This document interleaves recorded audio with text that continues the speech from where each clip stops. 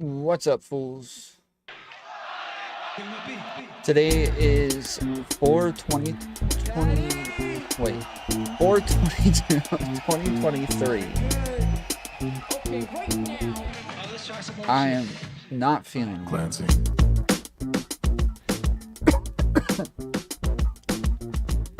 Main event read up on his membership. I appreciate it.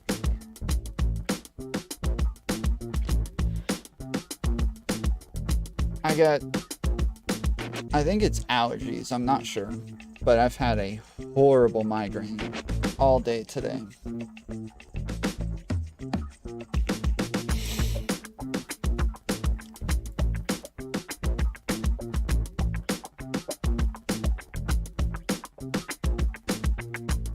So it'll probably be a short stream. We'll take calls, go over some stuff for as long as possible.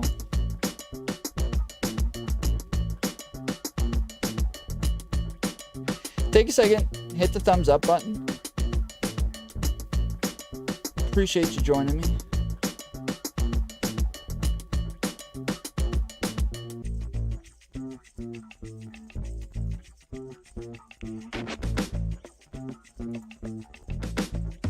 Chud reviewed your content today, did you see?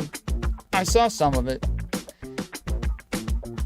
I watched maybe like the first 5 or 10 minutes of it. I know Jack is trying to get some like sort of fight between us, because originally I was like, okay, what the hell? I was DMing him.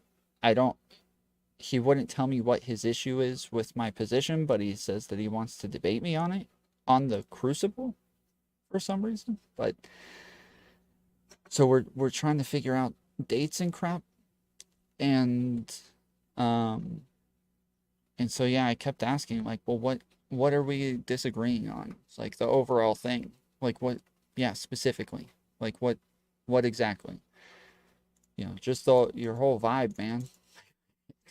I don't know. I don't know what that is. So I went and watched some of it, and I was planning on reviewing it. But then, yeah, in the first couple minutes, he's like, Tom's talking shit about me? Wow, okay. He'll find out. I'm like, I haven't been talking shit about him. I haven't been. I literally, like, yeah, last night, um,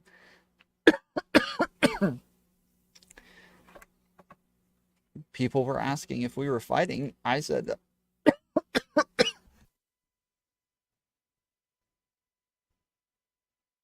not as far as I know. I was like, I like Chud. Um,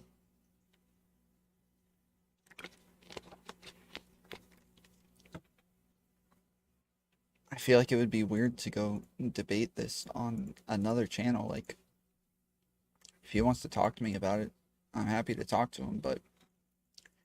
Um, but I watched some of it, and like it was me responding to chats, and when they would say things, he's like, yeah, he's just like acting like these are he's just ignoring the chats that are completely going against what it is he's saying. And I'm like, no, those are part of my argument. Like, those are part of what I'm saying. So I just, yeah, I feel like it's gonna be hard to actually like get into this without actually having a conversation with him. So I'd rather not uh review it and you know make things even worse. I'll just, if he wants to talk, he can come on, or I can go talk to him. Although from what I like from the conversations, it doesn't seem like either one of us are free on the same days this week, but I will still be around in the future, so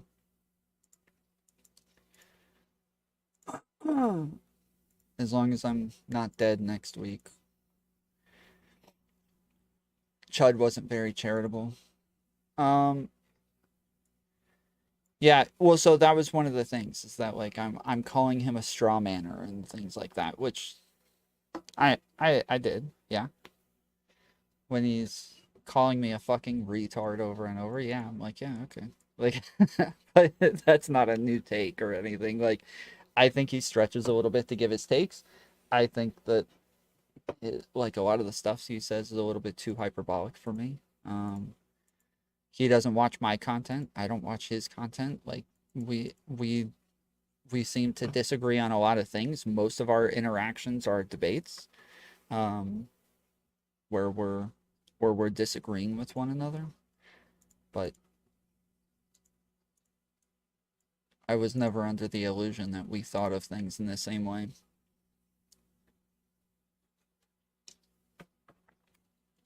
Strawmanning is an important job. Who else is going to spook all the birdies away? Well done. I just want to see you yell at each other.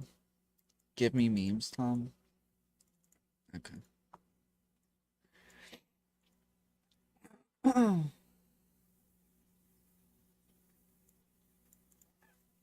Because, yeah, I think it's Jack who's also, like, posting out of context clips of what Chud's saying in my Discord over and over, and as is, so I just ignore him, because I assume I'm supposed to get, like, upset about it each time, so... Yeah, at this point, I feel like I'm being, trolled a bit, and I'm just not gonna... I'm not gonna buy into it. If he wants to talk, we can talk.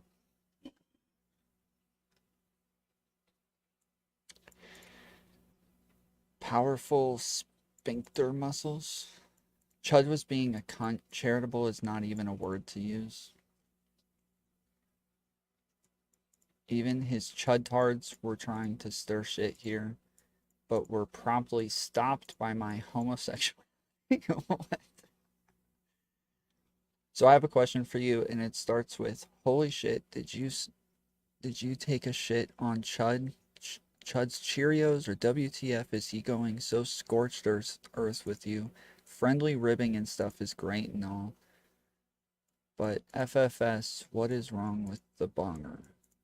Yeah, I don't know. Look, I'm not going to go over it. I don't care to go over it. Again, if he wants to talk, I'm happy to talk. The only thing that, like, I have any disagreement with people on is that one take and whether or not it's a lie. And my position through the entire Mr. Girl Lav stuff has been that they're not lying, that they believe the crap that they're saying, and that they're just convinced of it. And I can totally see, like, from a position why they would be convinced of it. I just think that they're wrong. And this was Destiny's position up until like a couple months ago. This has been like a 6-month drama.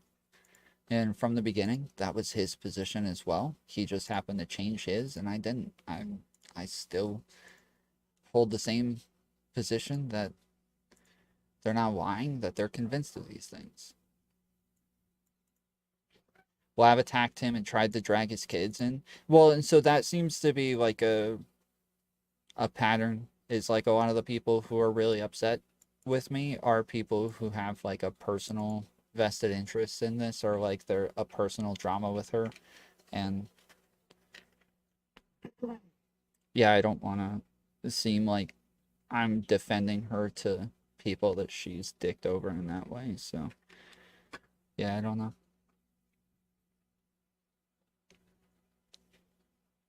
I'm sure he still thinks, Mr. Girl thinks he's the hero who has to take down the big bad. Yeah. I don't know. I don't know if that's what he thinks. I have no idea.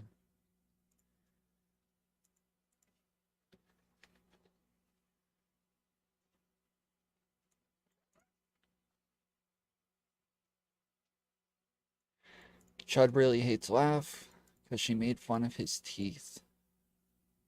He will always be against her. Yeah. Exactly, you can be not lying and still wrong about things. I don't even know if I would say Lav and Mr. Girl are wrong, just that they have blown it out of proportion. I mean, I'd say that they're wrong. I'd say, yeah, for sure that they're wrong.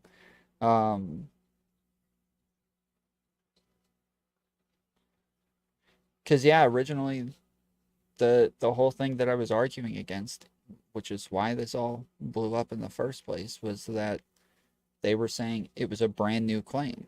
And I've already shown that it was already said before, that this was already claimed, that this was already a thing. I've already gone over the VODs showing that this has already been there.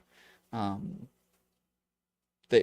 was saying that it was a new claim. If she was going to say that, like, Destiny agreed to it, then yeah, it's definitely a new claim.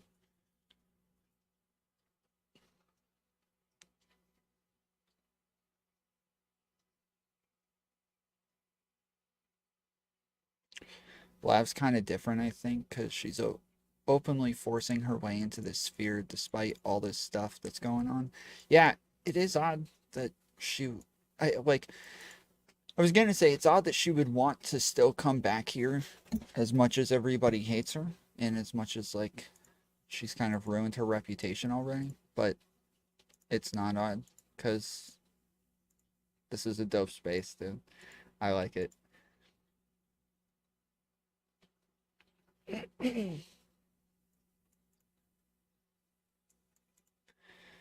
What's up, Abulan? Arian, how's it going?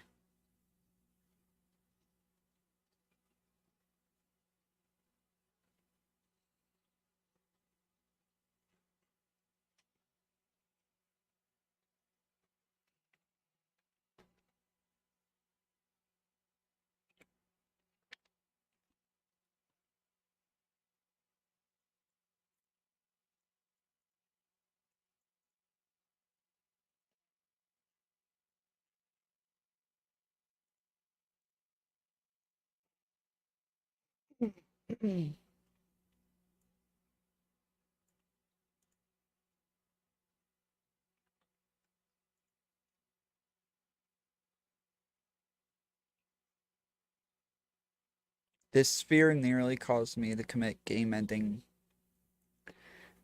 Let me jump back in. Yeah. That seems to be consistent. And this is why I continuously say, like, I don't think that people who have mental issues or have trouble, like, dealing with high amounts of stress and crap like that, I don't think that they should be. I don't think they should be here. Tom, can you dunk? Not anymore, no. I could when I was younger. Like when I was in like high school.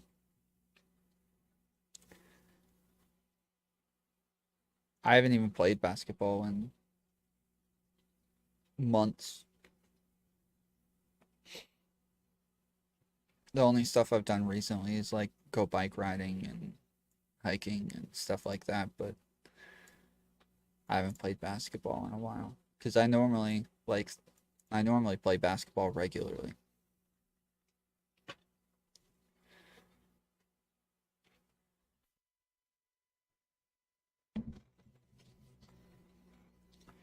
Stardust going hard on Tom.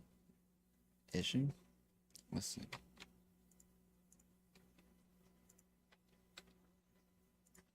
And then everybody else who doesn't already disagree with her hears her saying things that they don't want to hear her say. So for me, I don't care that everybody who's on my side doesn't like me. I care that everybody who's not on my side hears her saying things that they don't want to hear her say. Yeah.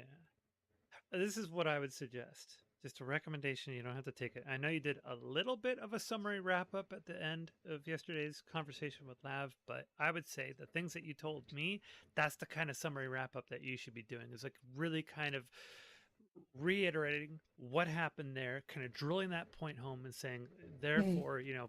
I think I agree with this point. I think after I was on with SpeakeaZy, like I didn't realize in the conversation when I kept trying to say like, no, I'm not on your side. Like I disagree with you. I think you and Max are wrong. Like we are in opposition.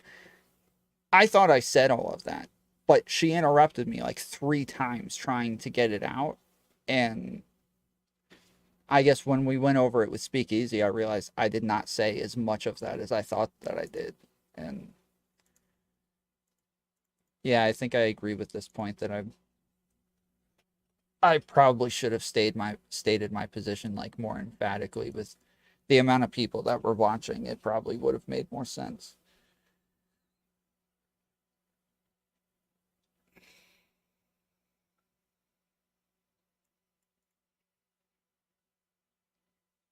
Tom, I think Brittany has a better and healthier engagement than Lav by a mile. Brittany who? From Politically Provoked? None of this in the realm of reality that we work in, none of this could be substantiated. None of this is you know, seems to hold to any kind of truth that we can understand and really kind of have that there and punctuate. Oh, Brittany Simon. Maybe. Yeah, maybe. Because, yeah, when the whole Destiny thing went down, she stepped away and just kind of disappeared. Although Lav did too. She was gone for like months and then came back. But yeah, Brittany she says that she has like a really good handle on when she needs to step away. It. And then, you know, of course, when you make the video on it, make sure that that summary is also there too, if it really effectively punctuate that as well. Because I don't know, I feel like you, as a highfalutin rhetoric coach, are well above the heads of. Oh, so cringe. Okay, I can't listen. All right.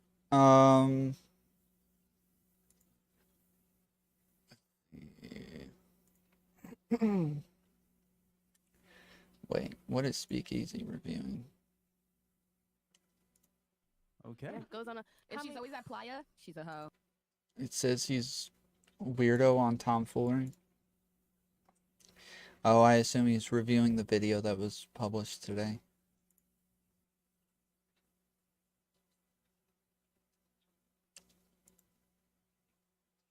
Okay. All right. This is the last video of the night. Why? So how was Stardust going hard? What did she say?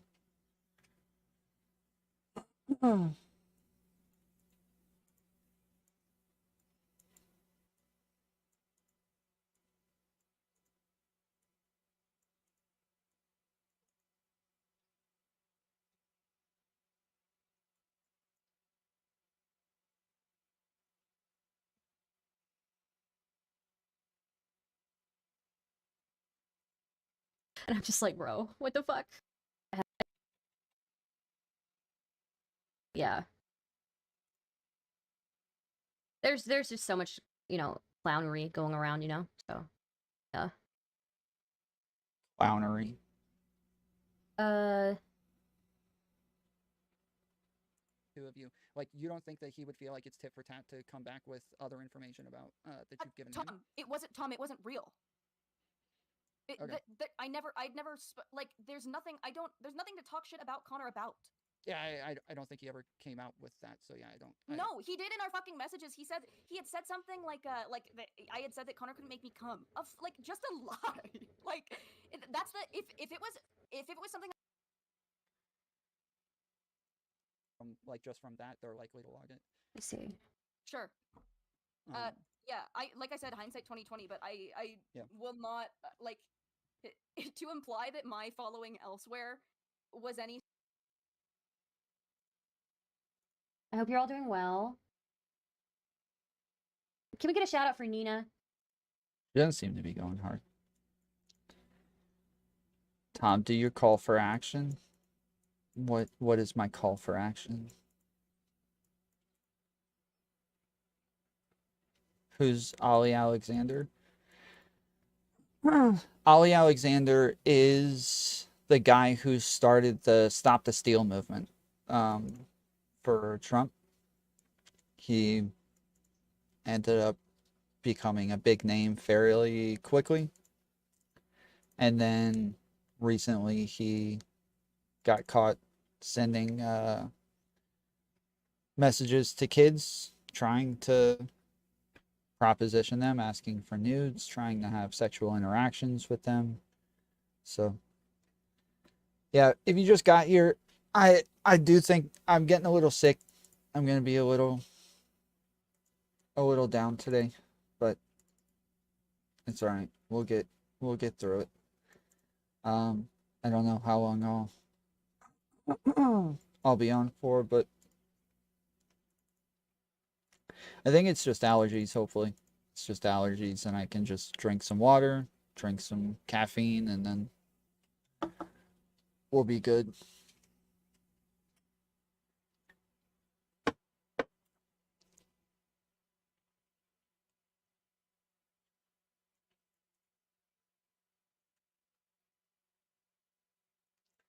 Yeah, everybody hit the thumbs upsies. Somebody put it in chat. I did. I just finished this bottle of water. I'm drinking water. Somebody put it in chat so I can pin it.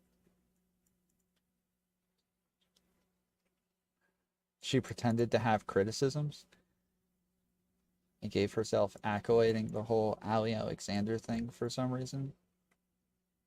Accolades. Well, yeah, she was the first one to cover it. I mean, she covered it before anybody else. The only reason I knew about it was because of the groypers and people that I engage with. So yeah, she was covering it before me. And then the other day when I raided into her, she said, like, hey, you're covering this. I covered it first. You're taking it from me.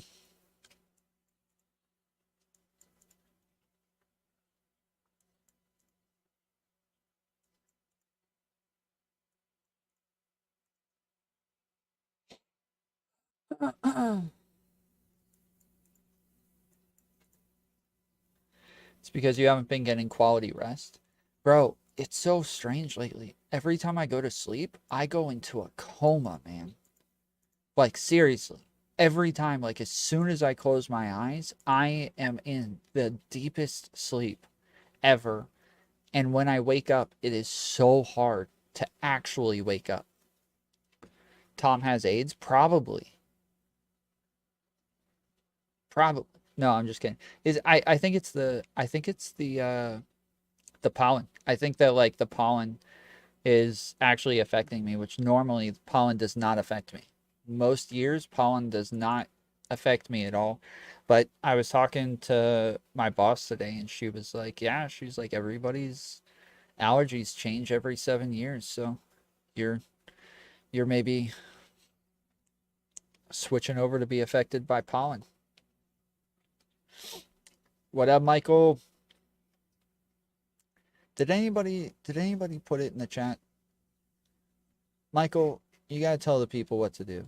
Alright? No, nobody else is doing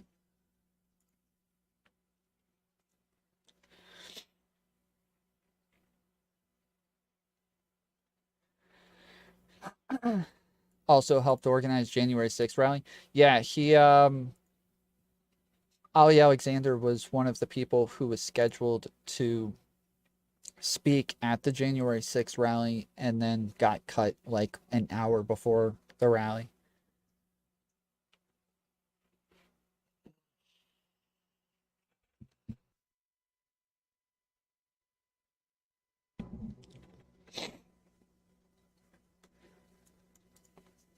All right. Okay, what were we gonna cover? What do we have?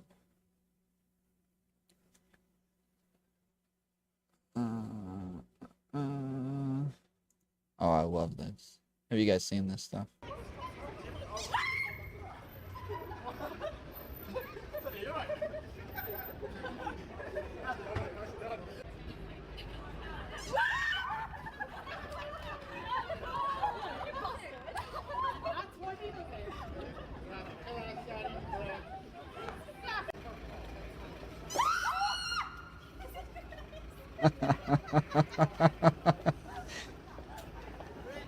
You can only do it to women because a guy would punch him in the face.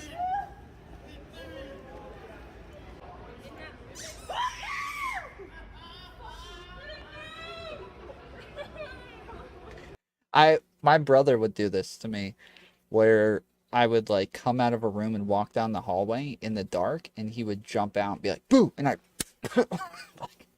he'd be on the ground like, oh, why did you do that? Like, I don't know, you jumped out at me, I'm sorry. Like, what am I supposed to do? Somebody jumps out at me in the dark, like, what do you expect?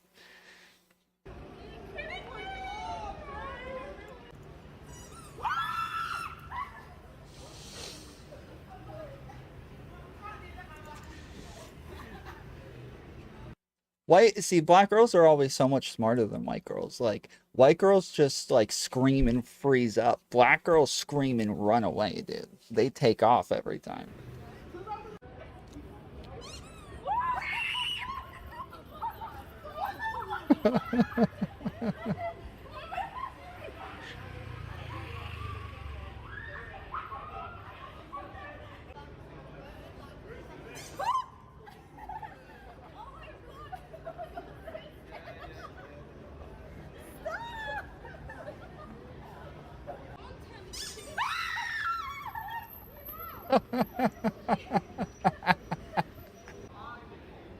It's funny seeing when like they realize that it's not like it's not what they're afraid of, yet they still have so much adrenaline that they take off running anyways.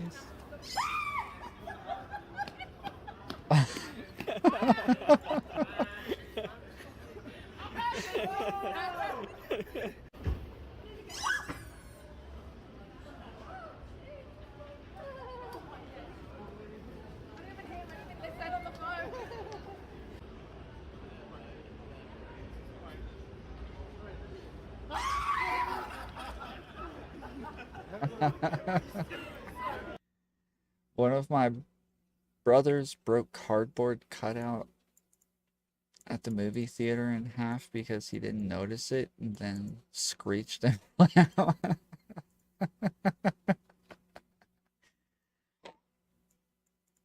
I'm a natural scare puncher as well, yeah. I had a girlfriend who would like try to wake me up and she would shake me. I'd wake up like this all the time, but she would never flinch. She would never like move or anything. Every time she would just smile and I'd be like, "Why do you do this? I come so close to punching you in the face every time. Why do you do this?" She's like, "I know you're not going to punch me." She's like, "I know you're not going to punch me. It's fine." I'm like, "No, it's not fine. I am going to punch you. I am going to punch you. Like, I promise you. Stop thinking I'm not going to punch you. I will do it. One of these days, I'm going to end up punching you. Please stop shaking me like this." She still did it. I never punched her. It was, I don't know how she knew, but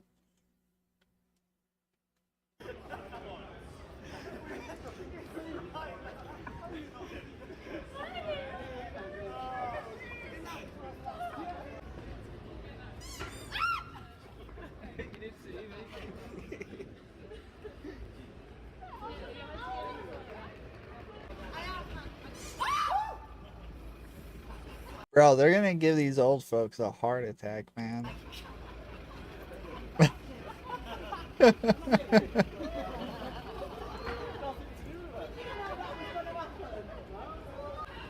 What up, Ross?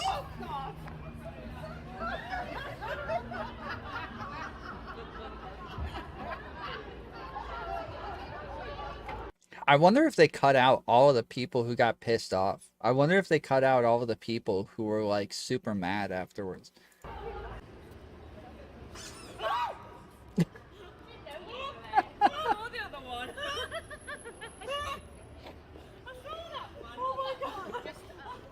They're British.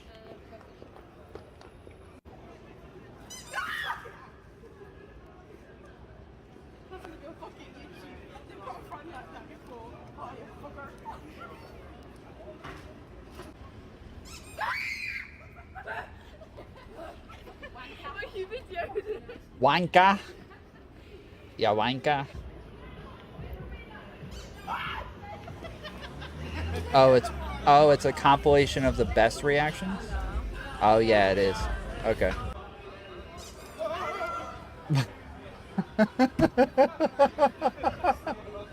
Oh, that's so good, dude. Oh. He was tap dancing.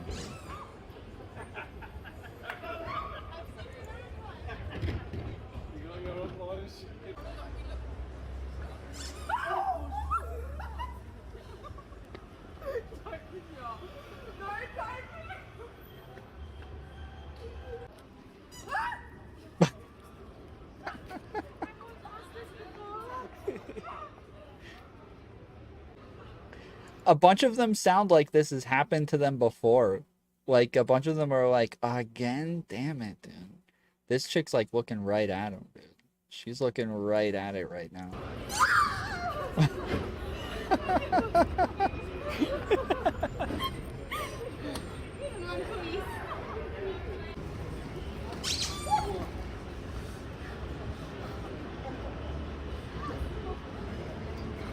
That's funny. Alright.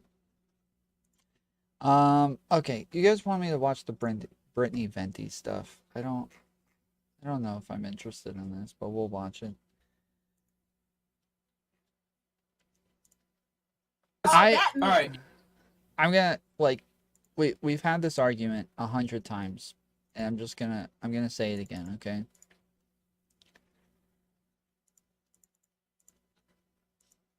BrittanyVenti's not hot.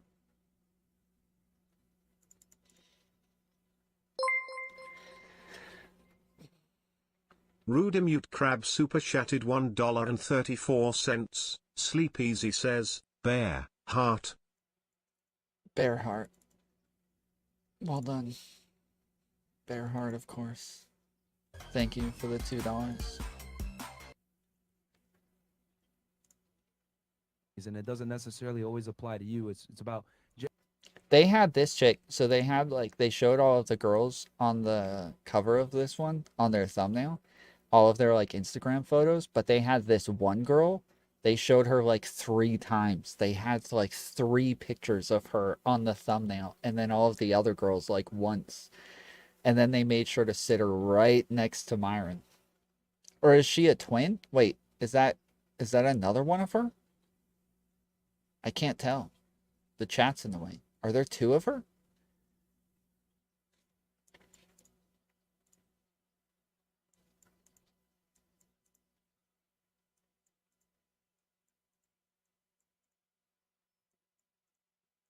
Confirmed Tom actually has AIDS.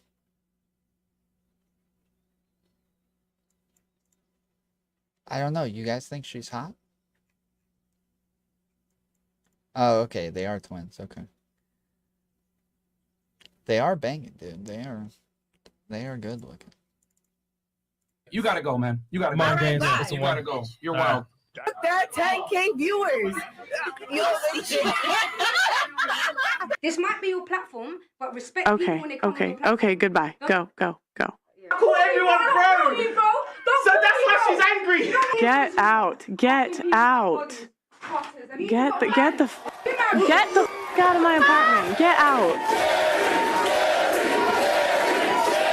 That clip you just watched is of Hannah Pearl Davis, a 26-year-old YouTuber, the latest addition to the manosphere, often referred to as the female Andrew Tate. Pearl runs a YouTube channel centered around the manosphere, hosting some of the classiest women our society has to offer. Right, let's go there. You want to go back in the past and embarrass yourself again? Do you want to scream? Is that what you want? Let's go! Pearl's channel is heavily inspired by Kevin Samuels and Fresh and Fit. Women in general, especially in the United States, England, whatever it may be, are not held accountable for their poor decisions. Men are trash. That's common in society, right? Women are trash isn't. Men are held accountable all the time, every day. All these women are born with value. They're pretty already. As a man, if you don't make yourself valuable, you have no value. Women are born with value. Men must create their value. A guy doesn't lose his value just because he picks the wrong woman once. Just men are attracted to youth, beauty, and fertility. It's been that way since the beginning of time. Men value purity and youth. Purity, youth, beauty. You can really get those brain juices flowing as you tune into yet another episode of the groundbreaking discussion, What's Wrong with Modern Women? She looks like an AI, bro.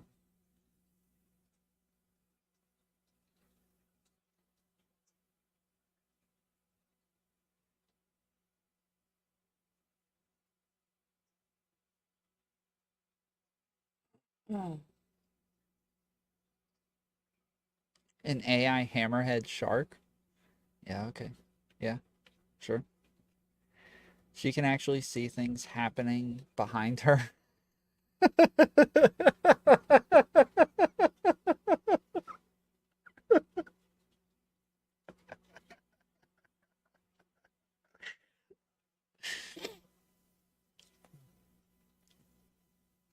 Now I get the hammerhead shark one. That's SpeakeaZy got White Nervosa to come on. I saw that. Yeah, we should watch that. That's right. Which are about as thought-provoking as an episode of Jerry Springer. Or alternatively, if that gets boring, you can tune into an episode of Why Men Cheating is Actually Okay. Right? Men really have to work to become attractive. That's why I laugh at y'all when you tell me, well, men shouldn't cheat and they shouldn't do this. Men have to bust their ass to become attractive to even be seen. What if a woman cheats? Can men accept that?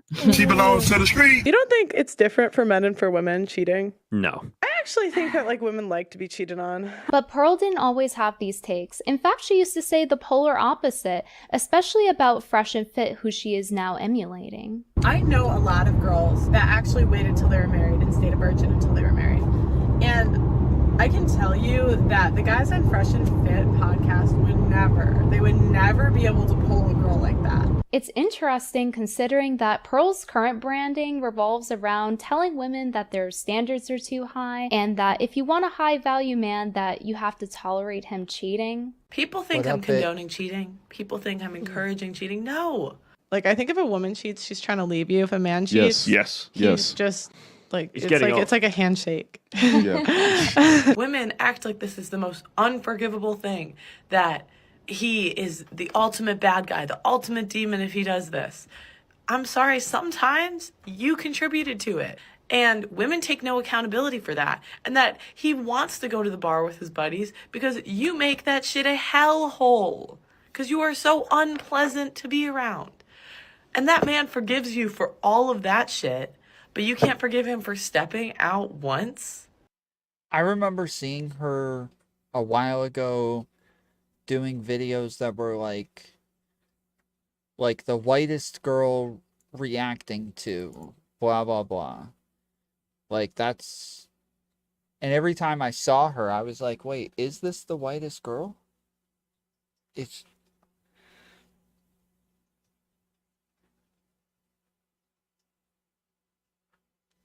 yeah, she hard grifting.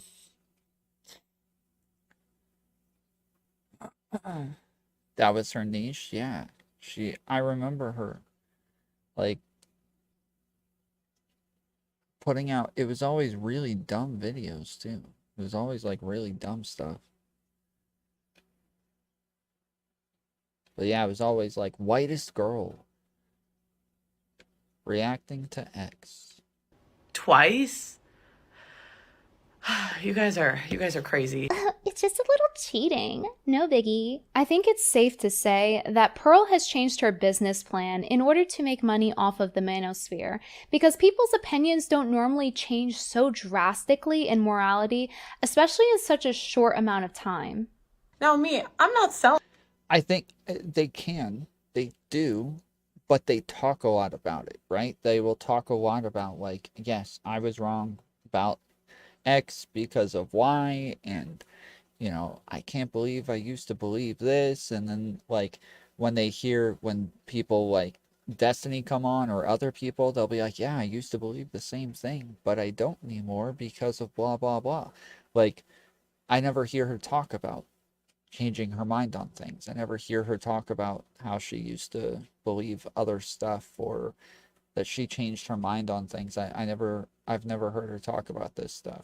Anything. Based on what I know through observation, her particular target audience is a male. This is where Pearl's content and marketing sits. She is constantly hitting pain points and triggers. The challenges and the pain points for her particular customer, client, and fan is not being heard, not being seen, not feeling valued, and not having access to women. So she talks about this constantly, right? Mm-hmm. And she's talking to women, right? Women which this particular customer, client, or fan does not have access to and wants access to. One way to draw in this particular Realized that my last super chat could have come across as promo or some shit. Came back to apologize. Was just popping in to spread love. It's fine. SpeakeaZy can promote his stuff over here. You guys can promote SpeakeaZy. I promote SpeakeaZy over here. You're alright. Particular customer is to continue to hit this customer's pain point over and over and over. What's up with those modern women? Am I right, boys? Pearl even talks about this business plan in an interview with Yahoo News, saying that she didn't know what her business would be yet, but basically that she wanted to be an influencer and build a brand. The plan? Make money off of single men on YouTube by regurgitating their talking points about women back to them as a woman. Rudimute Crab super chatted $6.70. Last super was too small. Heart, just spreading love. Apologies if it came across as anything else. Appreciate it, Mud Crab. Appreciate the $10, man.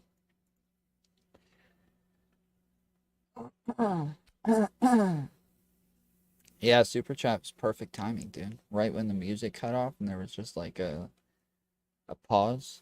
I feel like when men love women, it's like women have more conditions for them to be like really in love. For a man to love a woman, she does not have to jump through as many hoops and meet as many requirements as for a woman needs to love a man. Just like Fresh and Fit, Pearl spouts a lot of the same double standards that promote sociopathy, especially in teaching men to have destructive behaviors. Most men always get looked upon like they're not a hoe. Why is it different for women than it is for men? It's easy for us to get sex, and men getting sex is hard. So if they do what's hard, it's valued. If we do what's easy, it's not. I am so enlightened by Pearl teaching us how being a man will magically eliminate all of the consequences of cheating. You know, like breaking your trust with your partner by lying to them, getting another woman pregnant that you now have to support, humiliating your wife, causing family dysfunction, and bringing home disease. If a man cheats, it's like a handshake. That is one hell of a handshake, Pearl. And promoting promiscuity is a great way to help create the single moms that her podcast actively speaks out against. Their mating strategy is they don't want to pass on resources to another man's kid. Like that's why they're repulsed by hoes. That's why they're repulsed by like other people's children. If single motherhood should be avoided, then perhaps Pearl should consider not contributing to the problem by promoting promiscuity to her male audience. If you're smart like Fresh and Fit or promiscuity. Damn, I had to turn this way down. Chase Mitchell super chatted $2. Last super was too big. Aubergine, just spreading cheeks.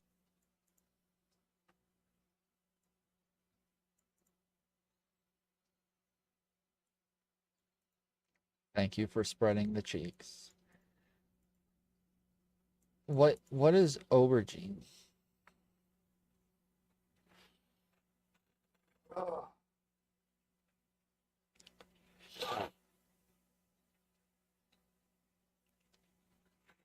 British. Okay.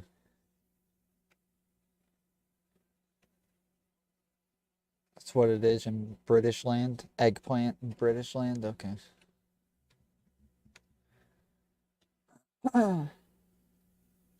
Wait, what the hell? Hold on. What? I am so lost here. Dude.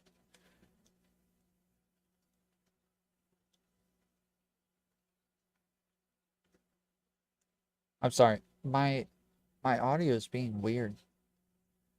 I'm very confused right now. Do you think Pearl is genuinely that stupid, or is she just shameless at her grift? I don't know. It's hard to tell.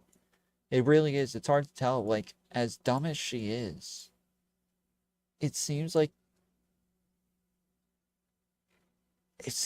that she's just too dumb. Right? Like, she's too stupid.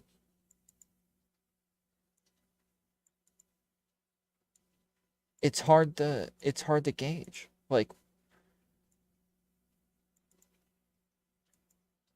you would think she would do a better job of it, or I don't know, man. It, like, you use the word or shameless at her grift. Like, it would have to be shameless. It would be shameless in the way that she does it, because she's just too stupid.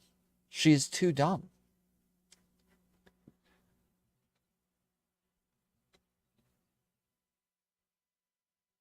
Okay. All right, there we go. Okay, sorry. My mic is being weird today. My audio is being weird.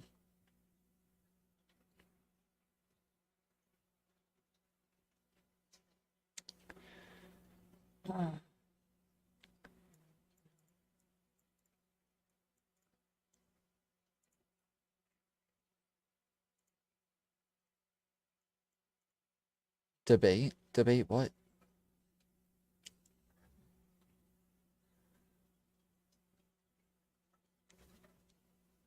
That's why I originally thought that she was dumb. But how would you explain her success? I mean, I think that she probably... I don't know. So the most charitable reading is that she is dumb, and that she's just, like, buying into all of the stupid red pill stuff, right? That she is that dumb. And that she's just, like, convinced by all of it and just repeating the talking points, right? The uncharitable reading of it is that she's not that dumb, but she knows that as long as she says the right things, people are gonna listen to her. I have no idea. She doesn't need money, though. She's rich. I don't know that everybody, like, most of the time, I think that I think that lots of people are motivated by success in and of itself. I think that lots of times people will do lots of things just for the perception of success instead of actual like success with how much money you're making. Money doesn't always reflect your position in life. So let's say there's somebody who likes being in charge. They like looking like the top dog. They like having some sort of status. They might take a position that has a lot more responsibility, but now they're in charge of people just because they like being in that position, but they don't get a pay raise for it. So now they're doing more work. They have more responsibility, but they'll do it because they like the status that comes with it. They like being that person.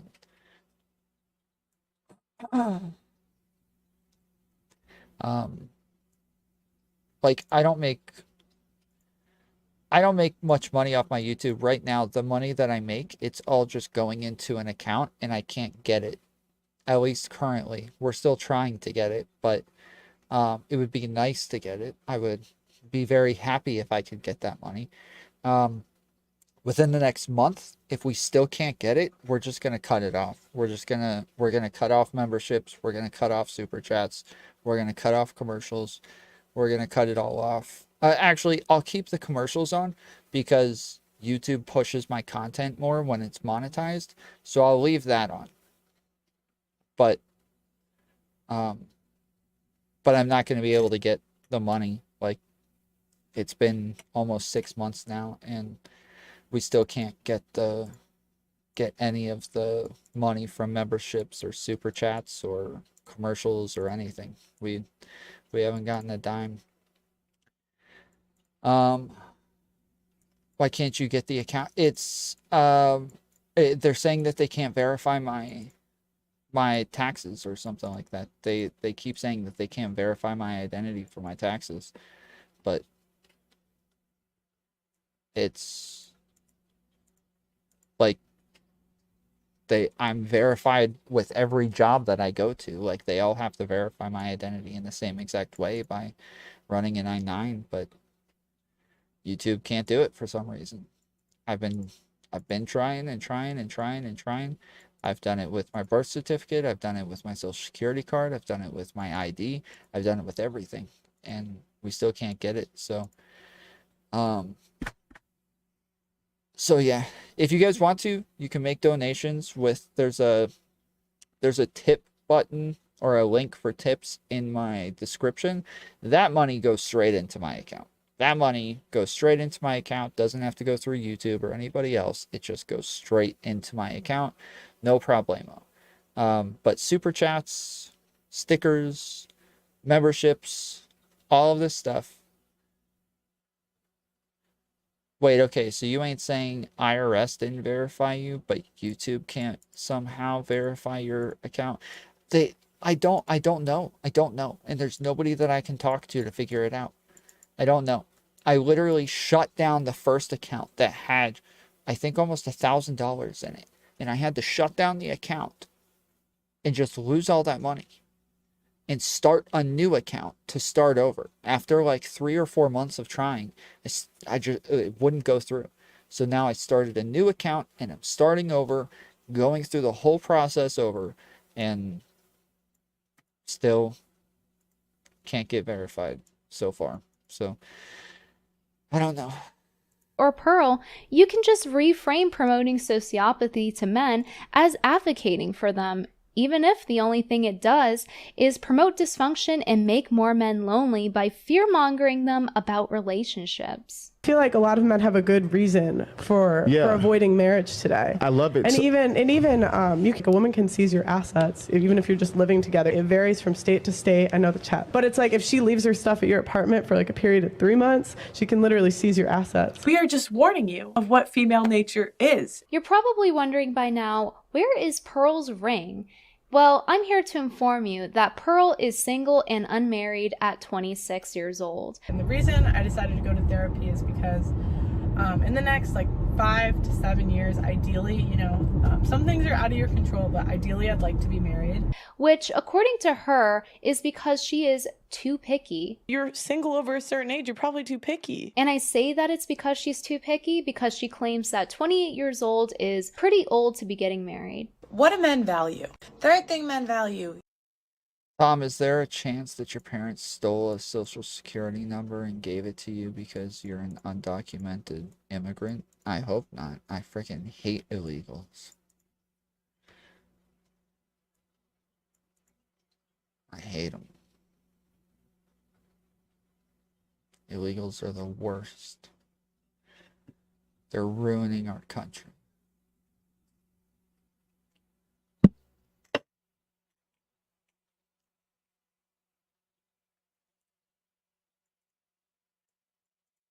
Because if it is an IRS thing, I can DM you. I don't know. I don't know. I am telling you, I don't know. I have no idea. I would assume they're going through I-9s just like any other business. I assume they're doing literally the same thing as anybody else.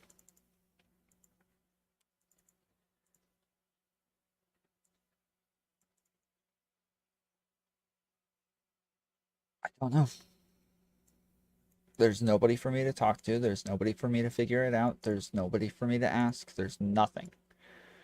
There's nothing at all. I've gone through all of their, you know, their question helpline stuff, and yeah.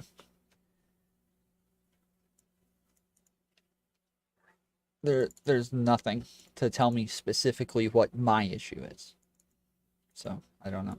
Youth. How are they getting youth when the average age of first marriage for women in the US is 28.6 years old? Pearl is lucky if she can get married by 28 years old because she's 26, and even if she met Mr. Right today, you would still usually have to be engaged for at least a year, and then usually people, if they're going fast, wait another year before getting married, putting her at 28 years old. You should tweet at YouTube. It's AdSense. So it's not even YouTube. Yeah, YouTube has been very helpful. Every time I've tweeted at them, I've gotten banned numerous times, and then I've tweeted at them and been like, guys, you're wrong. And every time they've unbanned me. Every time. People who have been around a while know. Every time they suspend me or anything, I just tweet at YouTube and they immediately unsuspend me. So I'm well aware that they do a lot when you tweet at them, but this is AdSense. It's not even YouTube. So I don't know. If they're going fast by today's standards. And Pearl doesn't have much long-term experience in dating either. According to this interview on Yahoo News and what Pearl says online about her dating experiences on various podcasts, she's only had a couple of boyfriends.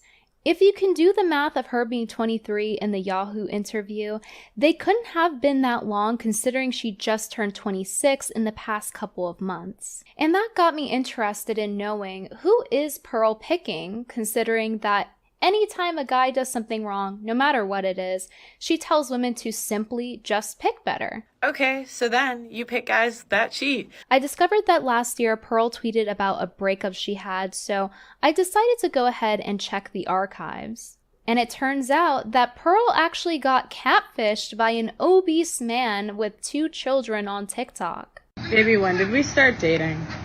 Yep, that's right. An obese man with 2 children on TikTok. And I point out that he's obese because Pearl is constantly dunking on fat girls. Why do I need to look at your rolls? And then I have to go on social media. Then boom, whale.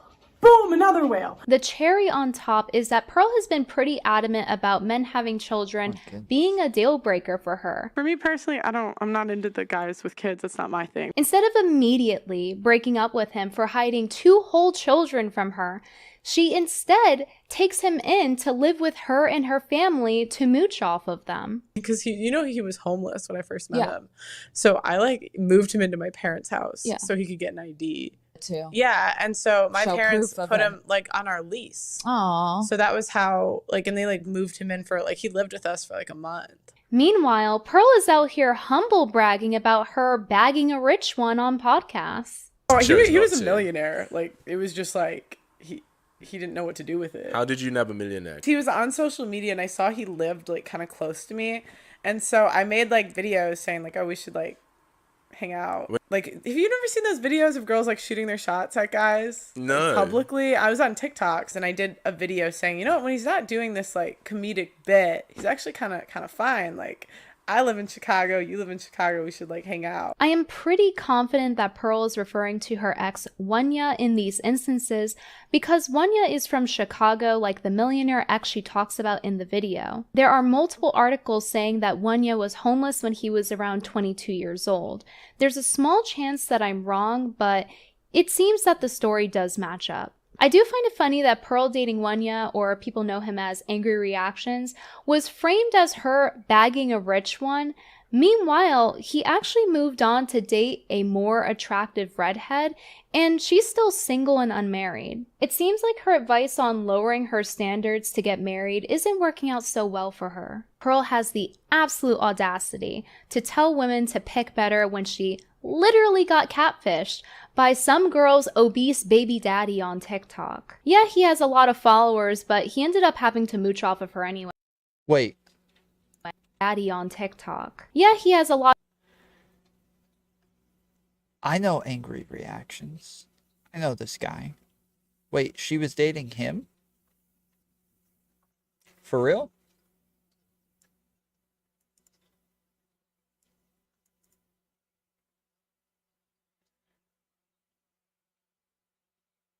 I didn't know that. I watched this guy's TikTok channel. He's friends with a guy that I watch. I can't remember his name right now. The kid who does Code Red. Like, I know of him. Sorry, I don't know him, but I know of him. What do you know about him? So he's a TikToker. He'll go into random TikTok channels and start like talking to people from the chat. He'll jump on live with them out of nowhere to get them a bunch of followers. Tom doing my homework for me. He'll go on. How's it going, Rachel? Let's see.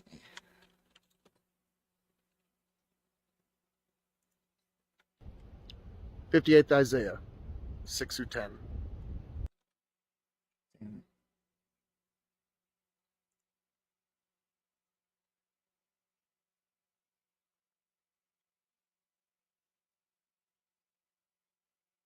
But he's always like a super nice guy. He just always sounds super angry and looks super angry while he's reacting to stuff.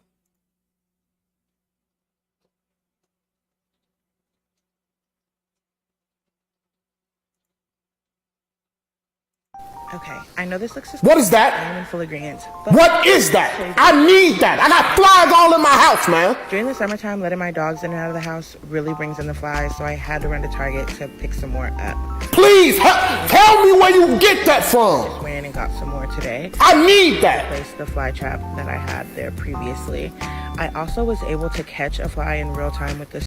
Oh, you're doing a show with Pearl? That's pretty dope. Nice, dude. Congrats on that. That's sick. Spray. I wanted to show you guys how it worked instantly, and it did die about 2 seconds later, but I'm not filming dead bodies. We're wiping them up and we're throwing them away, okay? Period. But I absolutely recommend you go to Target and grab. I'm going to Target right now. I need that. I'm tired of. You guys have any more? I'm tired of. Summer? Let me know. Yeah. Okay. Yeah, he's always like saying really nice things about people while looking super angry.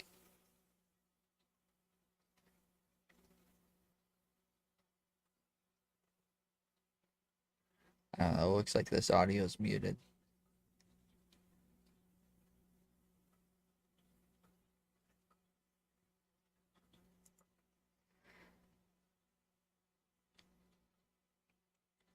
Yeah, he's friends with somebody that I watch a lot. Who does the song Code Red again? I forget the kid's name.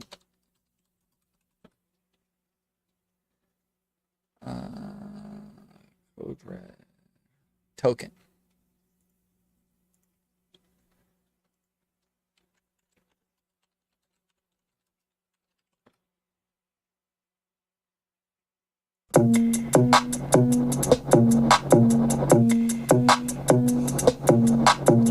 so thick, can't fit in the whip. Like a chip, get bit, then dip. Studio quick, I spit then dip. If I touch a mic, then I'm making a hit. Oh, quick, hey, shit. Ain't no chip, I'm where she lays. But after that, babe, you can't stay. I'm hopping in traffic, I gotta get paid. Semi-automatic when I hit him with the flow, but I gotta go slow if she want it. Get a beat, then breathe on it. Flow so hot, it's demonic. They be looking at me like a TikTok star. I'm a hip-hop star, and I'm rich off it. Not rich, but I'm making some moves. Just keep a lookout, you'll be seeing me soon. Yeah! Yeah! The Token will do like a song where he like pauses every couple seconds and then you do like the other lines. So yeah. A lot of followers, but he ended up having to mooch off of her anyway, so not only does So does BrittanyVenti have beef with Pearl? I don't even know if they know each other. I think that Brittany's just talking crap about her. I have no idea. Like, Pearl's friend, I don't know if they talk about this during this.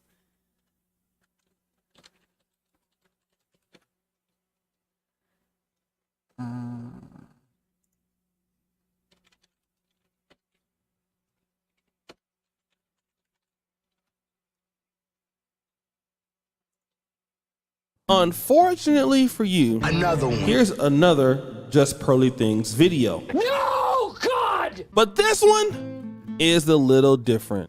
This is not about any Crap, dude. Why? Anyways, so Just Pearly Things' friend, her high school friend, her best friend came out and said it's a grift. Her best friend came out and said it's all a lie. She doesn't believe any of this stuff. She believes the exact opposite. I know she does. We used to talk crap about these sorts of people. They show the guy, like, you know, complaining about the pay rates and stuff. things is that none of these people know of each other. But all three of these people they have heavy allegations of her, number one, being people have never met. So that was 2005. And this was in 2016 when we lived together. So in the beginning of her video, she's talking about our last conversation we had a year ago in March, where I confronted her about talking about women's bodies and their weight and all that cuckoo bird shit she talks about. And I was like, are you okay? Are you okay? And no, she defended it all. So I was like, okay, we're done. I'm sorry. I'm not sorry. Just kidding. And I still get videos of hers sent to me from people in high school I haven't talked to in forever, being like, is this your friend? Do you defend that? And I have to be like, no, cut her off a year ago. And she even came to know my friend group here in Michigan when I was still in college and even tried to date two of them. It didn't work out. So they'll send stuff to me and I watch it because I just want to see what bullshit she has to say next. And I have a theory about this. Not that it's literally any excuse that she's doing this, because what she is doing, I can't even put into words how disgusting it is. But I've known her since 2002. I do not think she thinks that way. If she does, fuck her all over again. I don't care. But I don't think she does. I think she does it to rev people up and to get more views and to get more money. So all that to say, I'm curious to see once she does find a husband and find a man, is she going to keep this act up? Because is she going to find somebody that shares these exact views with her? Or is she going to meet someone and be like, okay, I don't actually think this way. Anyway, off topic. That last part of her video, she says, and now a year later, this girl is trying to get pregnant and she can't. And weight affects fertility. I don't say things I don't believe, neither does Andrew. I don't believe any of the things that I say.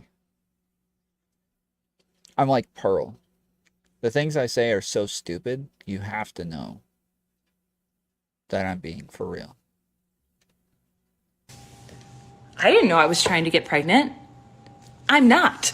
Now, when I last talked to her a year ago, that was my plan, to get pregnant this year with my husband. So I don't know if she has seen my page from like her siblings' accounts, because I don't follow her on anything and I'm private, but I still follow her siblings, and sees that I'm not pregnant yet. So she's assuming that I'm too fat to get pregnant. And like, how rude, because we really supported each other, like going through a weight loss journey together. I've also seen some clips of her YouTube channel, and she literally lies. She makes up stories or does not tell the truth about her family. So all this to say, she was lying about that whole story to get you revved up about her stupid ass point that she was trying to make. So don't believe her. She's lying. And girls, if you find a good man, he will not leave you if you gain weight, okay? So guys, yes, he will. Fortunately, this is a person who knows her. And just like Sarah Garvey, an individual who knew her, we saw what happened once Mr. Sarah Garvey. Okay. So yeah, so that's her friend who came out talking about her. She regularly dunked on obese people, even taunting them in her TikTok bio before she got banned. But Pearl will even put all the blame on women for obesity in America, despite half the obese population in America being men. How can Pearl dunk on fat girls so often, considering that she has clearly neglected her own self-care? This video of her is only from 1 month ago, and it might surprise you to learn that she's a professional athlete. And despite her lack of self-care, she still likes to spout a lot of statistics about fat women, despite being corrected on this by Destiny on her live stream. There's a lot of fat people. Fat people stay with fat people. But women by and large are fatter than men. No. Women, and if you go in the US, the woman's always fatter.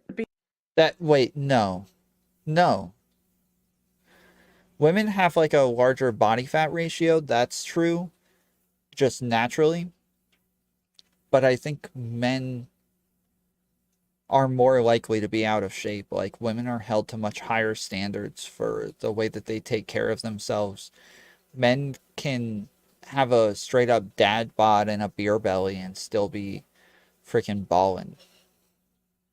BMI. So in the US, the average BMI for a man is 26.6 and the average BMI for a woman is 26.5. Oh, I stand corrected. But even after he corrected her, she continued to misrepresent the statistic. How can we say that as a whole, in the US and the West, we're good wives, when 80% of us are overweight, and that's the #1 thing that men value? There's a lot of room for improvement with Western women. 70% of us are overweight. The average man makes more than the average woman. But Going on a book writing journey? Yeah, I today I'm on a streaming journey. Tomorrow I'm going to be on a going to work journey. And then I'll go on another streaming journey after that.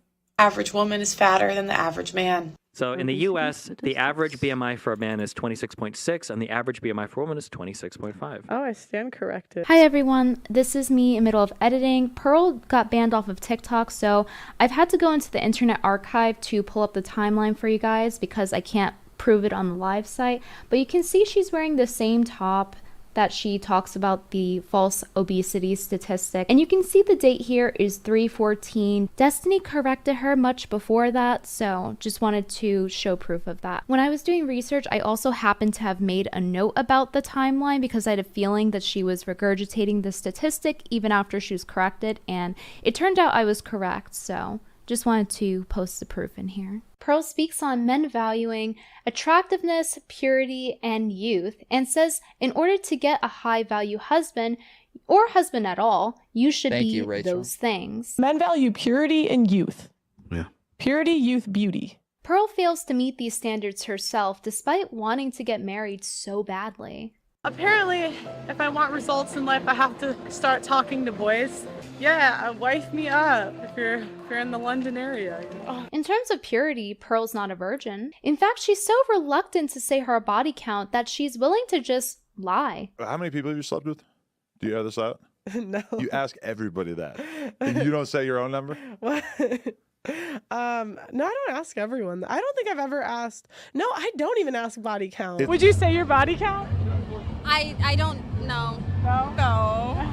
No, I don't even ask. I'll always say how many bodies is too many bodies. So I have a question. Would you guys say your body count? No.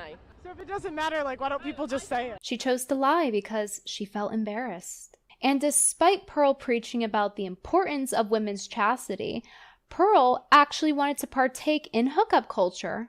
But I swear to God, like, guys don't try to sleep with me. Really? like, I swear to God, I've been on a date and I would have been down, and he just never tried. I was like, oh, okay. I've been on a date where the guy didn't even touch me once. Yeah. He didn't touch me once, and I'm like, Yeah. hey, I don't really have guys approach me often. It could be the clothes. It seems like she barely knew him It could be the clothes. Ouch. and wanted to hook up with him, but he didn't want to. So, according to Pearl, I guess we shouldn't be taking her advice, considering that she can't attract men even for casual encounters. I've noticed a lot of therapists are like older single women, and I'm kind of like, if you can't maintain a relationship, why would I take advice from you? This is just something I've noticed. Yes, I was just about to say, I don't think it's true that you should only take advice from people who have done it, but she does. She says this all the time. This is something that she says regularly. But I haven't spent a ton of time in therapy, but then I'm like, yeah, like, why would I take advice from you if you can't maintain a relationship? And she thinks what's holding her back is the fact that she's like 6 feet tall. I would say if there's one thing that's held me back in dating, it is the height. But I think it's because of her desperation, and they can sense it along with her low standards. And you know, if a guy has all the things that you look for, he might cheat. Yeah. So how can I be that mad if he cheats when it's like I picked him? Would you accept if he's just stepping up at... Oh my goodness, that was the dumbest thing I have ever heard in my entire life. I am serious. I think it really is. I think that is actually the dumbest thing I have ever heard. That is the worst logic.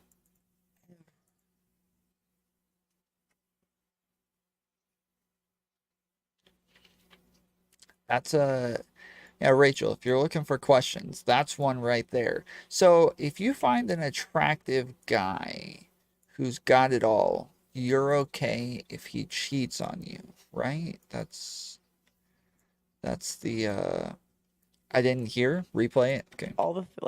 And held me back. Sense it along with her low standards. And you know, if a guy has all the things that you look for, he might cheat. Yeah. So how can I be that mad if he cheats when it's like I picked him? Yeah, I like when I'm with girls who I think have all of the things that I look for, I'm still not okay with it if they cheat. Just throwing that out there. Do you accept if he's just stepping up but not getting anyone pregnant? Are we married? No, you're in a relationship. I think if I'm being truly honest with myself, for the right guy, I probably would. How many times? I don't know how many times. She's basically announcing to the world, hey, I'm Pearl. I'll tolerate cheating. Please marry me. So imagine the kind of men she's attracting, and it seems like her dating life in general just has not gone well. He was older than me. Oh, okay. So he had girlfriends before me. 2 weeks after we ended it, he starts dating a new girl. I think he's gonna marry that girl, or did. I don't really know. Yeah, I was obsessed. I was so sad because I felt like I waited because I was a sophomore in college when I lost my virginity. So I was halfway through college. It's late. Yeah. You know, it's not about you. It's I'm gonna drop something. It's the timing. This is the girl I was on with last night.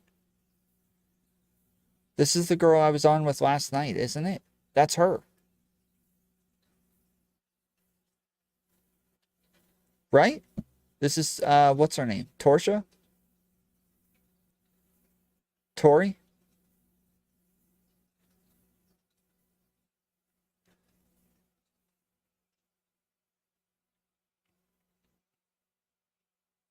Torsha.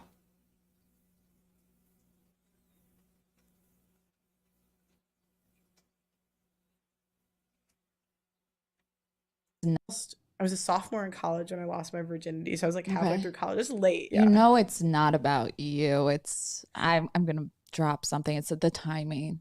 Well, no.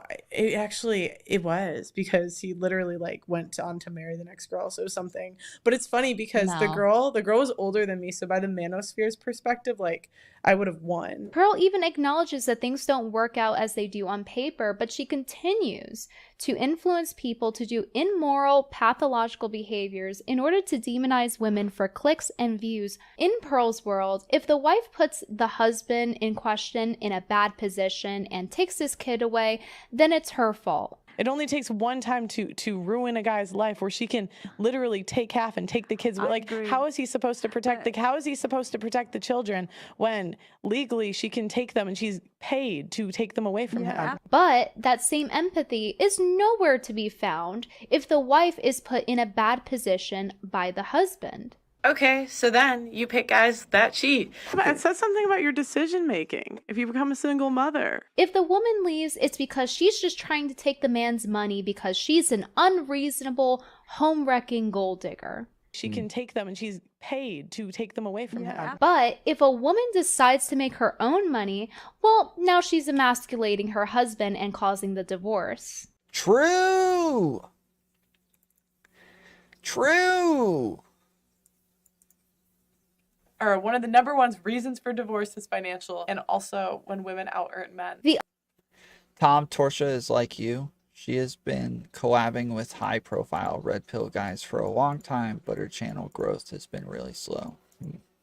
Irony of Pearl dehumanizing women on her channel is that her entire channel's premise is to focus on the injustices against men and how women aren't empathetic enough to them. And Pearl doesn't like when this happens to her. For example, Pearl went on a podcast and told her story about how her male role model in her life, her coach who worked one-on-one with her since she was 14, turned out to be a groomer. Because I remember saying, like, you can tell me stuff you don't tell your parents. I remember looking at him like a dad, like, for a while, because I saw him so much. He told me before I went to college, like, that I was going to get a bunch of attention from boys because of my butt. And as soon as she turned 18, he tried to sleep with her and shove alcohol down her throat, which, by the way, for those of you that don't know, the legal drinking age in America is 21. And he's like, oh, come take a shot at the gym with me. So I think I was 18 or 19 when this happened. And at first I was like, oh, no, I'm not trying to drink tonight because it was like my finals week. That was why I was home.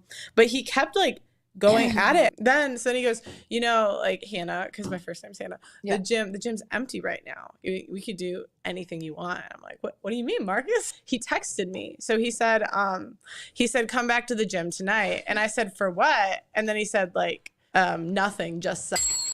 The issue I had was he was waiting till girls turned 18 to try to hook up with him. A couple years later, I find out he is going to be a coach at my high school on the track team, and my sister's going to run track. I was like, oh, hell no. But I didn't get him fired till years later because my mom told me not to. And then in the interview, she goes on to talk about how the manosphere... What? Oh my goodness. I gotta go watch that interview now. What the heck? What happened there, dude? Sphere blamed her for this, even though her coach was double her age. Like, I can tell they're from the manosphere comment because I've told this story on like a TikTok before, and it's weird. They blame you, like they put the 17, 18-year-old.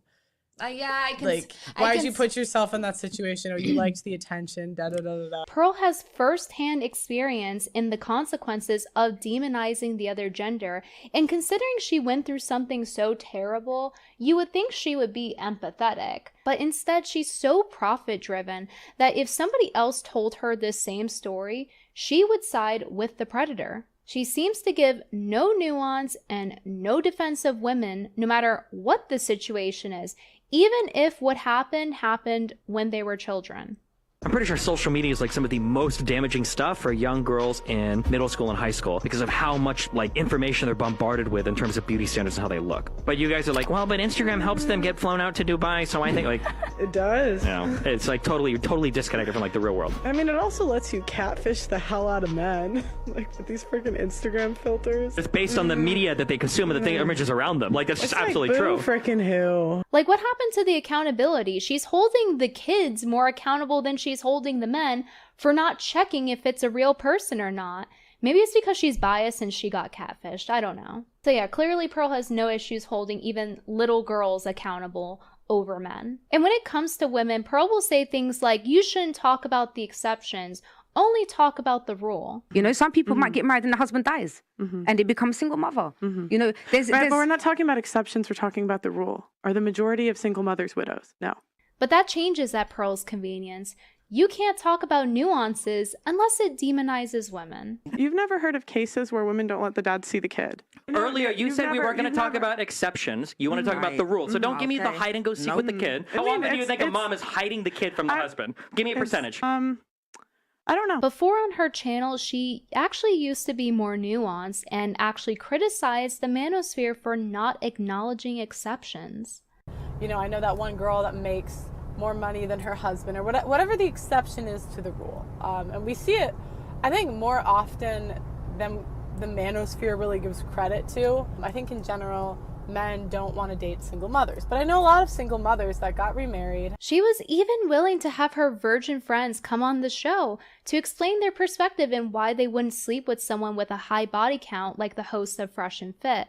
I'm probably going to have a couple friends that I waited till they were married to have on my podcast to actually talk about what they look for in guys. Then only a month later, she starts regurgitating manosphere talking points. If you get married and it doesn't work out, like, women can and will take all of your money. Pearl doesn't like when you go, but men, in response to her. And whenever we talk about where the women need to improve, we always need to point the finger at the men. But the reason people go, but what about men, is because she doesn't seem to address the other half of the equation. Women haven't single-handedly made men cheat, cause obesity, or cause divorce, but Pearl will take it and spin it in a way to where women are the blame and men don't take any accountability for it.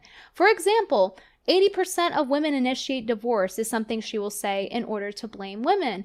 But women initiating divorce doesn't necessarily mean that they were in the wrong. If it were the other way around, I just know that Pearl would spin it as men are leaving modern women because they're low value. I mean, she already does this with Passport Bros. Are Western women typically known as good wives? Are they sought after all over the world? Or are men getting their passports and going elsewhere? It's not 100% of the woman's fault, and if you don't address even the 10% of the time where it's the man's fault, then you're not really solving anything. She's radicalizing people because she's making them mad about problems while giving them no solutions, and it's not really helping anyone. And as she makes things worse, she just gets to sit there and collect money off of people's negative emotions. Pearl asserts that her focus on addressing women exclusively is due to the fact that they're never held accountable. Because she's holding women solely responsible for every issue, she's just perpetuating the issue that she claims to be trying to solve. If she had a more balanced consideration of everyone, then perhaps she would actually get something solved. She does this a lot by misrepresenting statistics in order to poorly portray women. For example, Pearl talks about how 20% of men aren't even the father of their children. And they say that 20% of men are raising a kid that's not theirs. That's why they don't want a promiscuous woman. They're afraid they're going to pass the resources onto the wrong, onto a kid that's not theirs. Well, unknowing or knowing? Not knowing. So how do they get the statistic? I don't know. It's DNA test. Much like the feminists that Pearl criticizes, I've never seen her cite where she gets her data from, and that's the same thing as lying in the science world because she's making it impossible to even fact check her. I have to just guess what study she's talking about, and I think she's basing it on this 1999 report. It's by the American Association of Blood Banks, and it's over 2 decades old, which is way too old for a study like this to be relevant. And the 20% claim that Pearl made doesn't actually represent the population. It's actually much lower. They were testing men that were already not sure if they were the dad, meaning that the study was biased. In order for it to not be biased, it would have to be randomized or tested at birth. The vast differences in non-paternity rates across different populations is also not taken into account. This is relevant information, especially considering that Pearl's podcast. I can't stop seeing the hammerhead shark after that dude said it earlier. Yeah, that was funny. Is based in London, even though she's from America, so how are we supposed to know where she's even talking about? Depending on what country you're looking at, the percentages are all different and significantly lower than what Pearl was saying. Another example of Pearl misrepresenting data in order to demonize women is her saying that women primarily divorce men for money. I want to get married. Of course I want to get married. But like if I was a guy, I would have a really hard time with it. And you could say it's the type of woman, but 50% of marriages end in divorce. Women leave the majority of the time. I don't think it's the type of woman. I think it's that they're paying women to leave. Yeah, dude. It just...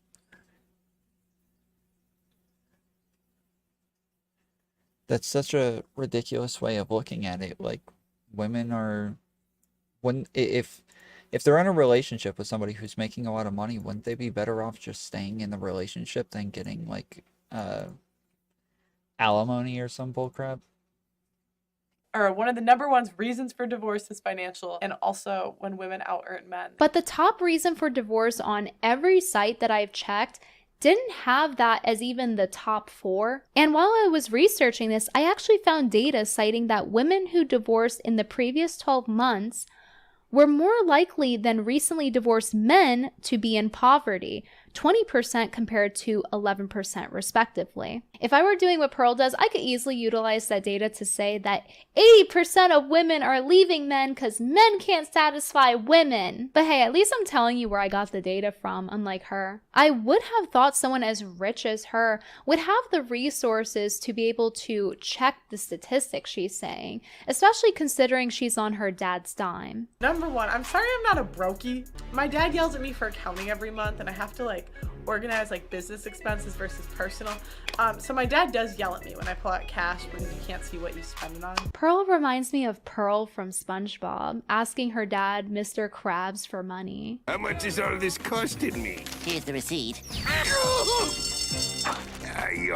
Oh, Daddy, you got me everything I wanted. She also reminds me of Mr. Krabs' daughter because he wants her to be a star and he's paying her way to do so. Being a little YouTuber is tough. I'm really tired of being broke, Dad. I can't mooch off of you forever. Yeah, every time she talks about her dad, it does seem like she's like a hardcore daddy's girl, and it always seems a little odd for like a grown woman to talk about him the way that she does.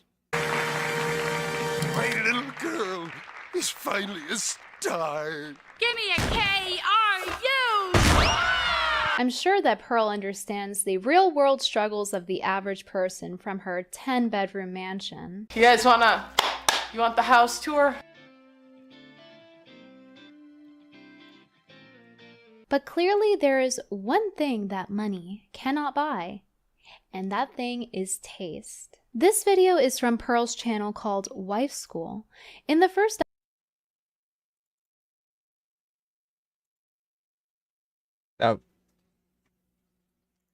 That was weird. My OBS just shut off. Stopped streaming. I thought I got banned for a second. I was like, oh crap, what did I do this time?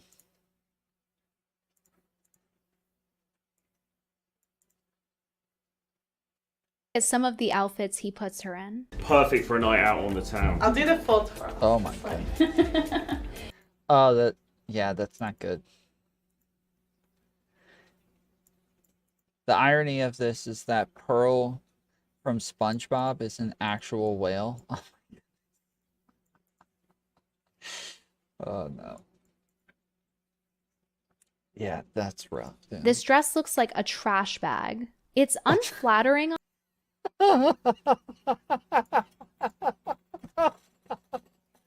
Oh no, dude.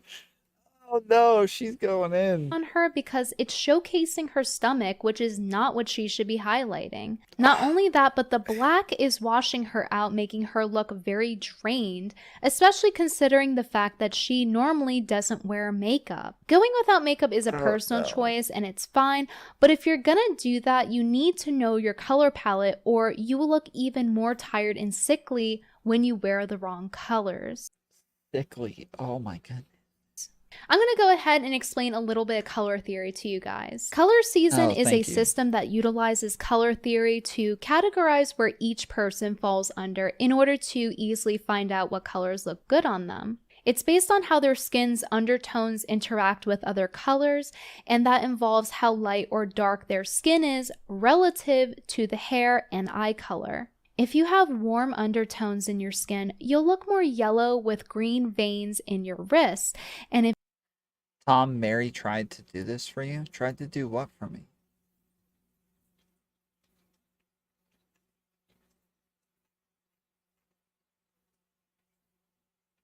The color thing? What do you mean? What are you talking about? if you're cool tone, you'll look more pinkish or reddish with blue veins on your wrists. If you have a warm undertone, you should wear warm colors. If you have cool undertones, cool tone colors will suit you best. You have to have a trained eye to be able to see it in some cases, but Pearl is cool toned, as you can see with her pink flush in her skin. Pearl is either a light summer because of her cool tone coloration, or she would be a light spring because it's right next to light summer in the color wheel. It's a little hard to tell on the internet, but I know for sure she's on that side of the color wheel. If you look at someone and the first thing you see is their outfit's color instead of their own natural coloration and features, then you're wearing the wrong colors. The stylist doesn't apply this knowledge or even utilize basic color theory, and instead, he takes her to a cheap, fast fashion store like Zara. If he were actually good at his job, he would not be making these mistakes. If money were This just seems like so pretentious and like stuck up, and I don't know, just like very like Mean Girls-y sort of crap, dude. an issue, which clearly for Pearl it's not, there are better budget-friendly places you could go to for higher quality clothes. For example, go thrifting. But yeah, clearly Pearl doesn't need to go thrifting. I'm now remembering why I don't watch female streamers. He could have just taken her to a higher end mall or a department store. Honestly, he just does her dirty the entire time. That's super cool. That looks really nice. Oh my goodness. Oh, that is rough, dude.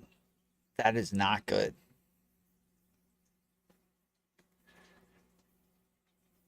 Yeah, that's rough, dude.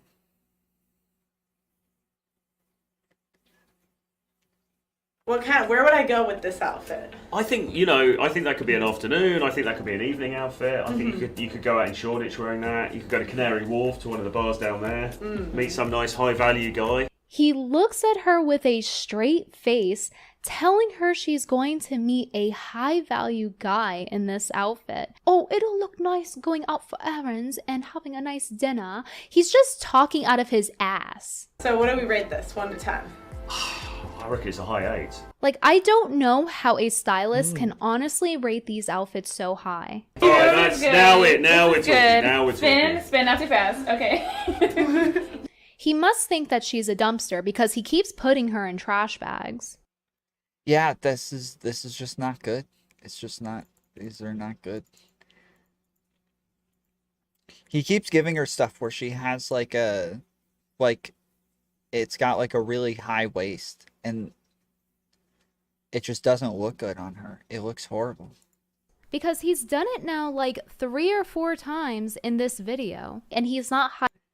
I think he is purposefully trying to put her in like baggier clothes, and he's still like struggling because he's like, okay, like we don't want to have like tight clothes on, we don't want it to be too revealing, and so he keeps putting her in like looser clothes, and yeah, it still just looks horrible. Highlighting any of the flattering parts of her body, which defeats the entire purpose of having a stylist help you. There are several different body shapes, but for Pearl, she holds most of her weight proportionately in her arms and in her stomach. And that should have been taken into consideration when he was dressing her. Regardless if she loses weight, her proportions will stay the same relative to her other body parts. You can bring balance back to the body by drawing the attention to the most attractive body parts and away from the least attractive ones using color, patterns, texture. But of course, he would know that if he actually knew what the hell he was doing as a stylist. It is honestly just so frustrating watching him not look smacks her. In this outfit, the skirt does not work. Pearl could have put on some jeans with a wider cut at the bottom to balance her upper, heavier half, or she could have put on a skirt that was A-line, high-waisted, and above the knee, but in middle of the thigh, not too short. Would have done the trick to bring attention to her legs and away from her stomach. I'm pulling in the back because it's too big. That is, though, size aside, that's pretty cool, but that is proper, like, New Year's Eve party type. Yes. Should I wear it for New Year's Eve? Get it fitted? Or Yeah. You see how he literally highlights her stomach with bright green sparkles? I can't take this anymore. And then he has the audacity. He must got it from Pearl. The audacity to suggest for her to tailor a Zara dress that won't survive one wash. Literally go watch a fashion channel. Go watch Ali Art on YouTube and then come back to us when you actually know how to do your job. And it's not just her frumpy style that's preventing her from looks maxing. It's also her presentation with her hair. She's not bothering to style it, and many people are even commenting about it under her TikTok, telling her to brush her hair. Her hair is always rough, dude. Her hair is always very rough. It is. Pearl's hair just needs a haircut with some texturing to give it volume so that it's not so stuck and flat to her head. Her hair is very manageable. How is she going to teach other women how to attract a husband when she doesn't even put the minimal effort in her own appearance? I've noticed a lot of therapists are like older single women, and I'm kind of like, if you can't maintain a relationship, why would I take advice from you? So if she wants to be taken seriously, she should care about her overall presentation, including her fashion, hairstyle, her attitude, and bodily self-care. This situation is so deeply embarrassing and desperate. She has no business telling other women how to attract a husband. I wanted to give Pearl credit for trying to improve on her fashion, but she makes it really hard to do so when even months after this video, she continues to show up on camera with her hair undone, unbrushed, stuck to her head, no volume, and having naughty stains on her clothing. So I'll just have to instead give Pearl credit for trying to learn how to cook on her wife's school channel, because it appears she does not know how to. She hasn't been able to attract the men she wants to hook up with her, she hasn't been able to attract a boyfriend, and she doesn't even live by her own standards about presentation. You know who else doesn't adhere to their own standards and the gender they're attracted to isn't attracted to them? Male feminists. Pearl reminds me a lot of a male feminist. She uses a lot of their tactics, such as misrepresenting statistics. But unfortunately, we still live in a broken system that says that my work as a white male is worth 46 cents more to the dollar than an equally qualified Hispanic woman. Pearl is willing to accept degrading behavior like being cheated on because she is desperate to attract men. Yeah, that male feminist thing. I've known a few that were real creeps. They put these women on a platform and worship these women, and they don't run fast. They can't pick things up. They're not attractive. So they're little weasels. They're trying to find another way in. Pearl doesn't know how to attract men with her social skills, her appearance, or with skills like cooking. What percent of women have cookbooks? It's probably because we have the internet for recipes now, Pearl. But yeah, basically, I think that Pearl has had to resort to these desperate behaviors because she does not embody what men are attracted to. So she has to do things like agree to men cheating on her and degrading herself in order to get a man. It's very desperate. I am not like those other guys. And back to her business really quick in regard to her tactics. Ready. Oh, 7 Fools. Hell yeah, dude. I don't think it reads those for some reason. I don't know why the TTS doesn't read those, but yeah, it doesn't read those. Her tactics remind me a lot of legacy media in how she fearmongers people in order to make money. I have watched a lot of Pearl's content and I've never seen her give a point to the other side.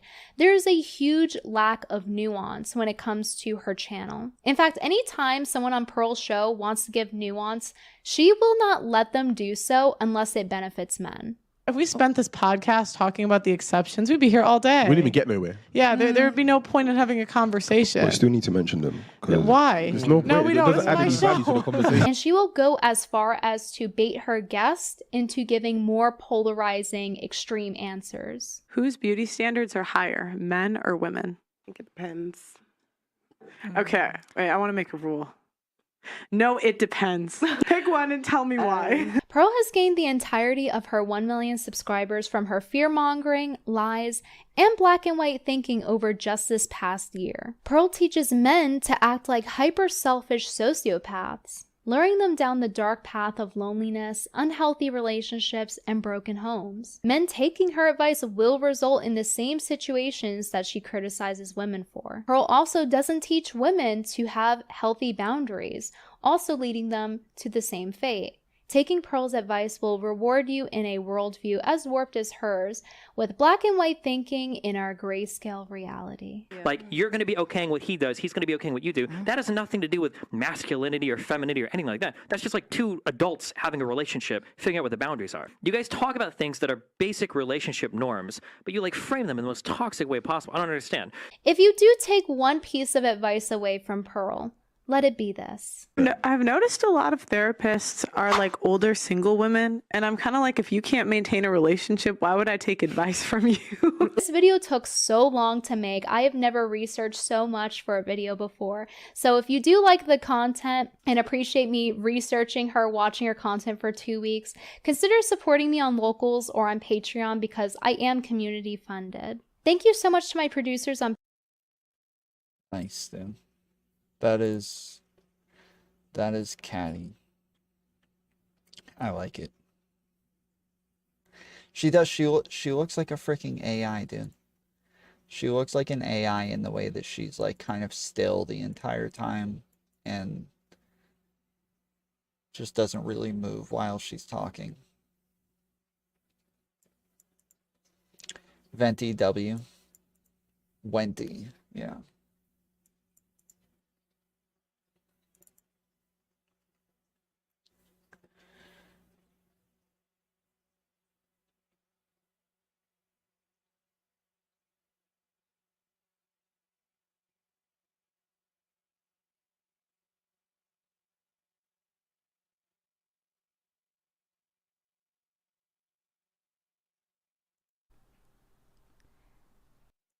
what this girl was saying. I know it's a lot of he said, she said. Girl, though, which I find interesting, shorter than you. So I have a hard time believing that if somebody truly put a lot of effort in and they're below the age of like 60, that they couldn't. Bro, then maybe these women that are making all this money, that, you know, they're making so much money. Yeah, so basically, she doesn't understand, wait, how can a relationship not work out when it's just chores? It's like, because that's not how relationships work. Relationships break up all the time, even over dumber things. Chores can actually affect your life and your lifestyle. You're having to live with a person for the rest of your life. So she just is so terribly underqualified to give any advice to people, especially. Tom, did you see your Discord DMs?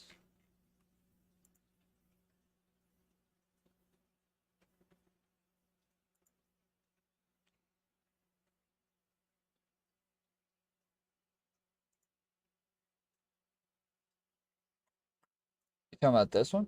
I'm moderating. I'm here. I'm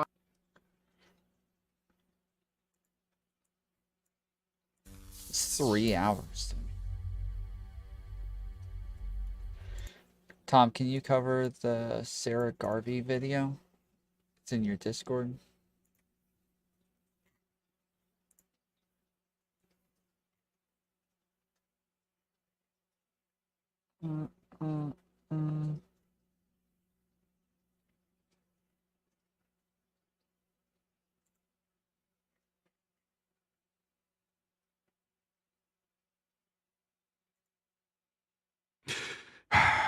Before we even get started, Tell him.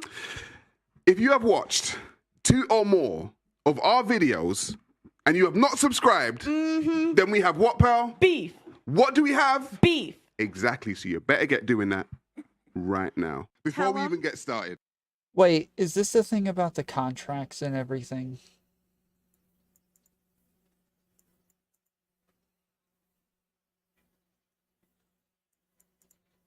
No, what I sent you? Oh, hold on. I have to go to a different place to get your...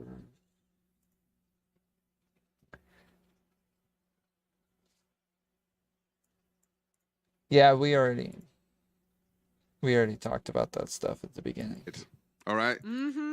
If you have watched 2 or more of our videos and you have not subscribed, Tell him. then we have what, pal? Beef. What have we got? Beef. Exactly. So you better get doing that right now. Over to you, pal. I'm making this video today that I didn't initially want to make. But there comes a time when we're all at a crossroad and have to make a decision. And sometimes that decision can affect you morally, it can affect you spiritually, and it can affect you financially. But it's a decision that we can't shy away from. Now recently, Just Pearly Things has been caught up in some controversy. Why? She has interviewed avid racist and known racist, Nick Fuentes. He is also an anti-Semite. What did Pearl do when she interviewed him? What she done was that she laughed with him and seems to agree with a lot of his points. Talk about instances of like when they initially freed the slaves, there were some slaves that felt so indebted to their owners that they would travel across states to pay them back, and they actually had a really good relationship with them. Now, if she had said some of these things about the Jewish community, she would have been cancelled in a hot minute. Ask Kyrie Irving. Ask Kanye West. Now, this isn't about the Jewish community. This is about us. Okay? And so after that interview, Pearl decided to make an apology video, which was, in my personal point of view, disingenuous and a PR stunt. And all in all, it came from a place of deception. Guys, people say that stuff about me. They say I'm sexist. They say I'm a misogynist. And, you know, I really just like to give people the benefit of the doubt when I interview them. You watched that before? This video? I don't go into interviews trying to interrogate someone. I just more try to listen and see where they're coming from. In hindsight, that wasn't smart. And in hindsight... Okay. Yeah, I think we already watched it.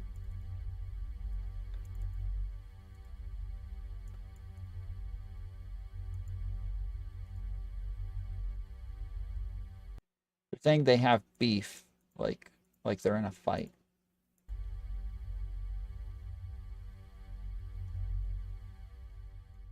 That's the point. Okay. And like, you just want to be. I don't. Is this the way you do things? Like you avoid when people try to ask you a real question. This is how you. It means a couple of different Ah, things. So in crap. the case of works. Yeah. This. You can't see me though, can you? No, I can't.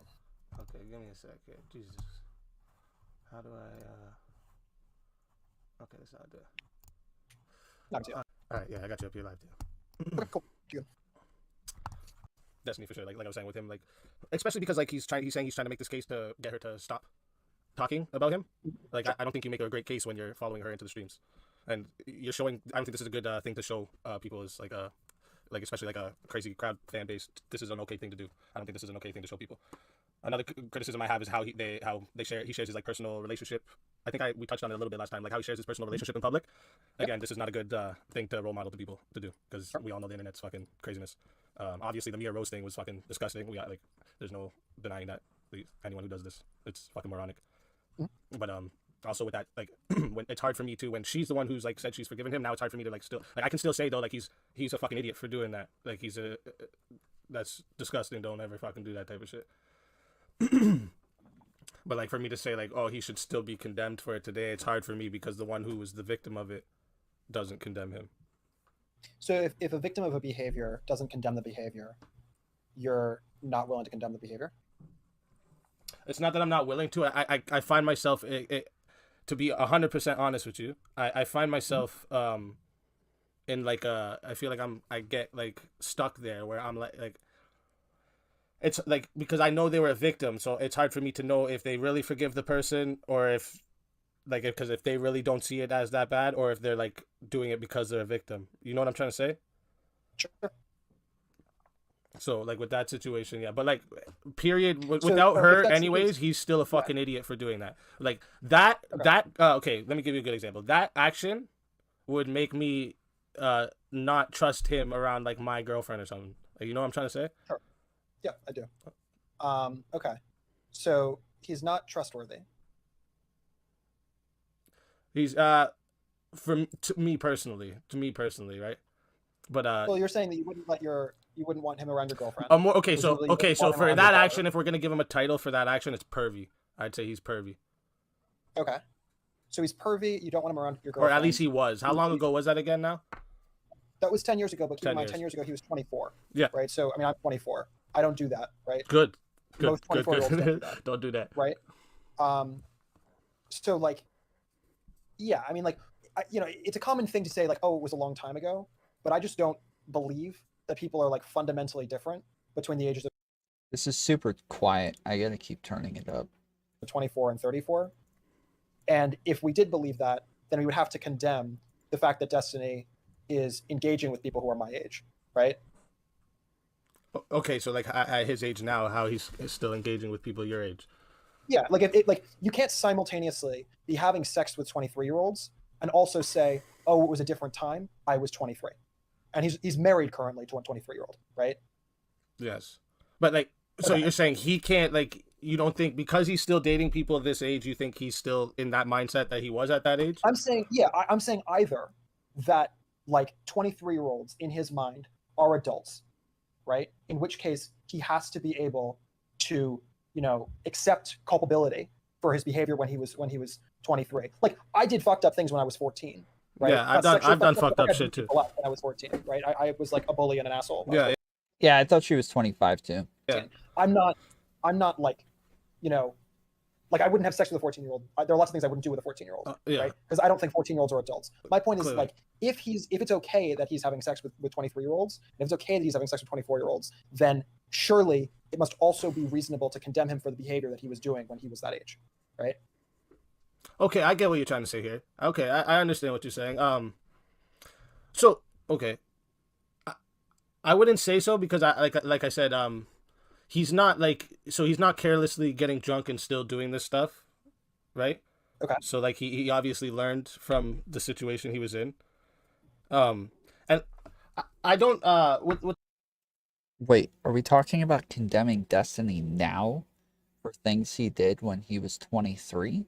Is that what they're talking about? Or who are they talking about?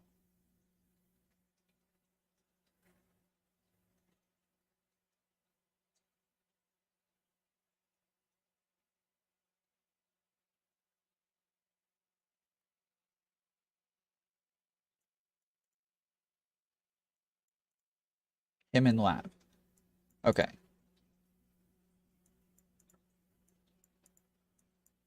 So when Z King says they've been married for 4 years, who is he talking about?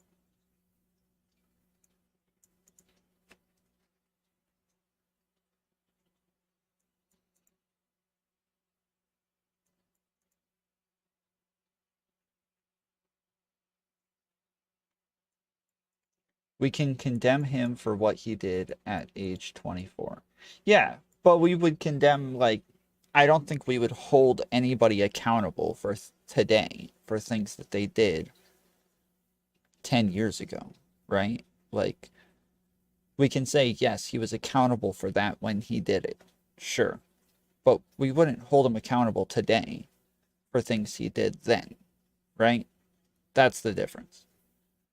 The Mia Rose situation, him and her, they were already like flirtatious with each other at this. Oh, you guys were talking about Melina and Destiny. Okay, that makes sense. Time before this happened, no? Him and Mia Rose? Yeah. Sure. I don't know why that's relevant, but sure. Well, the only reason I'm mentioning it is because, like, so he's carelessly drinking, so his inhibitions are extremely lowered, right? Yeah, which is a choice, right? You don't have to get that drunk, but yeah. Of course, exactly. No, I understand this. Just understand that, right? But like, we wouldn't say if a girl drank a lot of alcohol and the guy had sex with her because she was really drunk, we wouldn't say, well, it was her choice to drink. So just remember, we have to look at both people as human beings. Okay. So his inhibitions were lowered, and he did something careless that he learned from, and he hasn't done it now. He hasn't done it since, and I don't see it happening again because I don't see him drinking carelessly on. There's a difference between careless self-harm and careless harm of other people, right? There's a difference between careless self-harm. I'm gonna run to the restroom real quick.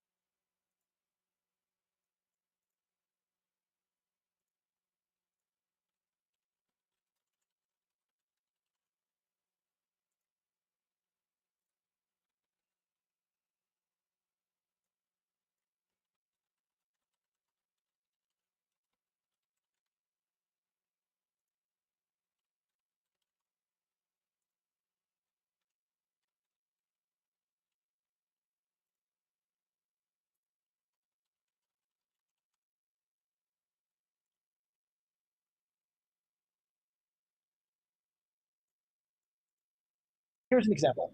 Yeah, like here's an example. If I'm drunk driving and I'm putting other people at risk, that's a real problem, and I shouldn't do that, right? But if I'm at a party and I'm like jumping off of a roof to jump into the pool, but I'm doing it, I'm putting myself at risk, but I'm putting no one else at risk. It's not reasonable to like morally condemn me for jumping off a roof into a pool at a party, whereas it is absolutely reasonable for you to condemn me for pushing someone else off of a roof into a pool at a party, right?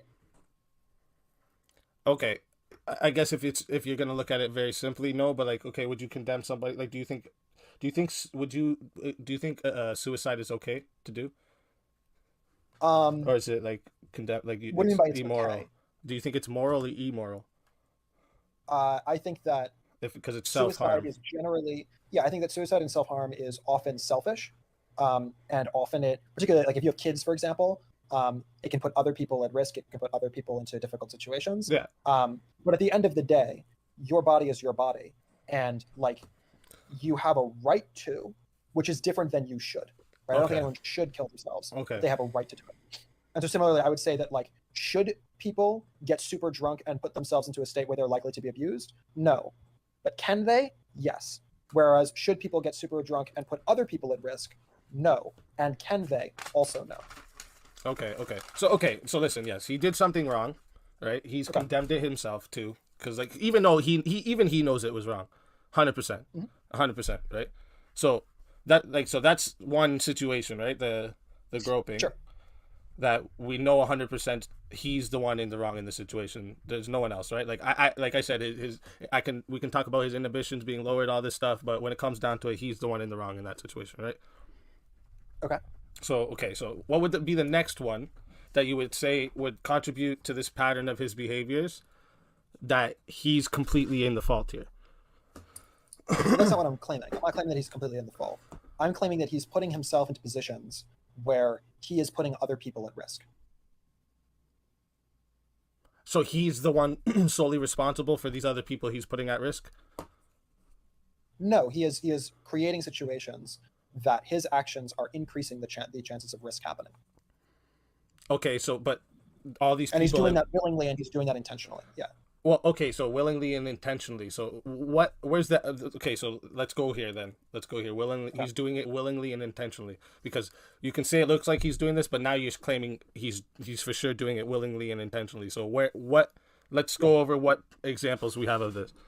Sure. So I want to be clear. When I list these examples, the willingly and intentionally, like I think that all of these will be cases where you'll be able to say, hopefully, that like, yeah, these are situations where other people were put at risk. I don't think any of them necessarily are going to be cases that are such slam dunks that you'll be absolutely convinced that they are cases where he did so willingly and intentionally. However, I think that if there's a large enough pattern of behavior, that the pattern of behavior can be seen as evidence in its totality of certain mindset. Does that make sense? So each one individually doesn't make a concrete case, but all of them together, you think, makes the concrete case. Sure. Yeah, I'm just trying. Yeah, it doesn't even sound like he's saying it's a pattern of behavior of something that is wrong. It's a pattern of behavior of a mindset that is wrong, which is an odd stance to take. Like, even if that's the case, what do we do with that? Trying to say it more simple because, like, do you think that's a fair thing that could be the case, whether or not you're convinced it's true in this case? Do you think that is something that is like broadly possible? Where you don't see this, you wouldn't be able to see it if you looked at individual cases. You would have to look at everything as a whole. You wouldn't be able to know it. You'd be able to say it's possible, but you wouldn't be able to be convinced that it's true. Yeah, unless you had the whole picture. Sure. Yeah, of course, this could be the case. Of course, yeah. Okay, cool. Actually, I'm curious. Give me an example where you think that would be the case, where an individual case isn't enough, but if you had a series of similar cases, it would be enough.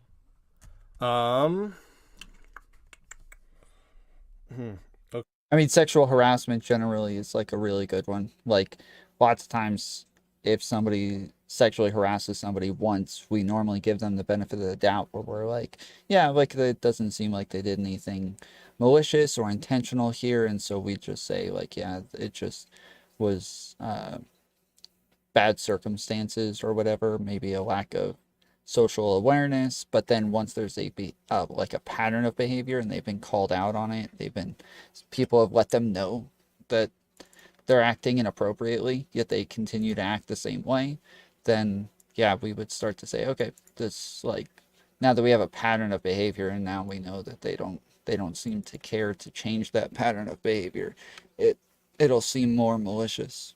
Okay. I thought you were about to give me an example, but here, give me a second here.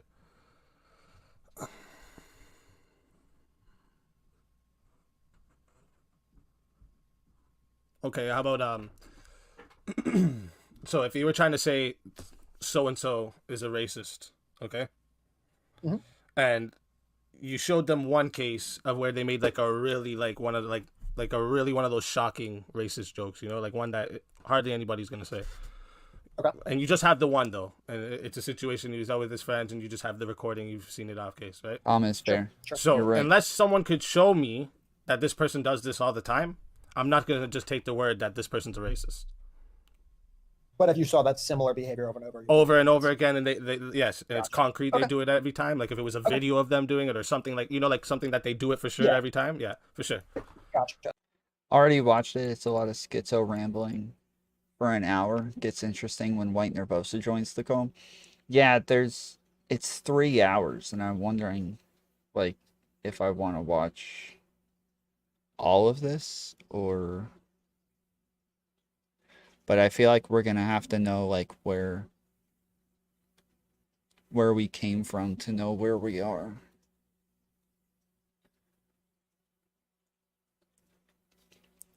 Let's see. So White Nervosa joins at 1:51. Oof, that's still like another hour and 25 minutes, almost an hour and a half. Yeah, let's go ahead and just skip right before White Nervosa joins. Then in many of these relationships, I would suggest that there is evidence of him. Am I doing a good job modding, guys, or what? And I would, Vincent, I let me would know. certainly, and you seem to You're the agree only with this, one talking. that many of these relationships are unequal sexual relationships. Okay, but you have to understand, if we're just going off of everything that you read in Mr. Girl's article, you have to realize this is over a span of 12 years, okay? And imagine how you were 12 years ago. Are you the same person? 12 years ago, I was that you 12. are now? Yeah, 12 years ago, I was 12. So I think it's a little different to compare, like, right? Because when you're 34, How different 12 are your years ago, you were parents 22. 12 years later? How different are your parents? Are your parents still the exact same as they were 12 years ago? They're not the exact same, but they're broadly relatively similar. I think. Okay, that how many Hey, people White do you know that are Nervosa, the what's up? exact same Do you want to talk? 12 years later? Okay, but this is You silly. can hop in the landing Because, station if you like, want. No, it's not Get silly. in there. No, it is silly. It is Hold silly. up. Let me It's see. common The sense. suggestion that no, it's silly. The suggestion that like people change, yes, people grow. All of that is true. Obviously. Yeah, there's White Nervosa. SpeakeaZy. Check disc. Oh, Discord, I guess. But the suggestion that therefore No, you we don't. can't No. condemn You don't need behavior a. from No, 12 I'm years not ago. saying that we can't condemn. You don't we need can absolutely a condemn, cam. but you can't If you want to continue hop hold in something here, over hop someone's in head here. continuously for the And rest if of you their want life. to like give your take on Destiny, wait. You can't just continue to Let me admonish them, even after they Hey follow guys, the hold up a rules. second. Sorry, I don't mean to interrupt. Hold up. Accountability. Sorry, one sec. Are you guys okay with White Nervosa coming in here and giving her side? Yeah, sure. I've never met White Nervosa. That's fine with me. White Nervosa Say got hi. into was I part of can't our see conversation chat, by on the way, Twitter. guys. So But yeah. you'll have to just add me on Discord. There you go. Hey, what's up? Yo, David. What the hell? Alex C became a member. Again. Bro. Alex C became a member.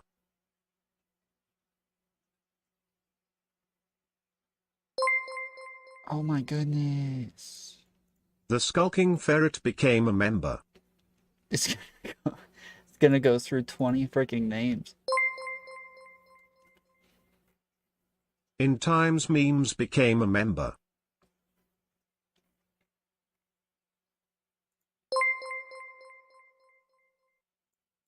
Jessica Pizzle became a member. Dude, appreciate that so much. Dude.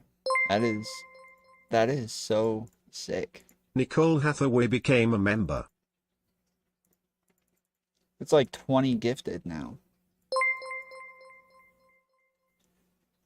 Nicole Hathaway became a member.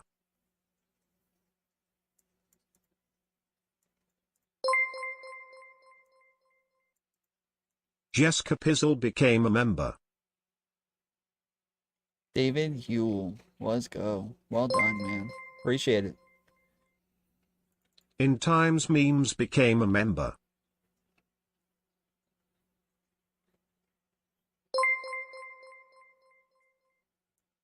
The Skulking Ferret became a member.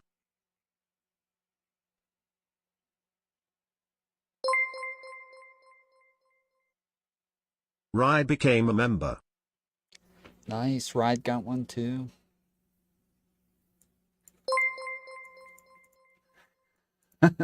Gilgamer Castle became a member.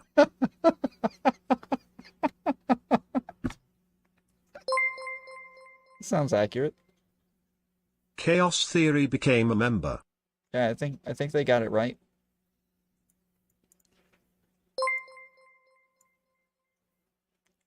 This feels like graduation when the students are called to the stage to get their diploma. Yeah. Yeah. Gilgamer Castle became a member.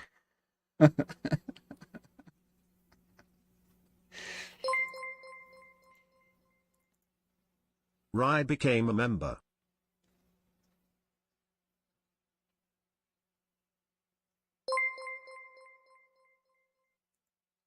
Endenlip became a member.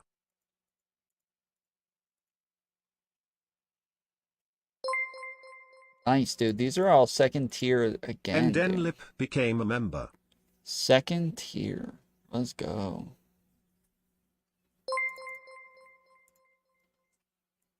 Peeve Ankle became a member.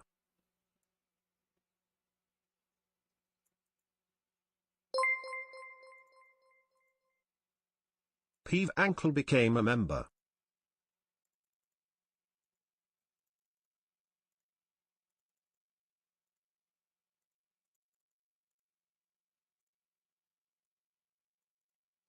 Hey, buddies. How you doing? Thank you, David. Again. That is huge, man. I really appreciate it. That is sick. Well done. Tom. Add better emotes, Tom. Yeah, we're going to add some more. I mean, now that we have this many members, I think we can add like a ton more. Let me see. Let's see.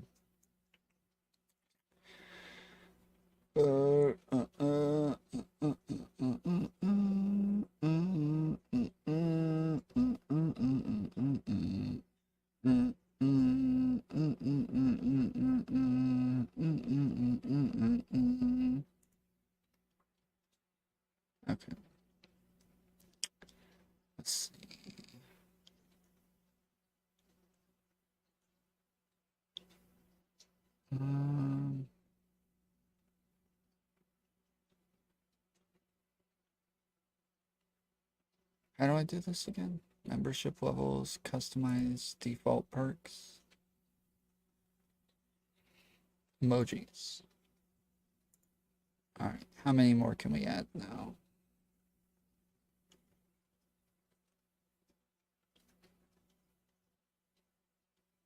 As you gain more members, you can upload and share even more emojis. It's 13.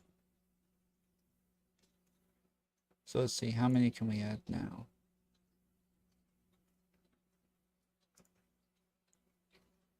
Oh, it doesn't say how many we can add.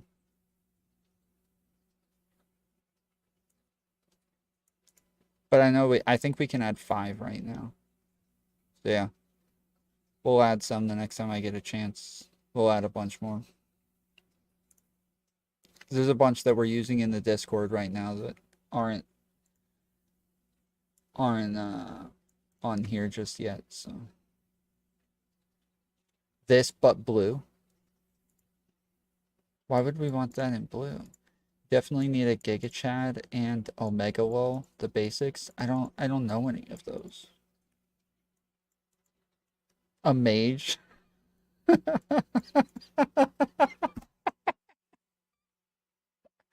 We should get a mage, yes. Actually, that's pretty good. Are you allowed to use the Giga Chad one? It's so versatile. Yeah, I don't know any of the like Twitch ones. I don't know any of that crap. And people are always saying like add like, what do you call it?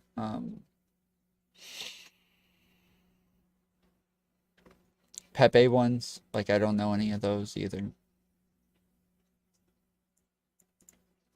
Generally, I like to have my own stuff, like original crap that just has to do with like the channel. Yeah. I'm doing all right. How about you? I'm doing okay. I apologize if I frustrated you on Twitter earlier. No, you didn't at all. I feel like you guys are talking past each other quite a bit, though, because you both are glossing over the fact that it's been how many years? How many? I posted an article on the AdSense issue. Yeah, somebody else sent me some stuff too, but these are all things that I've already gone through. You're sending me same stuff as what a couple other people sent me. So yeah, I appreciate it, but I've already gone through these things and I don't know what the solution is here.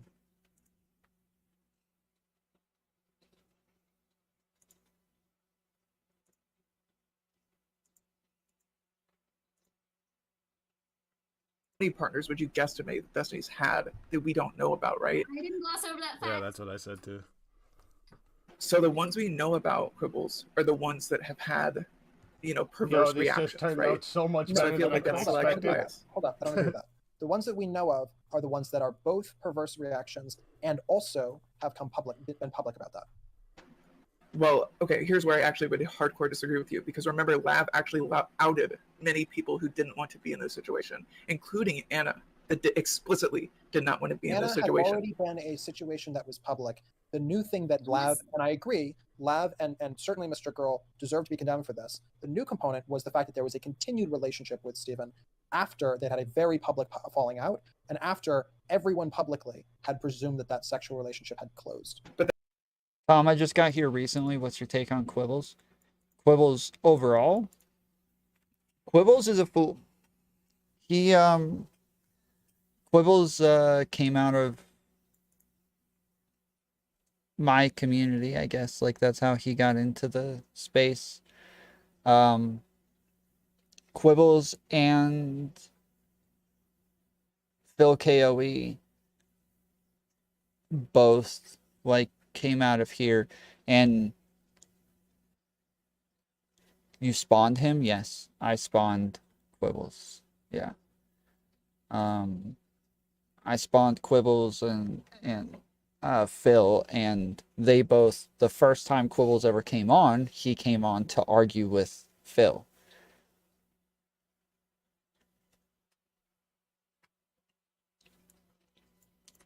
Quibbles is an orbiter. Yeah, he's I like spawned. That's good. That's good.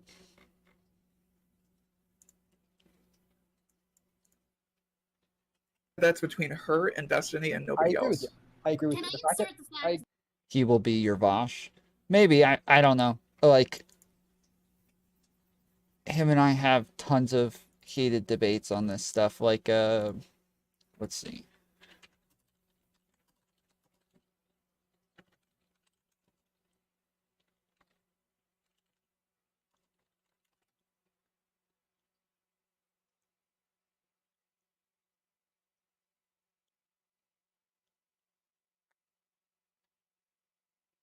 So yeah, this is Quibbles and SpeakeaZy debating this on my show just a couple weeks ago. And this came from both of them debating me on both sides of this issue. Like, I'm kind of like in the middle of both of their positions. Both of them are kind of on the extremes of both sides of it.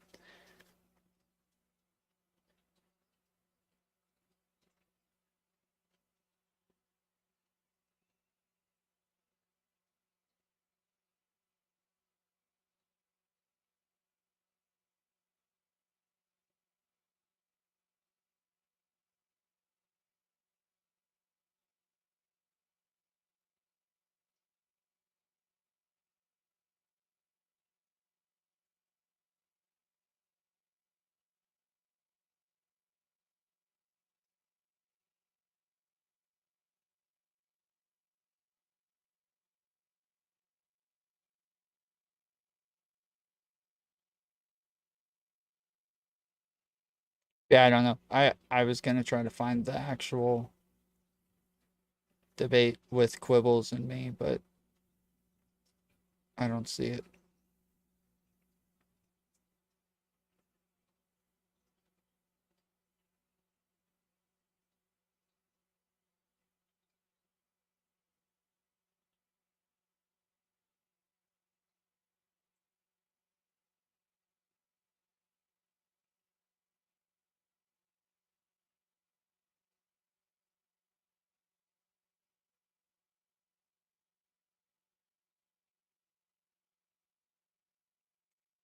Yeah, him and I have had a bunch of debates on this channel, so.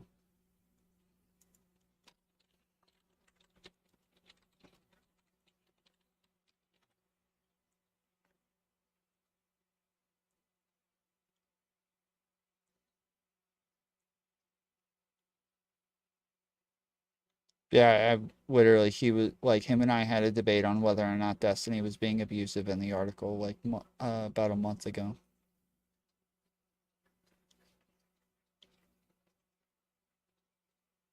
So yeah, I don't know.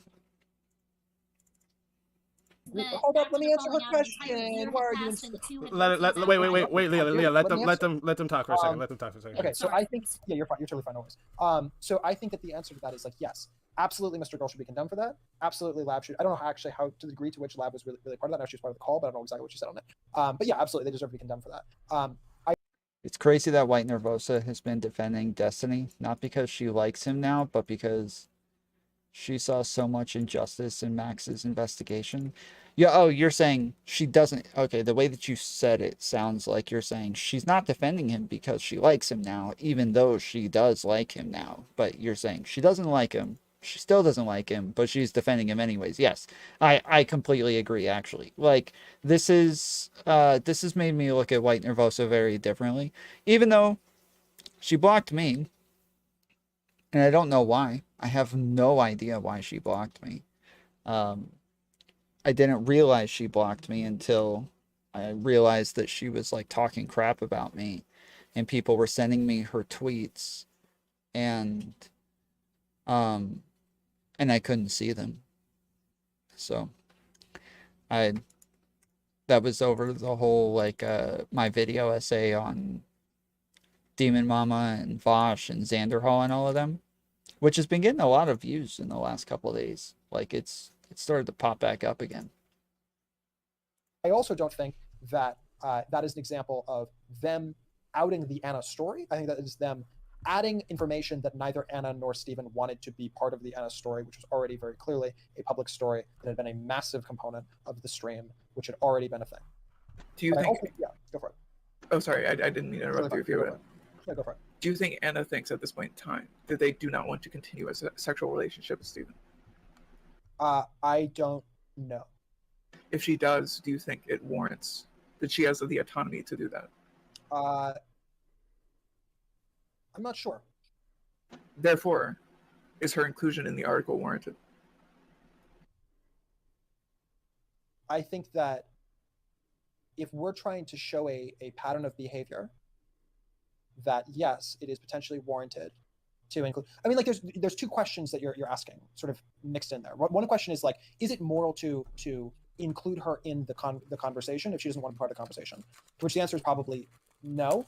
But there's a second part of the question, which is, do you think that she is evidence of the pattern of behavior, which would be true whether or not she wants to be part of the conversation, right? Well, to be clear, if she's still ongoing with a sexual relationship with Stephen because she doesn't believe it's abusive, coercive, she's enjoying this relationship with Stephen, how can it be possibly included as an example of abuse? It's a great video, and even the Balenciaga is not a hot topic anymore. The theme is pretty timeless. Yeah, I think so. So that was one of the things that I did. Like, I purposely tried to make it not uber about Balenciaga and more about the people who were talking about Balenciaga, so that it could, like, you could watch it at any time and it would still hit the same. You know what sucks? The last two videos that I posted, I didn't monetize them because I didn't think that I would be able to monetize them, and I didn't want to have to go through the whole process of like answering all the questions and decide, like, saying what I did or didn't do or anything like that. And they are not like hitting in the same amount of views like others did. Like the Brianna Wu one isn't too bad. I expected a bit more from it, but the caller defends statutory rape and says slavery wasn't racist. That one I expected to get a lot quicker. And it's at like 200 views. Surely they had blow-ups, but you couldn't say... Possible... Oh, pardon. Go ahead. Do you think it's possible for a sexual relationship to be abusive and for a person, for a whole host of reasons, to stay a part of the relationship? Absolutely, but would you absolutely agree that Anna is unique among everybody in the article? I don't think that Anna is unique, no. Anna has obsessive compulsive disorder, so she can come across in a way that's very... Anna is an example of a person who is deeply mentally troubled, yeah. Yeah, would you agree that anybody else in the article is to that degree? I think that Lav has articulated herself, and I think that Stephen has articulated Lav as being mentally troubled. I think that Merrick has articulated herself, and I think that Stephen has articulated Merrick as being mentally troubled. Yeah. Okay. Would you think that any of those people though have trouble communicating their mental issues to the public in the sense that Anna does? Pardon. I think Leo wants to speak. So yeah, go for it. I'm sorry. Go for it, Leo. I want to ask you a question, Quibbles. Yeah. Based on your conversation with me so far, would you think that I am mentally unstable? No.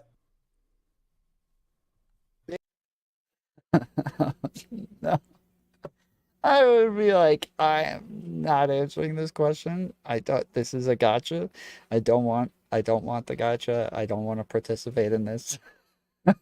Based on the conversation that we've had so far, I want to be careful here. I would say that because you are a woman, the answer is yes. Be unlikely to seek out a sexual relationship with you. That was not the question I asked. I asked, do you think I'm mentally unstable? I don't know. Would it be unethical for you to do so? Would it be unethical based on the information that I have so far? I think it would not be unethical to seek out further information. But I don't know what you mean exactly by sexual relationship. Like, if I wanted to start flirting with you right now, I don't think that would be morally wrong, right? But I don't think that I don't think that I have good reason to believe that you are... I will give you plenty of reason that you should not flirt with me. I'm married and I'm not interested. I'm monogamous. Okay, cool. Well, pardon, I asked the hypothetical to be clear. Yeah, we're just doing a You had to guess. We're just doing a hypothetical. He's just giving you a hypothetical. Yeah. In a hypothetical alternate universe where you could actually answer yes or no. Okay, go for it. Okay. Yeah. Based on our conversation, would Yeah. you think that I'm mentally unstable? This is so bad, dude. I'd be like, no, I'm not doing it. I'm not doing it. Yeah, my answer is maybe, and so therefore my answer is I would seek out further information before I was willing to have sex with you. Okay.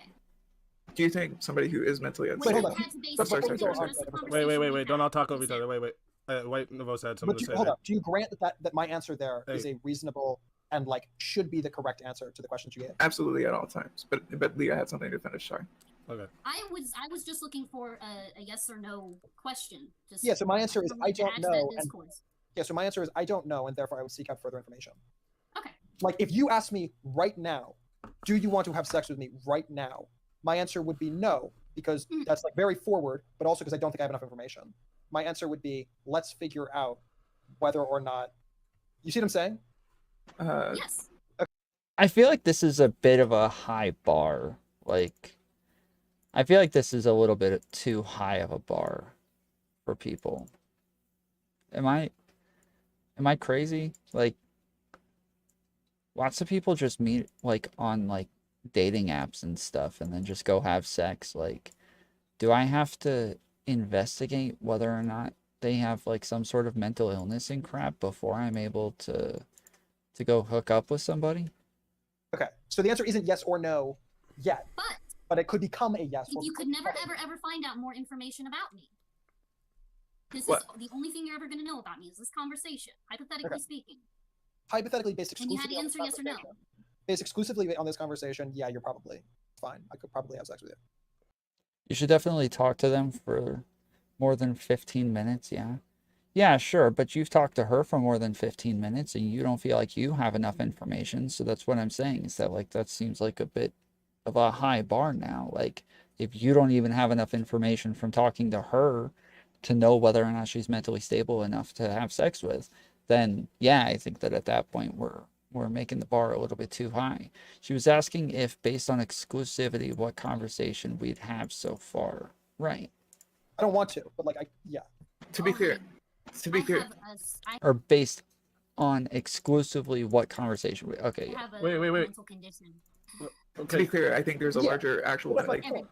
Wait, guys, wait. White Nervosa's talking. Hold up. Let it go. I think this is missing the actual issue, right? It isn't that you don't know or not. It's that once you do know, is there an ethical way to actually engage in a sexual relationship with somebody mentally unstable? And I absolutely, as somebody mentally unstable, think the answer is yes. Yeah, I agree with that, but it would require steps. If I were aware that someone was mentally unstable and I wanted to have a sexual relationship with them, like, it would require steps to seek out a solution to that. One of the steps would, for example, be if someone is talking about how they're suicidal, I wouldn't make fun of their suicide attempt 3 weeks later, for example. Okay, we can all agree that Destiny is fucked up. I would ask you for the evidence, though, that he's used the mental, or that he's not taking these steps as you proposed to engage. Well, I would say that if you're Quibbles, just to be clear, earlier you said the pattern of dating people who are mentally unstable is wrong in itself, but now you're saying if you date mentally unstable people and you take proper cautions. Yeah, I think White Nervosa is she, her, from what I understand. I believe White Nervosa is she, her. I'm almost positive. I could be wrong. It's either she, her, or they, them, but I'm almost positive it's she, her. Hold up. Let me finish. You said that the pattern in itself was the wrong thing. But now, wait. But now you're saying if there is a proper caution and steps taken to have the sexual relationship with the person that's mentally unstable, it's okay. So you can't use the pattern part no more, right? Okay, so I want to answer your question.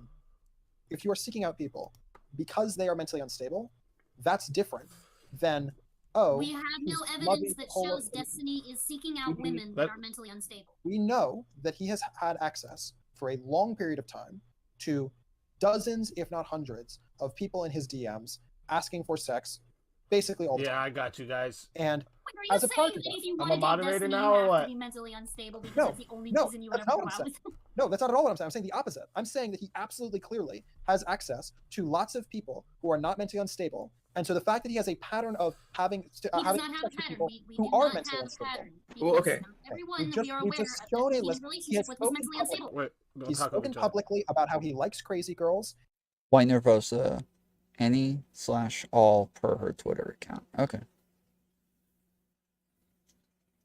He's spoken He's attracted publicly. to crazy women, but that doesn't mean that there is a pattern that every woman he has dated is mentally What does it unstable. every That was not what I said whenever I Pattern said doesn't he mean every admitted to single being attracted to crazy women.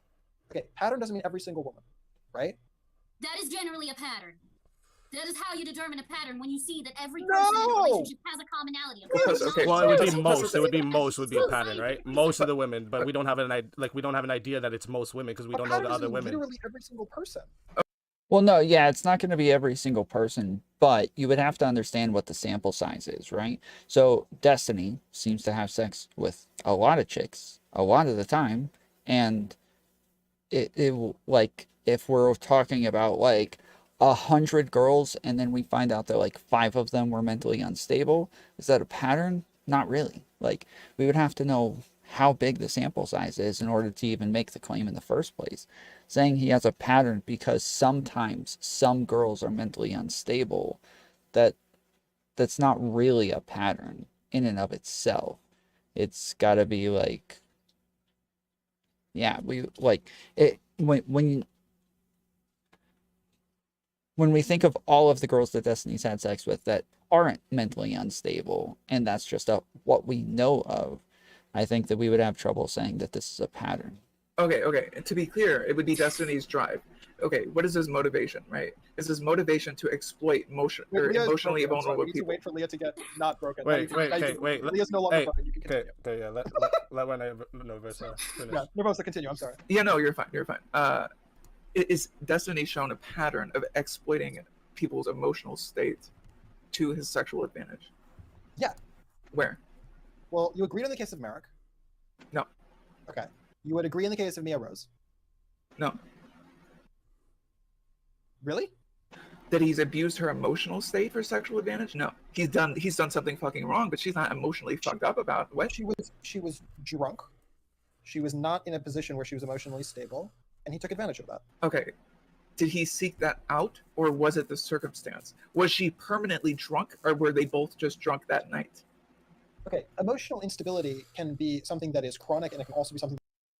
Yeah, I'm not gonna lie. I feel like people, and maybe you guys disagree with this, I feel like people take the drunk stuff a little bit too far. Like, I've been drunk and slept with other girls who are drunk before.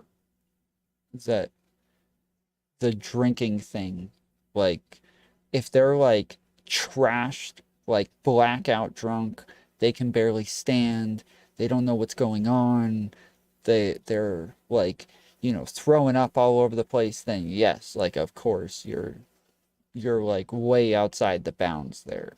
But saying somebody is drunk, I feel like people do this a lot when they just say like, oh, he tried to sleep with a girl who was drinking. Is that really? Is that it? Is that enough for us to say somebody shouldn't drink with somebody else? It's definitely a terminally online talking point, Tom. People in real life navigate this stuff fine all the time. That's what I thought. It's only something that I heard recently that, like, I've only heard people recently start to say that you shouldn't have sex with somebody who's been drinking. And then I started hearing it all over the place.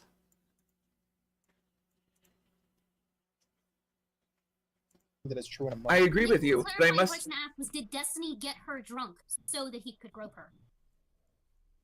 Whether or not you like got someone drunk, if you take advantage of the fact that someone is drunk and have sex with them, you are taking advantage of momentary emotional instability. Right? I would agree with you if that was his intent from the start. Whether or not, hold on. Wait. His Don't all intent talk from the over start each other. does matter. Whether or not it is the intent prior to the interaction. The interaction itself of groping someone who is drunk is taking advantage of them in a context where they are emotionally unstable. Yes? I wouldn't disagree with you, but the attempt that you're suggesting and the article. I thought if Destiny was drinking, wasn't he also emotionally unstable in this scenario? Suggesting is that Destiny's purposeful intent by pattern is to exploit the emotional stability of people He was already hooking up with Mia Rose, so the barrier of sexual interaction had already been closed. The drunk groping he did was a mistake to do unexpectedly and on camera. Yeah. Yeah, and I think that he's already said that he shouldn't have done that. I've heard him say that he shouldn't have done that, and he shouldn't have groped Hassan as well.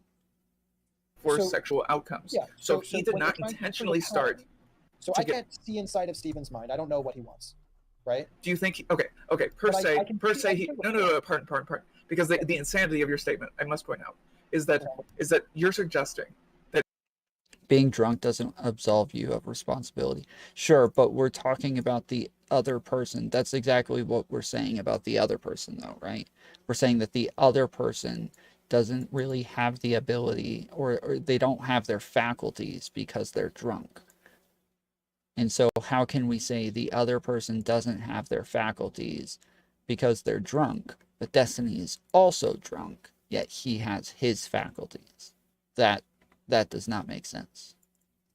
if there was intent there, he did intentionally get her drunk to grope her live on stream. Okay, so then he didn't intend to do that, which is more likely. Let's be real. I'm saying that groping someone when they are drunk is taking advantage of their emotional instability in that instance. Does intent matter? Does intent matter? Of course it matters. Can I prove intent? No. Because we don't blame victims. That we're not talking about whether or not we blame the victim. We're talking about whether or not we blame Destiny. This is different. We're saying the other person does not have the mental faculties to consent or to know what's going on, and therefore Destiny is taking advantage of that mental state. But Destiny is in the same mental state. On an individual basis, I can never improve intent. If, however, I show a pattern of similar behavior as an ongoing thing, that pattern can be used as evidence, not perfect evidence, but evidence of a state of mind. Let's use this one example, though. Which is more likely? That Destiny fucked up?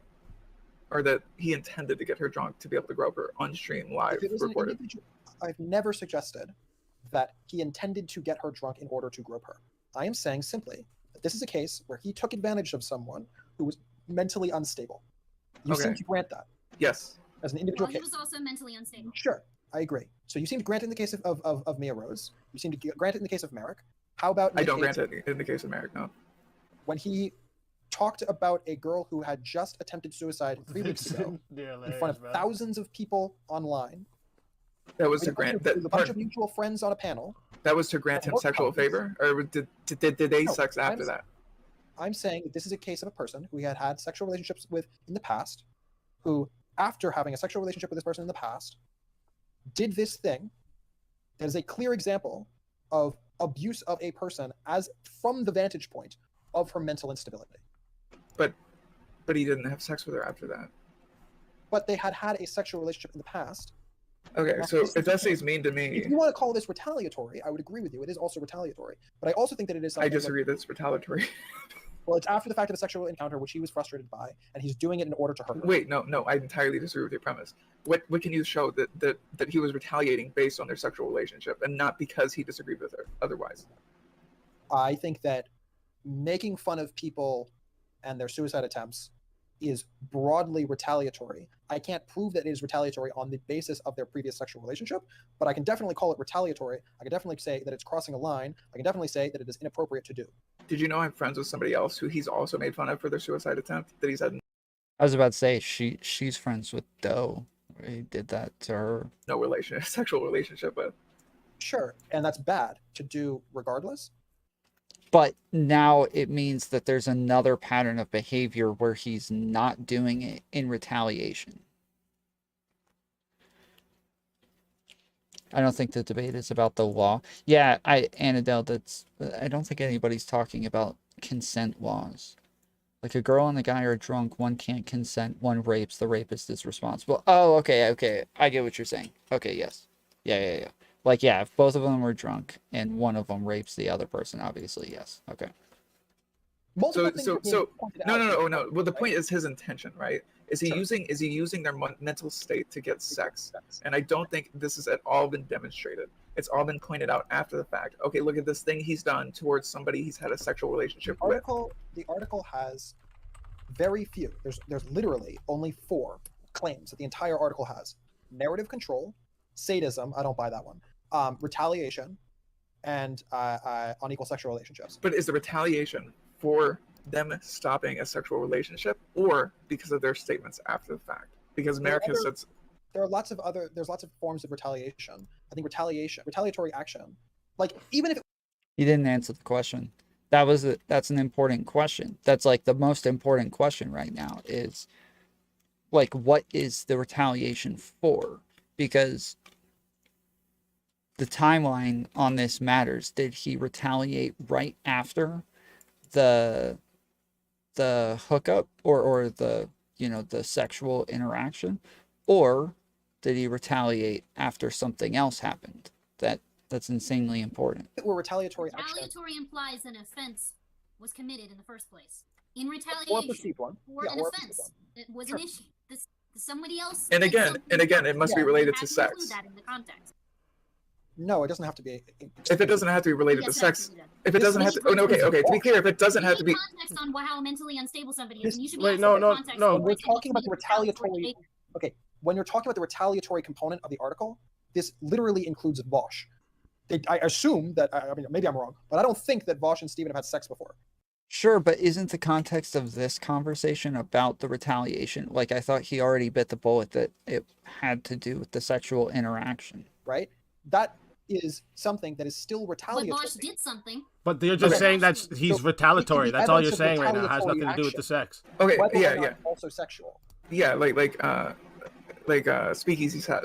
The important question is: are we establishing a pattern of Destiny, like sexually exploiting women? I mean, it is de facto a legal argument. The legal argument is about when someone is of sound mind to be able to consent, and the line of being sound enough mind is not merely drunk. Sure, but whether or not somebody thinks it's moral to have sex with somebody who's drunk, or like where the line is on taking advantage of somebody who's drunk, like these are going to be very different than what the law says, right? Like people can have a different idea of when someone can or cannot consent in a moral sense than what the law says. Women's emotional state, or is Destiny just retaliatory? I think both.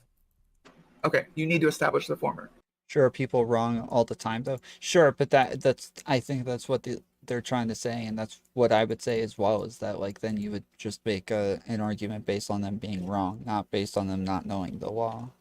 You only establish the latter. Okay, so we agree to the unequal sexual relationships component. All 4 of us agree with the unequal sexual relationships component. Yes. Would we agree that every content creator of Destiny's size is in large part going to be having sex with people of less stature than he is? Yes, exactly. Yes.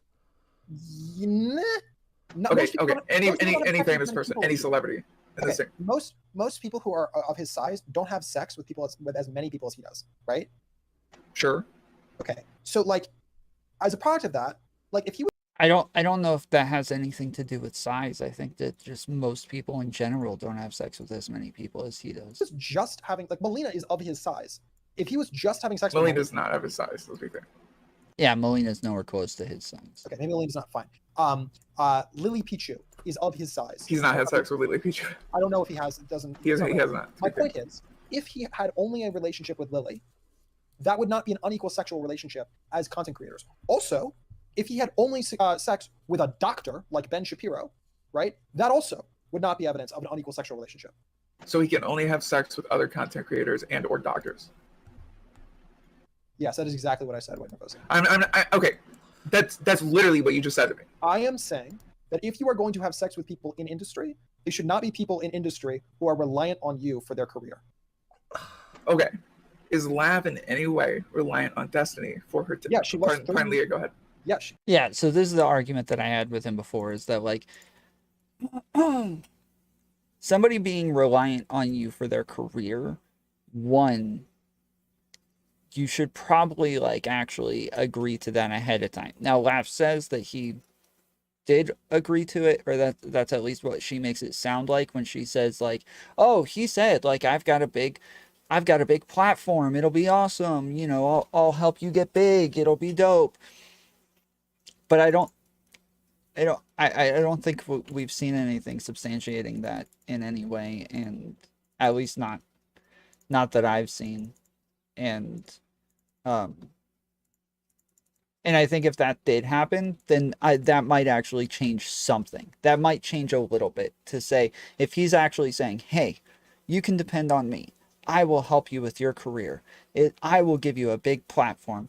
Like, sure. That might actually change something. And I think that even Destiny said that if somebody, like, if he consented to helping somebody with their platform, that might change things for him as well. But he's never said that was the case, and as far as I know, that's not the case. Oh, go for it. Leo, we're calling on you. It's your turn. So if Destiny should only ever date other content creators, He didn't say that. He did not say he should only ever date content creators. He's saying if he's dating content creators, they should be of the same size as him. And especially not people who are reliant on him for their career. So, like, I would say I am not reliant on Destiny for my career. Me and Destiny can have all the sex in the world. I am not reliant on him for my career. But I think Quibbles would say otherwise. I think Quibbles would say I am reliant on him for my career. And I think I just disagree. I don't think that that's actually the case. Would you like to watch my debate with Easy? No, he said he corrected what. No, he's saying opposite of what I just said. No, he's saying that he shouldn't date. He's saying the opposite. Yeah, he corrected himself just now because it was a confusion. Yeah. Okay. I'm saying if you are having sex with people outside of your industry, then your power in the industry, which is different than your financial power, but your power in the industry is not a layer at which there is an inequality of the sexual relationship. Would you disagree? Oh, pardon. Or were you? Okay. So that's one. It would be like a larger actor. Wait, it would be like a larger actor working and dating a smaller actress.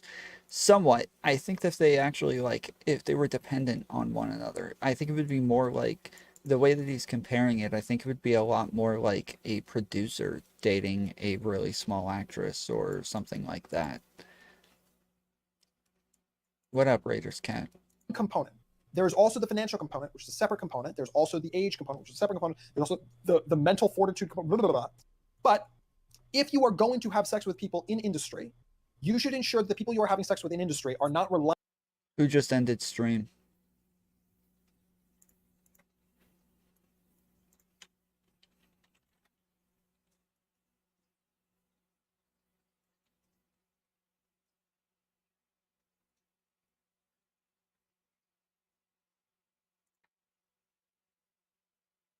Reliant on you for their financial well-being, which means that either A, they should be of equivalent size-ish, or B, they should not be someone who is working within the context of a gig economy as what amounts to contractors, which is exactly what Lav was doing, which is exactly what Denims was doing, which is exactly Quibbles. Just to be clear, Lav wasn't in the streaming industry before Destiny. Just to be clear on that part, right? So you can't include her in there now.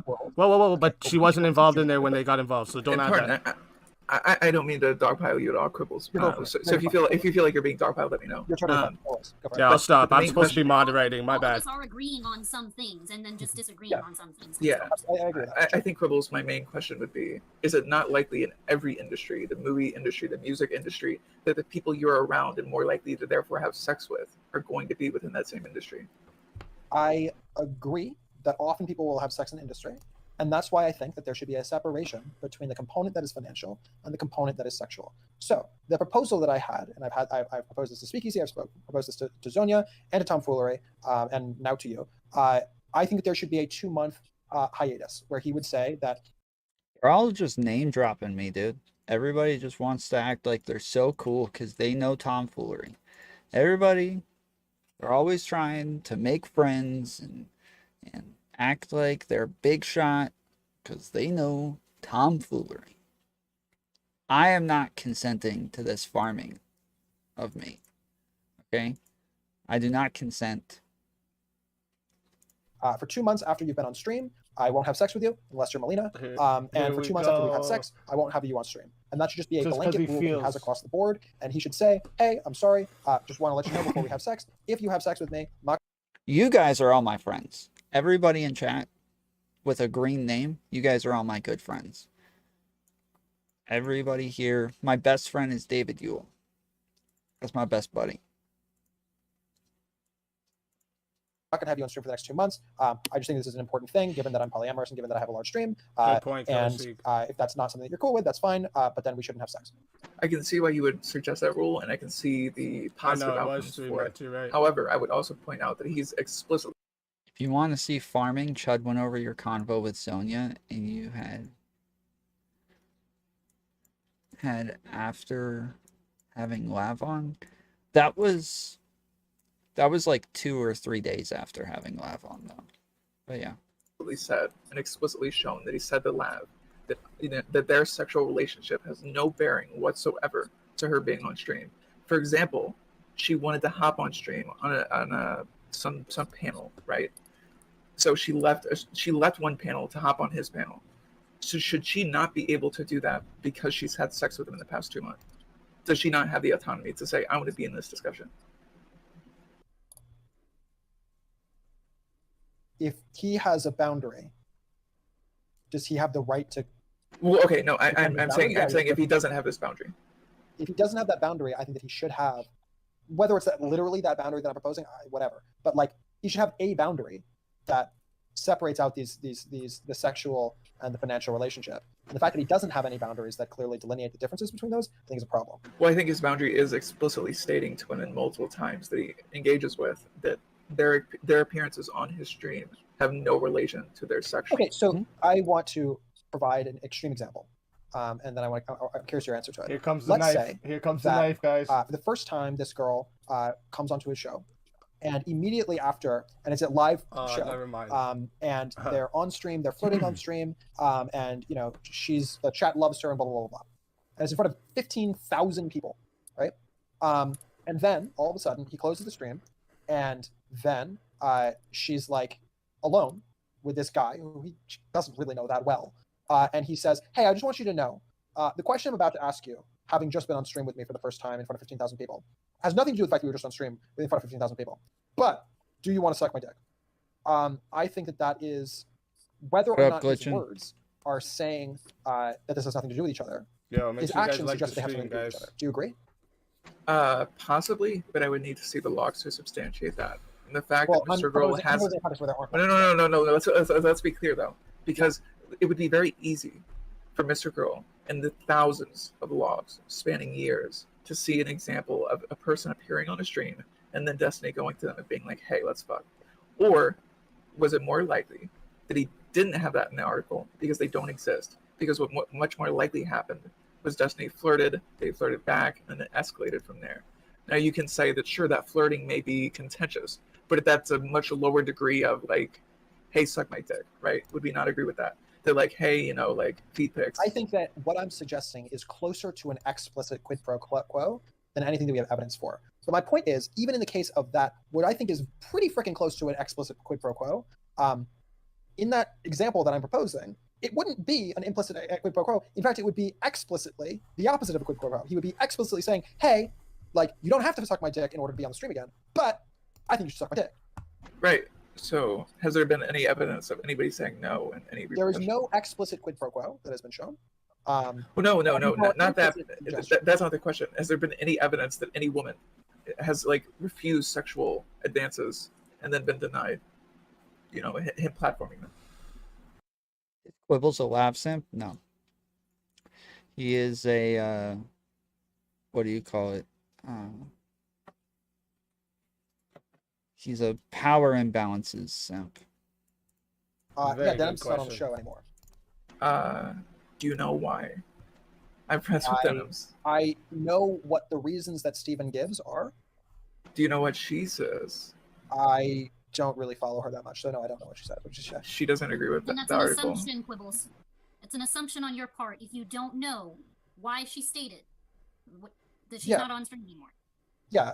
Wait, hold up. I was just asked whether or not there are people who used to be on the stream who were sexual partners of Stephen and are no longer either sexual partners of Stephen or on the stream frequently? To which the answer is obviously yes. Sure, Right?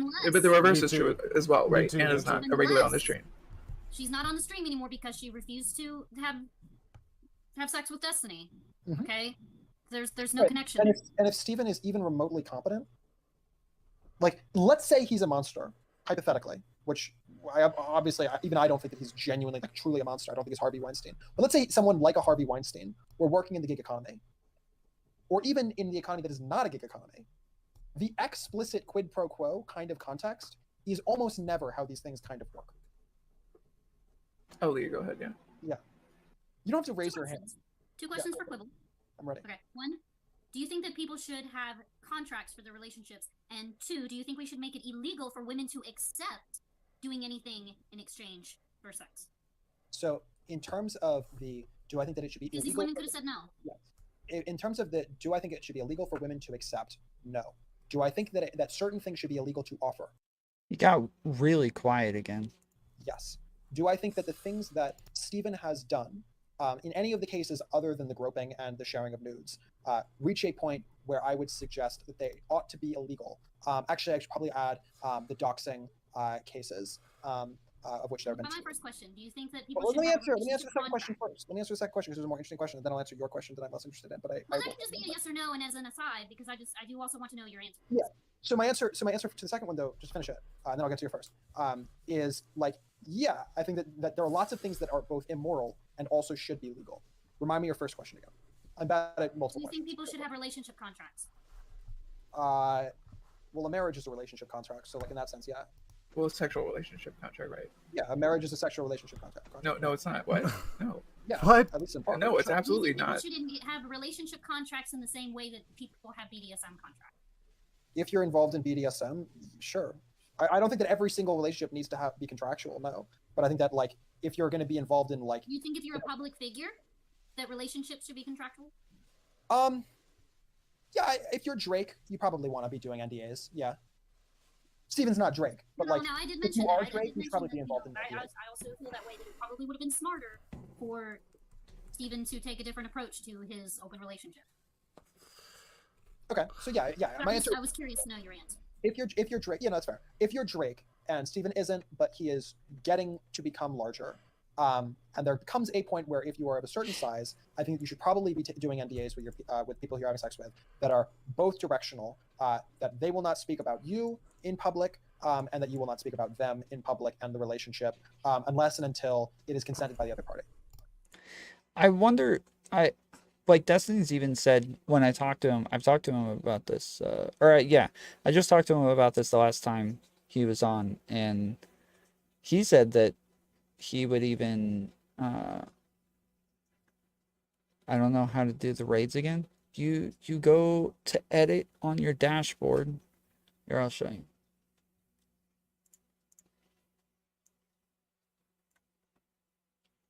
You go to edit, customization, and then scroll down to add redirect, and then click on this one here.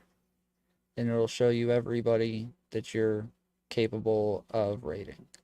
Just know that, like, for me, this one, they say upcoming on them because they're not actually live. So it's got to have that red live thing in the box. The upcoming ones means that they're scheduled for a later date.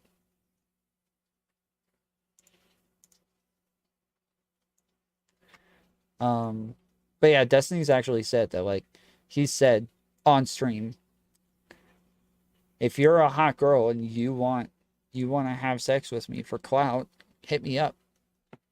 I'll do it. And I asked him about this. I was like, are you serious? He's like, yeah, sure. Why not? So I don't, this is one of the, yeah, like he's straight up with the fact that, like, yeah, he wouldn't care either way. So I don't know that it matters all that much. I'm confused how that actually would help the situation, but It would help the situation because it would help. Well, wait. Let me answer the question. But wait, what Nervosa said was most important. Wait a second. What Nervosa said earlier was important because she asked you if there was any proof that someone wanted sex from Destiny. It doesn't show the redirect yet. I must need the 1,000 subs. It used to. I think you only need like 500 or something like that now. Didn't get it, and then didn't get the airtime in a result of not having sex. Like, because this is your claim that he's using the power of the streaming and his fans to get sex. So, like, where's the evidence? So the answer is that anyone who is involved in the gig economy and is in a position of power within it and wants to engage in a way that is negative and harmful to other people in order to maintain sexual relationships with people would do so without, like, explicit log proof of the interactions. So you can't look at any individual action and say, oh, well, there's no proof in this interaction. There's no proof in this interaction either. You have to look at the broader categorization. Is there evidence of unequal sexual relationships? Yes. Is there evidence of retaliatory behavior? Yes. Is there evidence of, sadism? Probably not. Narrative control? Absolutely. And if you look at this as a whole, I think you can say as a package context that this bundles of behaviors seems to show a certain pattern and evidence as a package of a certain context of Stephen's Quibbles. I have a really big issue with the start of your entire argument there. I'm ready. You said without logs. Mr. Girl had the logs of mine, Lav's, and Anna's. Yeah, when I say without logs, I'm saying if you were trying to do negative behavior, inappropriate sexual behavior, in order to manipulate the people around you, and you were smart about it, which I think, regardless of anything else that anyone thinks about Stephen's clearly smart. If you are being smart about it, the way that you would do it is that you wouldn't allow there to be a paper trail. Are you saying that Destiny is able to do it in a way in DMs, private communications with somebody, in such a way that not only circumnavigates the ability to see it as manipulation, but it isn't taken as manipulation? Yeah, okay, so everybody keeps asking who the top left is. That is Leah Bordeaux. That is in the chat. She can say, what's up now? This is her.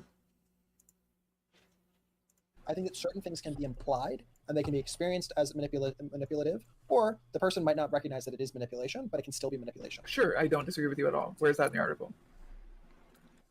Good question. What? I don't disagree with you at all. He has 3 logs dating years. Where's that in the article? Where's what in the article? Any logs whatsoever that suggests any implicit. That's my point. No, that's my point. Your point. When you're asking for logs, you're asking for something explicit. Logs are explicit. Logs are written down. Right. He has the explicit logs. So my point is, if someone is intentional about their behavior, and someone is smart about their behavior, and knows that they are a public figure, they will be very careful about what they write down and can be seen in logs.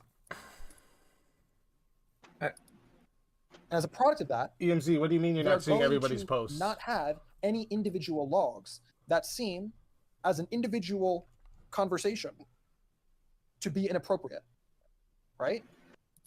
No. What do you mean no? Of course. Okay. Let's say. Hold on. Let's close. No.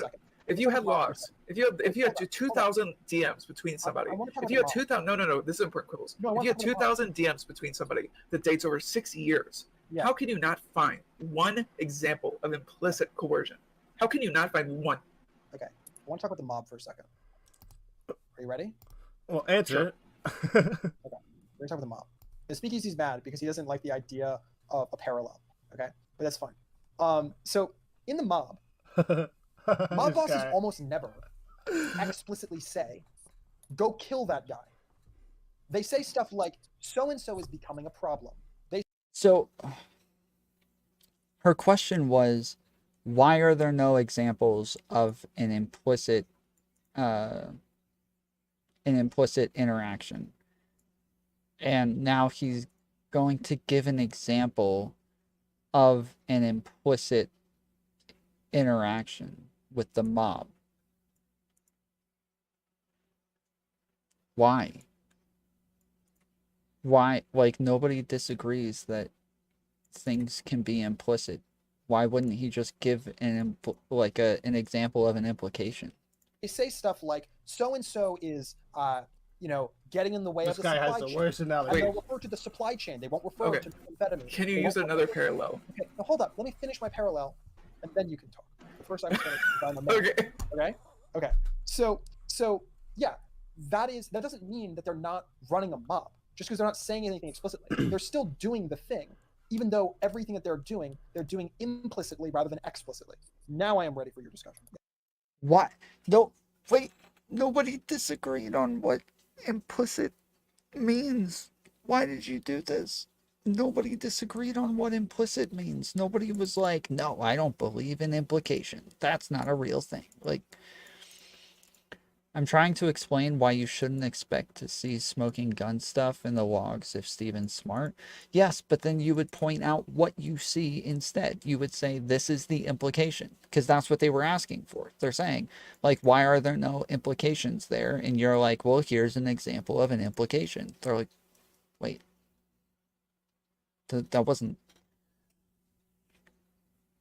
that's not helpful. We all know what an implication is. We want to know what the implication you believe is, or what implication you believe exists. Yes, go for it. Okay, I have a problem with this parallel because do you know the history of Al Capone? I've read about it in high school, but it's been a long time. Okay, so the mob has absolutely explicitly said shit to people, like go kill this guy. Sure, that's a bad argument. Like that, that's of course they have said that, but most of the time that's not going to be the case. Most of the time they're going to try to have some sort of plausible deniability or something like that.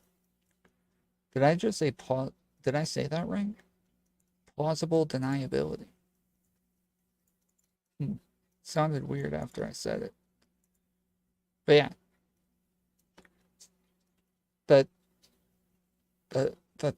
That's not a good argument to say, like, oh, well, sometimes they're explicit. Like, okay. The problem, no, really quick. Okay, Al Capone is the person I used as an example because they eventually got him on tax evasion, right? But that's my point. Okay, That's my point. no. Why Okay, did they have to go on tax evasion? because they were killing witnesses. Because it was. They were almost killing impossible witnesses. to- They were killing the logs. Sure, because it's almost impossible. They If deleted someone could. The reason the mob doesn't work is because the mob, like, if you didn't do something in the mob, they killed people in front of you, so you knew that's how they did it. Where did Destiny do something in front of people? No. When did he do something in front of people? He doesn't need to. Why aren't we just getting examples of the implication? That's all we need. We just need examples of the implication. That's it. No. Where did Destiny show that this? Oh, I didn't have this person on stream because they didn't have sex with me. Where did he show this ever to anyone? You can't use the mob here. This doesn't work. The reason it works, it just needs to latch on to something. It works just fine. It's a fine example. There's nothing wrong with the example. We just need it to attach to something tangible that has to do with Destiny and his interactions. SpeakeaZy, your videos are so freaking quiet, dude. I've already turned it all the way up, and now I'm boosting it on top of that, and it's still super quiet. using the mob is because the mob leadership almost never says anything that could be reasonably understood as being inappropriate, void context. If you're in leadership, you don't do that. Okay, I'll assume for the sake of argument this hypothetical mob. For the record, the mob absolutely did that. They just killed the people that would testify against But them. that's my point. The mob gets people killed, but the leadership doesn't say kill someone. The Wait. leadership- What do you think those witnesses would have said? Those witnesses were the logs in this example. So the parallel here is the witnesses that the mob would kill, that would be testifying against them, are the logs between Anna and Destiny. So the question is, now that Destiny can't kill those logs, they've been sent over already. Why isn't there anything in them that suggests what you're suggesting? I don't think that the logs are the equivalent of a paper trail. They're literally a direct. No, yeah, the logs are equivalent of a paper trail. Yeah, the logs are equivalent of a paper trail, but they're not equivalent of what did she say they were earlier? She said they were something else, which they weren't. The actual interactions were like The actual text is the example of like the interactions. But he just tells me I need new earphones. Oh, happy I have a second opinion. Yeah, it's very quiet. They're a private paper trail. I don't. They are the equivalent of a paper trail. I agree with you. They are the equivalent of a paper trail. I don't believe for a second that competent mob leadership can you find a like good paper trail. There's a reason that all of these guys go down on tax evasion He doesn't know and actual stuff like bad that people. because it is near impossible to get them on the bigger stuff because they're very good and meticulous about not writing things down, about not saying things explicitly, even when they do tell people. Well, Quibbles is the only one who's super quiet, and like you always want to make sure. So SpeakeaZy, when you're talking, when people are on stream, okay, I'll show you. Okay, so right here where your mic audio is, you can see in the desktop audio, when people talk, you want to make sure that all of their voices are going up to the same space. So you want to make sure each one gets to the same marker as they're talking.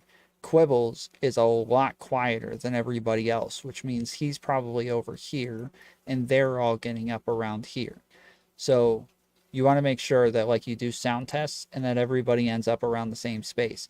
If they don't, then you click on their name and turn up their volume and boost it up so that it's going to be the same as everybody else's. But yeah, this seems like it might have been like an editing issue because it seemed like it was fine in the live stream, just only after was everything super quiet. It's just that, yeah, Quibbles is quieter than everyone else. People do things. They don't tell them to do things. They just tell them that such and Oh, such I a thing am is a missing problem, shit. There we and then go. miraculously the problem goes away by virtue of a person being dead now. Okay, so I'm sorry, but you need to now. There we go. demonstrate My that bad, was part of guys. the- Go ahead. Go for it, Leo. Do you know why they were able to get Al Capone on tax evasion? Why? Because they found law. No, I don't have it boosted like that always on top. I just do now. So my mic, yes, my mic is always boosted like this.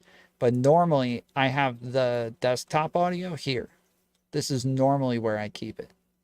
I just happen to have it all the way up for this one because when I hit play, Sure. He did write So if things you're down. saying, They say, used yeah, codes.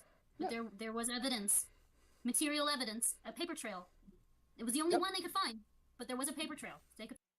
so yeah, they are all barely making it over the green with it all the way up like this. Fine. Okay, I agree with you. So do And they you got him on think, I agree with you. I don't think that any of this, other than I fixed the chat, guys. My Yeah, you want it to be just like in the middle of the yellow, yes. other than the example of the groping, other than the example of the nudes of an ex, are illegal. But I think this is an example of evidence of a situation. Doxing is illegal. I think that I can That's say. not the conversation. I think I can say. Doxing isn't that, illegal, to be clear. I think I can say. Oh wait, no, yeah, that, sorry. I was getting confused with DDoSing. Okay. That I is- think that. Okay, I think I can say that certain things are true about the mob. I can name, if I looked it up right now, the current leaders of Los Zetas, right? And I It's your vibe, would be exactly. pretty confident that what Exactly, right. Vincent. Now, those guys aren't all of them on the most wanted list. Not all of them are someone who we could throw in jail tomorrow because we don't have proof Liberals? of every single person. That's who's a in good one. leadership. But Liberals. we can be pretty freaking confident about a lot of them. And I think that we can similarly. Oh, be I didn't pretty even know freaking this confident TikTok was here 'cause that, I had the yeah, chat fucked up. Steven has a history that it seems to be evidence, even though there's no explicit quid pro quo, of a mixing between sexual relationships and work relationships that is inappropriate as a bundle of activity. And I think we can similarly say the same about retaliation. first and we can define say that inappropriate. inequality. Wait. Quibbles, you finish, and then I have really something really Yeah, no, important to ask you. I am finished, and now you can go for it. Okay, so my really important question is, should you not be able, if Destiny is doing this with nefarious intent, to find Yes, a he will, single Blair. Yes, he out will. of thousands DMs I know he spanning 6 years? Our DMs started in 2017, ignoring the others, right? That didn't, especially those that didn't want to be included. So he has all of those logs, thousands of messages, and he can't, and you can't point to one section that even seems implicitly to suggest what you're Right? saying. Like, I holy. think that if someone is smart and is media trained and has been in this No, industry, not explicitly. Yes, you still have to have something. You still have to have some sort of implicit suggestion. You can't just say that's the case. You can't just say, I think it might be the case because blah, blah, blah. No, you have to have like something to point to and say, this is evidence that makes me think that this is the case. I'm asking you. But when you're implicitly. asking for logs, logs are Even implicit. Right. When you're asking for logs, logs are explicit. Okay. Yeah. Oh my goodness, my head's gonna explode. Oh, freaking crap, dude. Sure, there's like the logs are explicit and we're looking for explicit words that have an implication. Yes, this is. Oh my goodness. I get, okay, they're literally explicit. I'm asking for the implicit statements within those logs. Yes. Do you understand the, I'm sorry, Quibbles. I don't think you're the stupid. actual definition of implicit, not whatever Tom. I don't think you're stupid. I don't think you're stupid, Quibbles. Wait, what was that? Wait, what was that? Implicit statements within those logs. Do you understand the, I'm sorry, Quibbles. I don't think you're stupid. The actual definition of implicit, not whatever Tom. I don't think you're stupid. I don't think you're stupid. Wait. What?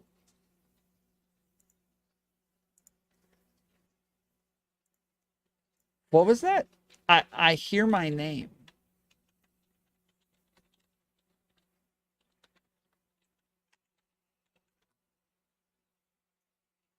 But I can't tell. Tomfoolery show, I was just teasing you. I don't know. It sounds like it doesn't sound like you're just teasing me.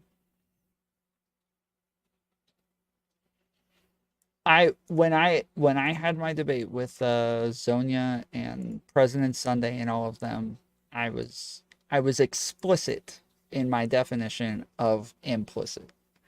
Stardust Raid, let's go. Is it? Star Raid, yeah. I don't see it. It's not popping up on my chat for some reason. This happened the last time she raided too. This happened the last time where she, like, it said that everybody in chat's like, she's raiding, but it doesn't say it up top. For I don't know why that is. Because on Zonia's, it'll say my name for like 10 minutes after I raid. It did for me. But is it already gone? Tom, I accidentally called you a bigot today. I posted the wrong thread. I was intending to talk about Ethan Ralph. What? You called me a bigot? Thanks. I saw the video that you posted. And I saw the original, like, as soon as I started listening, what you posted on Twitter today, and as soon as I started listening, I'm like, there is no way she disagrees with my freaking argument on the Anna situation, that like just seeing parts of the Anna situation means that you would immediately not like Destiny or think that he's a bad person. Like, there's no way she thinks this. Like, why is this where the video is starting? And then it got to the part where I'm like, I love Crazy Chicks. I don't know what it is. I was like, oh, okay, this makes sense. I got you now. Thank you, Stardust, for the raid. I appreciate it.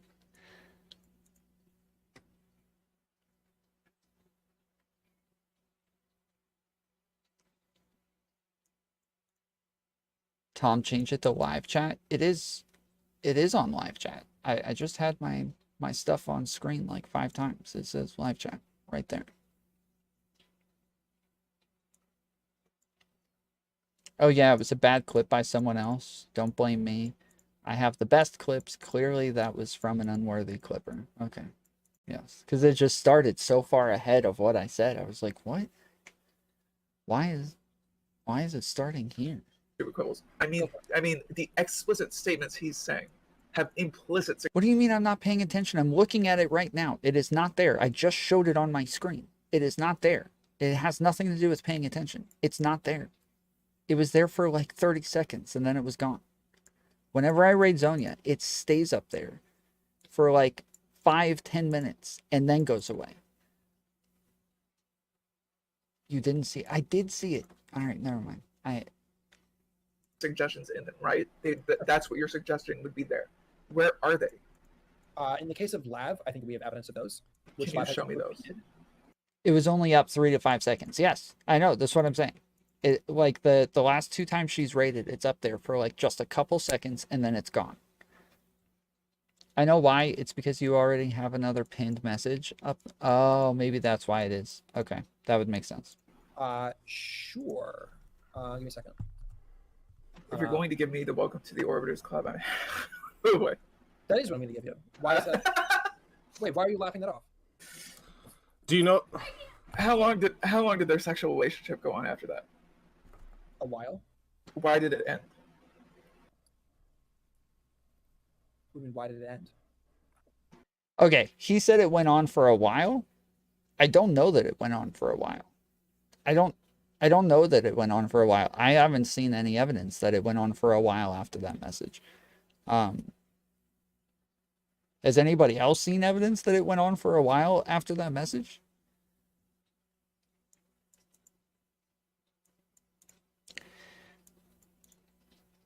Any quick summary for the Stardust newcomers? Yeah, so this is SpeakeaZy's video. It's his channel. He was debating Quibbles on the Destiny scenario.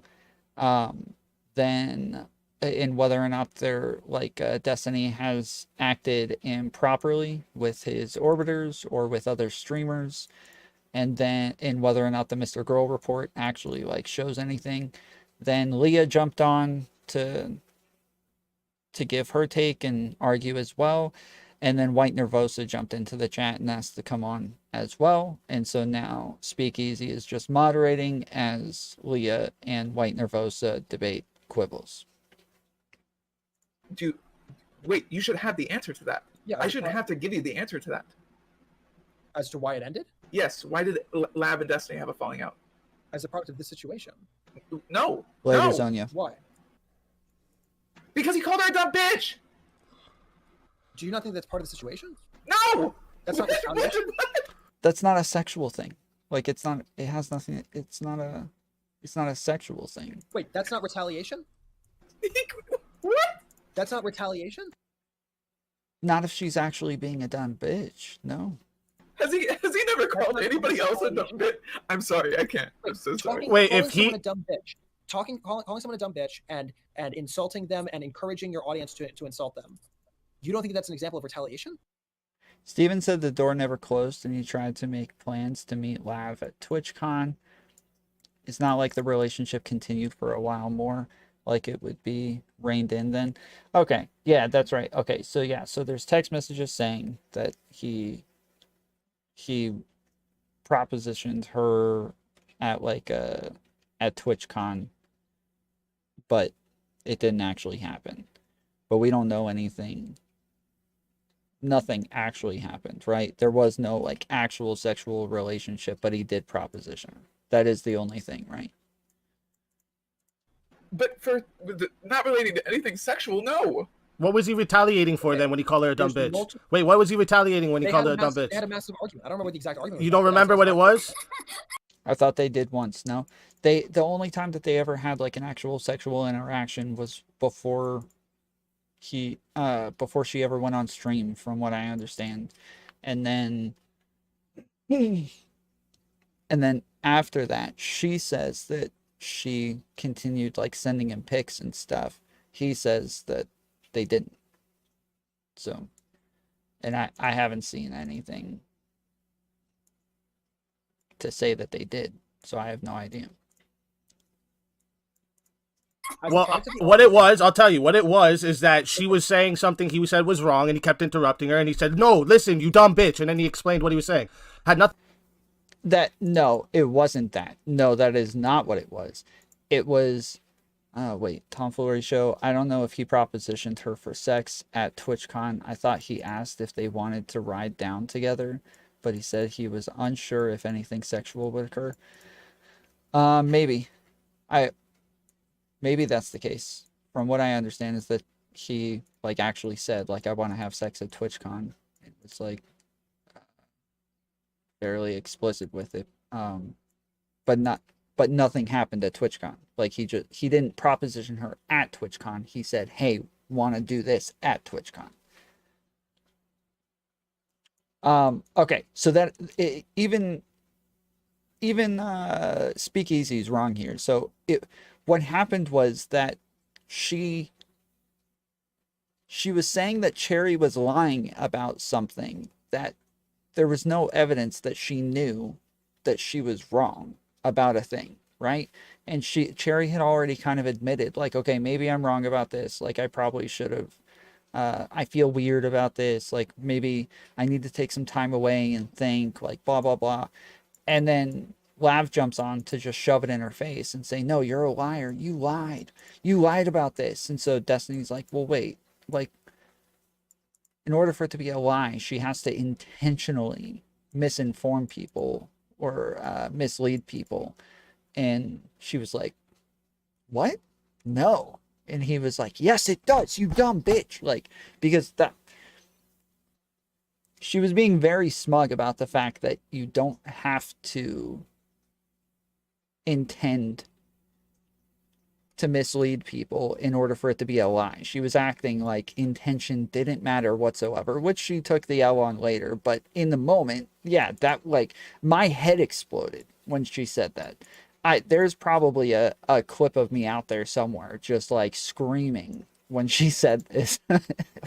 I was so pissed off listening to her say that. And then, yeah, and then Destiny was obviously pissed as well. It was like, it was insanely infuriating to watch her sit there so smug while saying this stuff, that, like, after that, I felt like Stardust and Cherry both came out looking so great, dude, because of that one moment. Like, Lav just took such a massive dump on herself in that moment that I thought, okay, this is redeemed Cherry and Stardust out of this hole that they've been stuck in for this entire stream. Nothing to do with sex, had nothing to do with anything like that. So how are you assuming that their falling out had to do with sex? It makes no sense to me. It's scary that you don't. You gave redemption, Tom Truthman. Yeah, look, I think I have a. What is it? I think I have a Nostradamus. It's another channel that I posted a while ago that had. Okay, yeah, here it is. Pubegate, the whole story, and then it's got vindicated on everybody except for Lav in the thumbnail. And then it says Lav got wrecked on the bottom. It says Mr. Girl vindicated, Cherry vindicated, Stardust vindicated.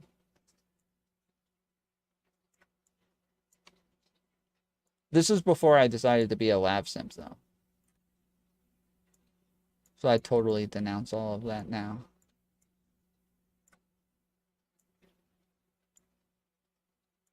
Something else.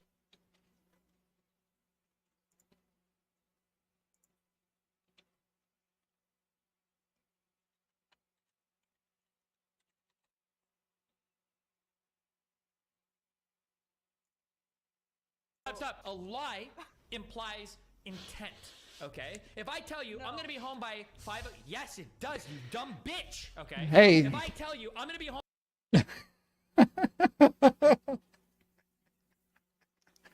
Irrelevant immediately is like covering up the freaking lens in Zerka's face. By 5 p.m. today, and I run late from work, and I get home at like 5:20. I didn't fucking lie to you. It ended up not being true. First of all, don't talk to me like that. Okay, then. So yeah, that was super quiet. Is there?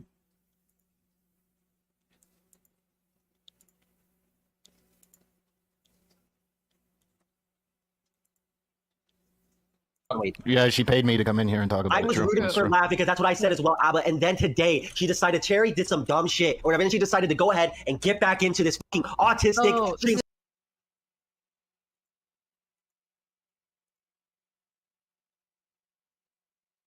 Okay, here it is. just lie. Saying something that is not true is not the same as lying. Do you understand that? Oh, here we go. Oh no. No, I don't. Okay, sure. Let me explain. No, stop. No. You gotta see the face too. No, stop. You gotta see the face, because the face is like, the face is what just like makes it so much worse, dude. The face, the smug face at the time, dude.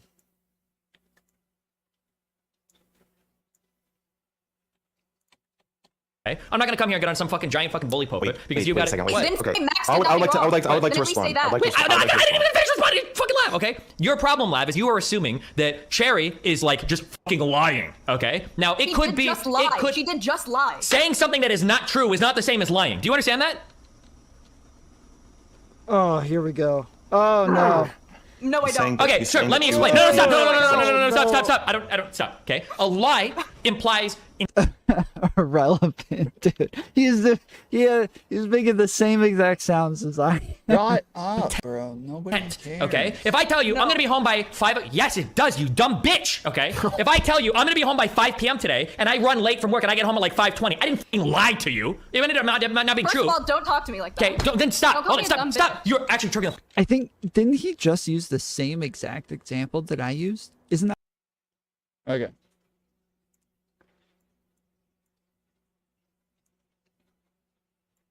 Yeah, this is the first day I played Factorio 2. This is the day that I downloaded it while on stream.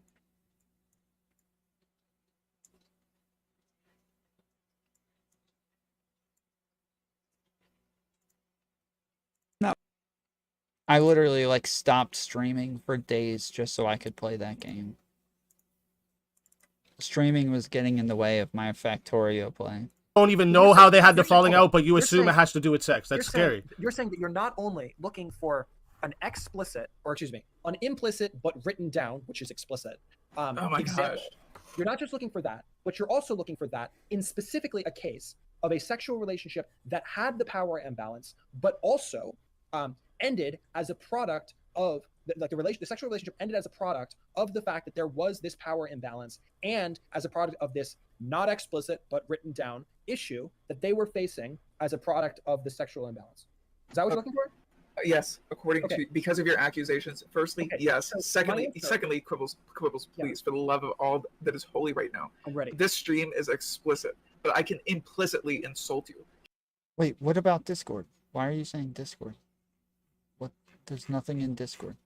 Can we not agree with that statement? Okay, so the logs are literally explicit, but the statements in them can be implicit. So despite Mr. Girl having tens of thousands of logs, he cannot show anything implicit other than the lab falling out that happened because he called her a dumb bitch and she took it too personally. You realize that, right? She took it too personally. Okay. He didn't end the relationship. Okay. She did. Okay. She ended a relationship. Yes. Right? Okay. There was a public explanation of why the relationship ended. Right? Yes. And according to her, it had nothing to do with sex. Okay, cool. It had nothing to do with sex. However, they had a previous sexual relationship. Yes? Yep. Okay. And in that previous sexual relationship. Wait, but she started the sexual relationship and she ended the relationship, right? She did both of those things. She started it and ended it. He didn't do either one. There had been misconduct. Yes? In what regard? In regard to like the stream, way guys. that he was making, maybe these are just funny memes, maybe these are just jokes about. Send me some money because I'm hosting this stream dope ass and clout debate right in now. exchange Come for on. sex, right? He made one joke. Okay, he made a joke about it. Sure. One. Wait, let us be clear. Out of all of their sexual interaction, of all of their DMs. So, like, in a pay-for-play sort of scenario, that wouldn't matter, right? It wouldn't matter based on her argument. So this is something that I was getting frustrated by when I was interviewing her, because everybody's flooding the chat. But Tom, she started the sexual interactions. She hit him up first. Like, that doesn't matter as far as like a pay-for-play scenario goes. That doesn't make any sort of difference whatsoever. But as far as like power imbalances and, you know, whether or not he's somehow analogous to her boss or something like that, now it matters. Her approaching him her propositioning him and her cutting off the relationship, both of those things now matter.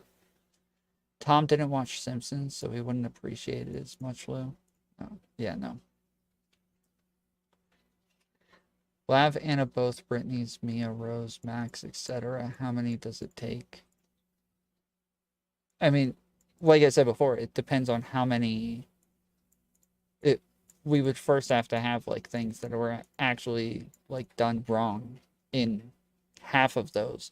Then on top of that, it would depend on how many actual relationships he's in and whether or not that's an actual pattern. So this is one of the things that we were talking about earlier, where they're mentioning that like, oh, we have like 5 girls where we think there might be some indiscretion.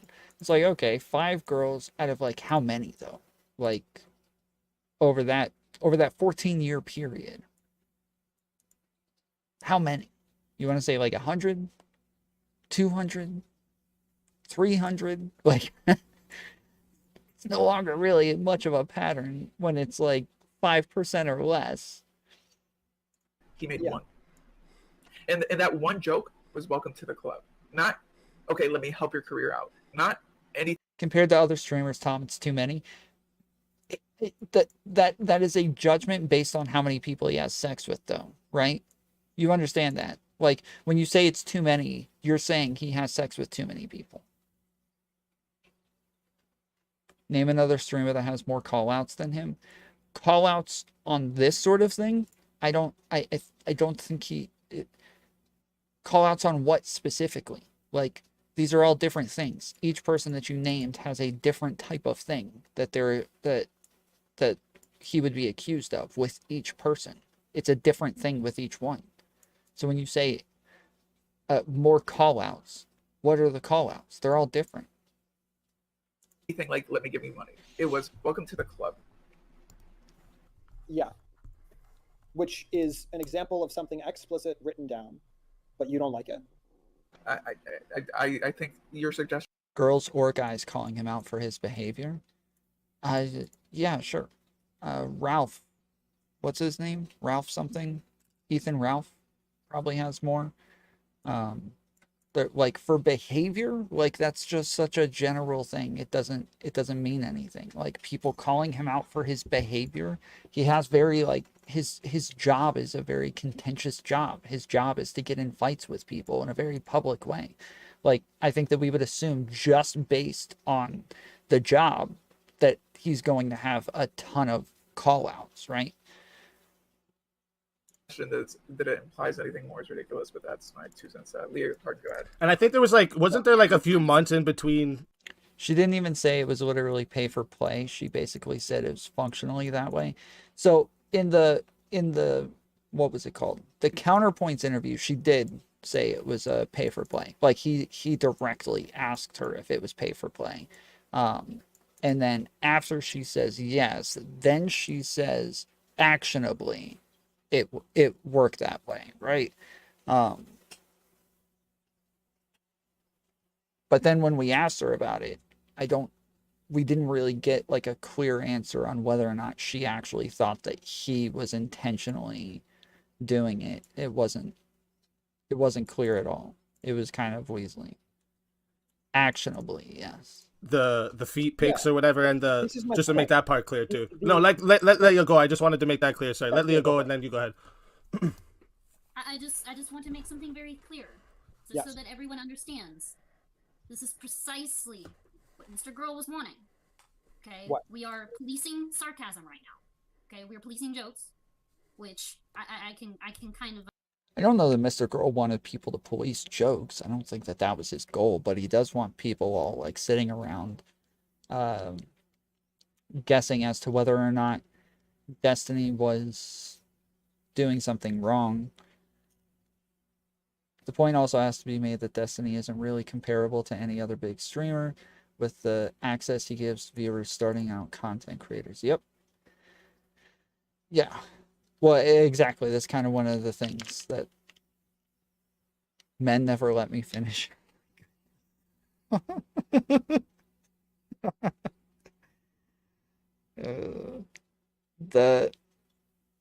yes, the way that's what I'm saying is that, yeah, like the way that he interacts with people, and that's another thing to take into consideration, is the fact that he interacts with a lot more people than anybody else. Not only does he have an insanely contentious way of interacting with people, but he also interacts with more people. Understand to some degree, like if you're saying something really egregious, like the N-word in a joke, not cool. But this is precisely his intent of the article, was for everything to be taken out of context. And this is why we're having this conversation right now, especially with the Welcome to the Orbiters Club comment. Mm-hmm. This is what I really hate about this discussion, okay? When you're looking for a pattern of inappropriate behavior, we'll just say. We won't even classify it as abusive behavior, or certainly not anything that's criminal behavior, but we're just going to say inappropriate behavior. And you take everything out of context, okay? This is precisely how you end up in this situation, okay? This is exactly why Lav was able to get away with making the statements she made about the Welcome to the Orbiters Club comment. Because we have no way of knowing whether or not he was joking and being sarcastic, or being serious, or implying or insinuating anything. If this were a courtroom situation... Wait, that's not true. We do have a way of knowing. Like, we can look at the surrounding context within the DMs. We can look at the surrounding context in the DMs and see whether or not it was said in a joking manner, and whether or not they laughed at it. We can look at her response and whether or not her response was serious. You can tell that she, in the moment, knew that it was a joke, and that she thought it was funny in the moment. It wasn't until later, when Max messaged it to her and said, hey, this happened, that all of a sudden she changed her mind on how it was that she was looking at that instance. We absolutely would be looking at the intent behind something. Of course we would. This isn't a court. Wait, I've already said, wait, no, intent matters. Intent matters. Even morally, intent matters. What are you talking about? Okay. Yes, I agree with you. I've already said from the outset that we...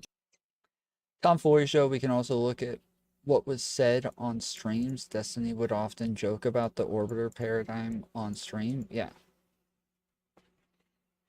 Don't have explicit quid pro quo. We don't have explicit examples of proof or of any of the stuff that I'm talking about. Or I'm saying that implicitly, when you have this you don't have implicit.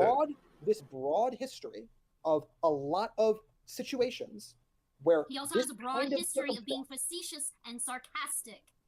That's why I don't think that looking at the logs individually makes sense. When I was asked, hey, what's the closest that you think that there is to an implicit situation in the explicit thing, I gave an imperfect answer, because that's the best answer that I have, and is the best answer available in terms of these logs. And I agree. Sure, he's not wrong. Okay, so yes. So you would be able to take a bunch of different parts, a bunch of different logs, and say, you see, the way that he's saying this, it is jokingly, but it is jokingly in a way to where it could be serious at the same time. So I think if we look at the Welcome to the Orbiters Club quote, sure, like that thing could be serious, but it seems like it's obviously a joke, right? I think we can all look at the surrounding context and see that it's obviously a joke. If there is other context, if there are other DMs that are similar to this in some way, implying similar things, and also joking about them with a similar relationship, then sure, yes, in that case, we would have to start questioning, like, okay, is this really a joke now? But I don't think we have that. I agree with you. That is not a smoking gun. That is not on its own perfect evidence, or even particularly good evidence of what I'm talking about. What I am saying is that if you look at the bundle of situations that Stephen seems to get himself into very frequently, that as a bundle of situations, that there is a pattern here. Quibbles, I must ask, if that's your best example, you sincerely believe a pattern was established? On that individual example, of course. No. I'm saying that's your single best example of an implicit statement. So I must imagine, therefore, the others are worse. Okay. Right? Yes. Well, exactly.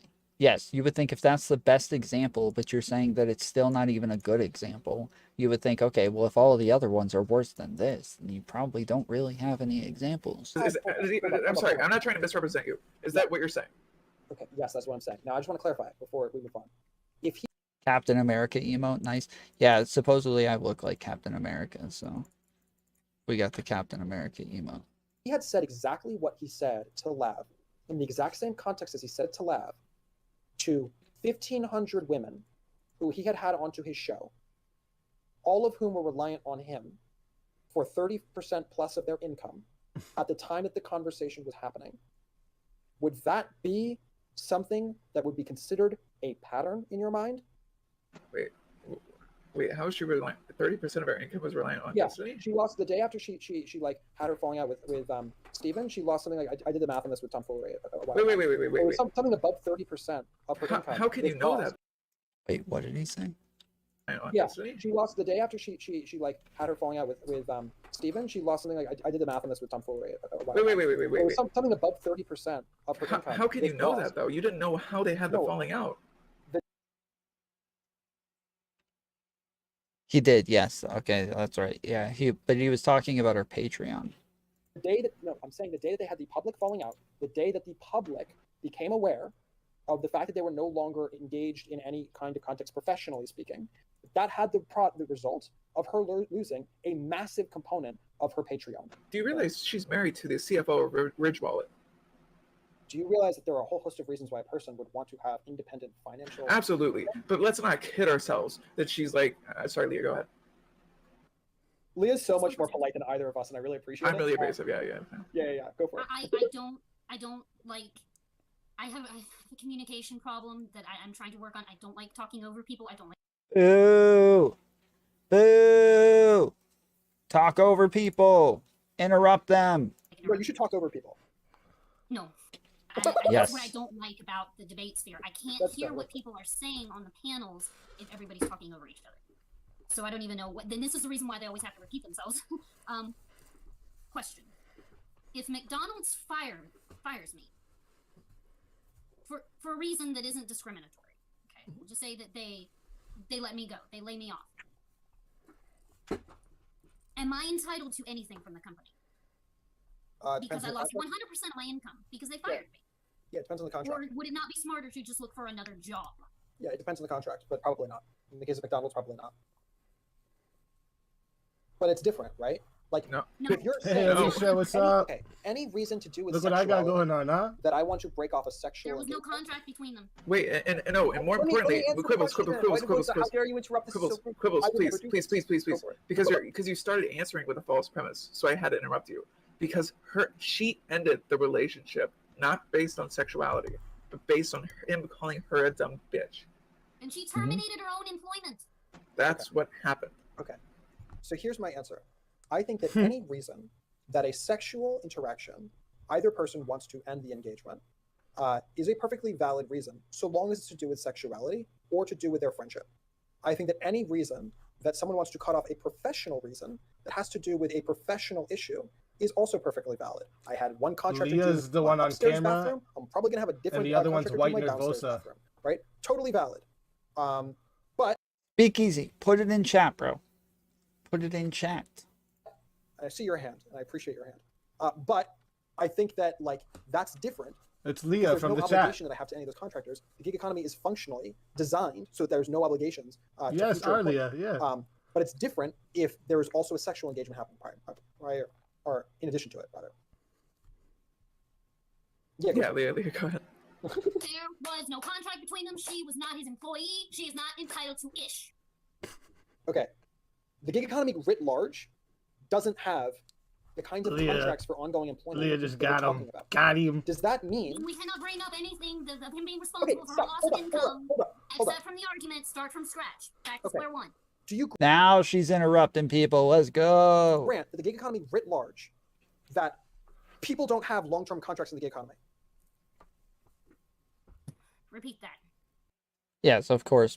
People do not have long-term contracts in the gig economy generally. Do you grant, you're fine, across the gig economy, which is 7+% of the economy writ large, it's 9% of the employees in the economy writ large.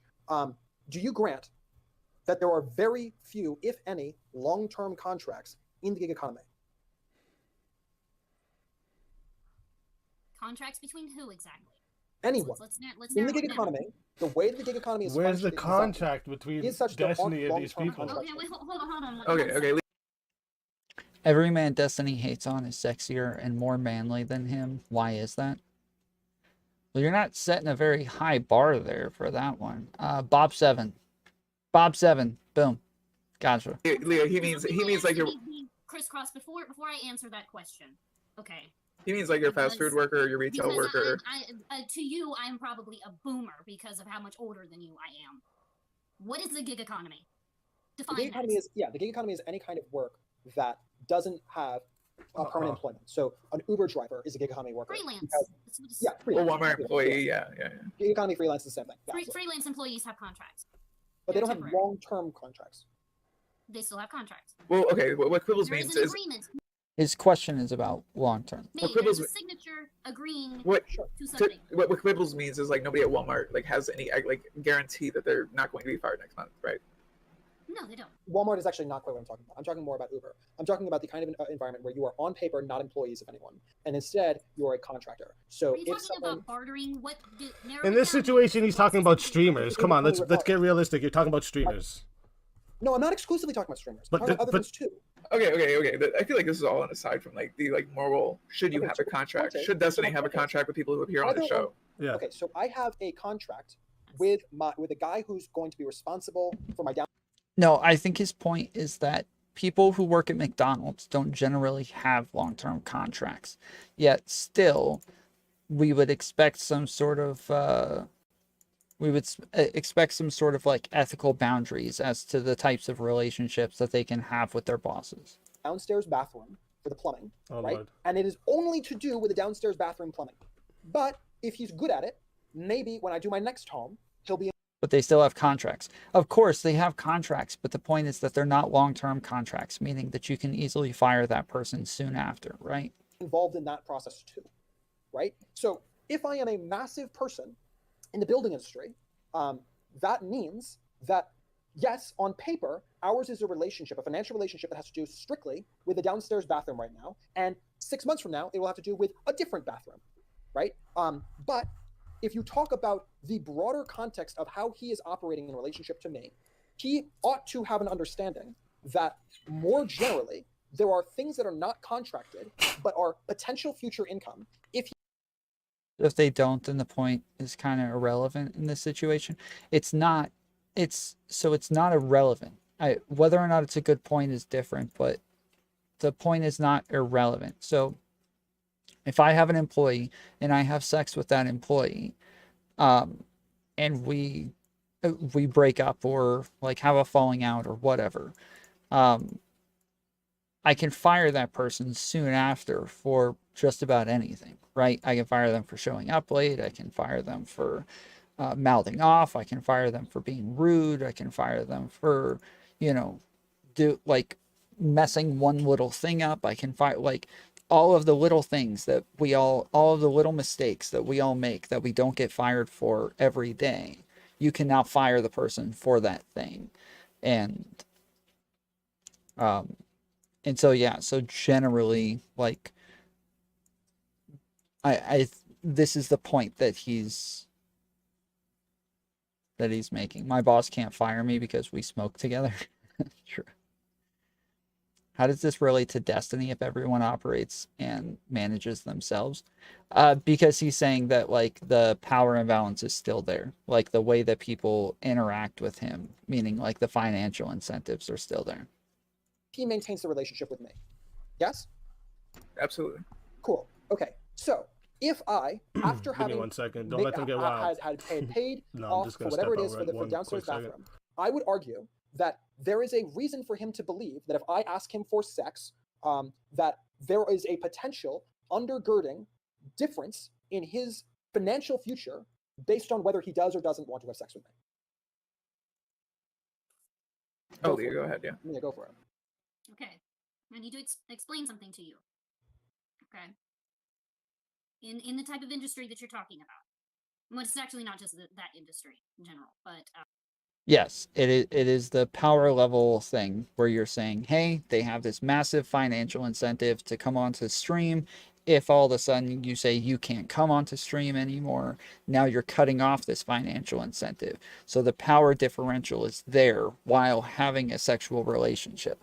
Only Destiny can affect their wallet in that way, but they cannot affect Destiny's wallet in that way. And so that's the argument that he's making. just in the type of industry that you're talking about. Sure. Okay. There are certain ethics. Okay. And there are certain His Ridge let wallet. me Yeah. think of the word here. Like my brain is running on empty. Like You're fine. I haven't gotten enough sleep and I fought with trying to upload a video. One sec. There are certain behaviors that are not appropriate. Okay? You can't sleep with your clients. Especially if you're going into the situation expecting that person to do business with you in the future. Outside of that contract, no. There probably isn't going to be a situation where it's like prohibited for you to have sex with your client, but it's generally discouraged because of professional etiquette. Okay. And when you're on the clock, when you're on the job, you are also expected to behave in a very specific way because you are contractually obligated to behave a certain way. And even if you are a private contractor, okay, and you are the owner of your own business, okay, it's called the Board of Labor. That's what we call it here in the U.S., and I'm sure that there is a Canadian version that Easy could fill you in on. The Board of Labor expects contractors to abide by certain standards, all right? Mm-hmm. This is isolated completely separately from the type of relationship that Destiny had with Lab. Because again, Lab was not his employee. Neither one of them were contracted to one another at any point. Okay, they just appeared publicly together. My plumber is not my employee either. Wait, okay, quickly. Temporarily, while he is contractually obligated to do work for you, he temporarily becomes your employee. And You are more paying him for a service. more to Leah's point. She was not a streamer when they first started interacting, and when they first had. Leah's doing good, eh? Sure, she was already in social media, but yeah, that's true. Not bad, Leah. Not bad. No, she was not a streamer. She was already in social media. She was not a yet in streamer. So I must question and how she was a her significantly smaller content creator than he was. Yeah. how could Well, her yeah, I'm explain moderating. this, I'm moderating. I'm here. theoretical I'm moderating. that by her They can't hear me right now. relationship.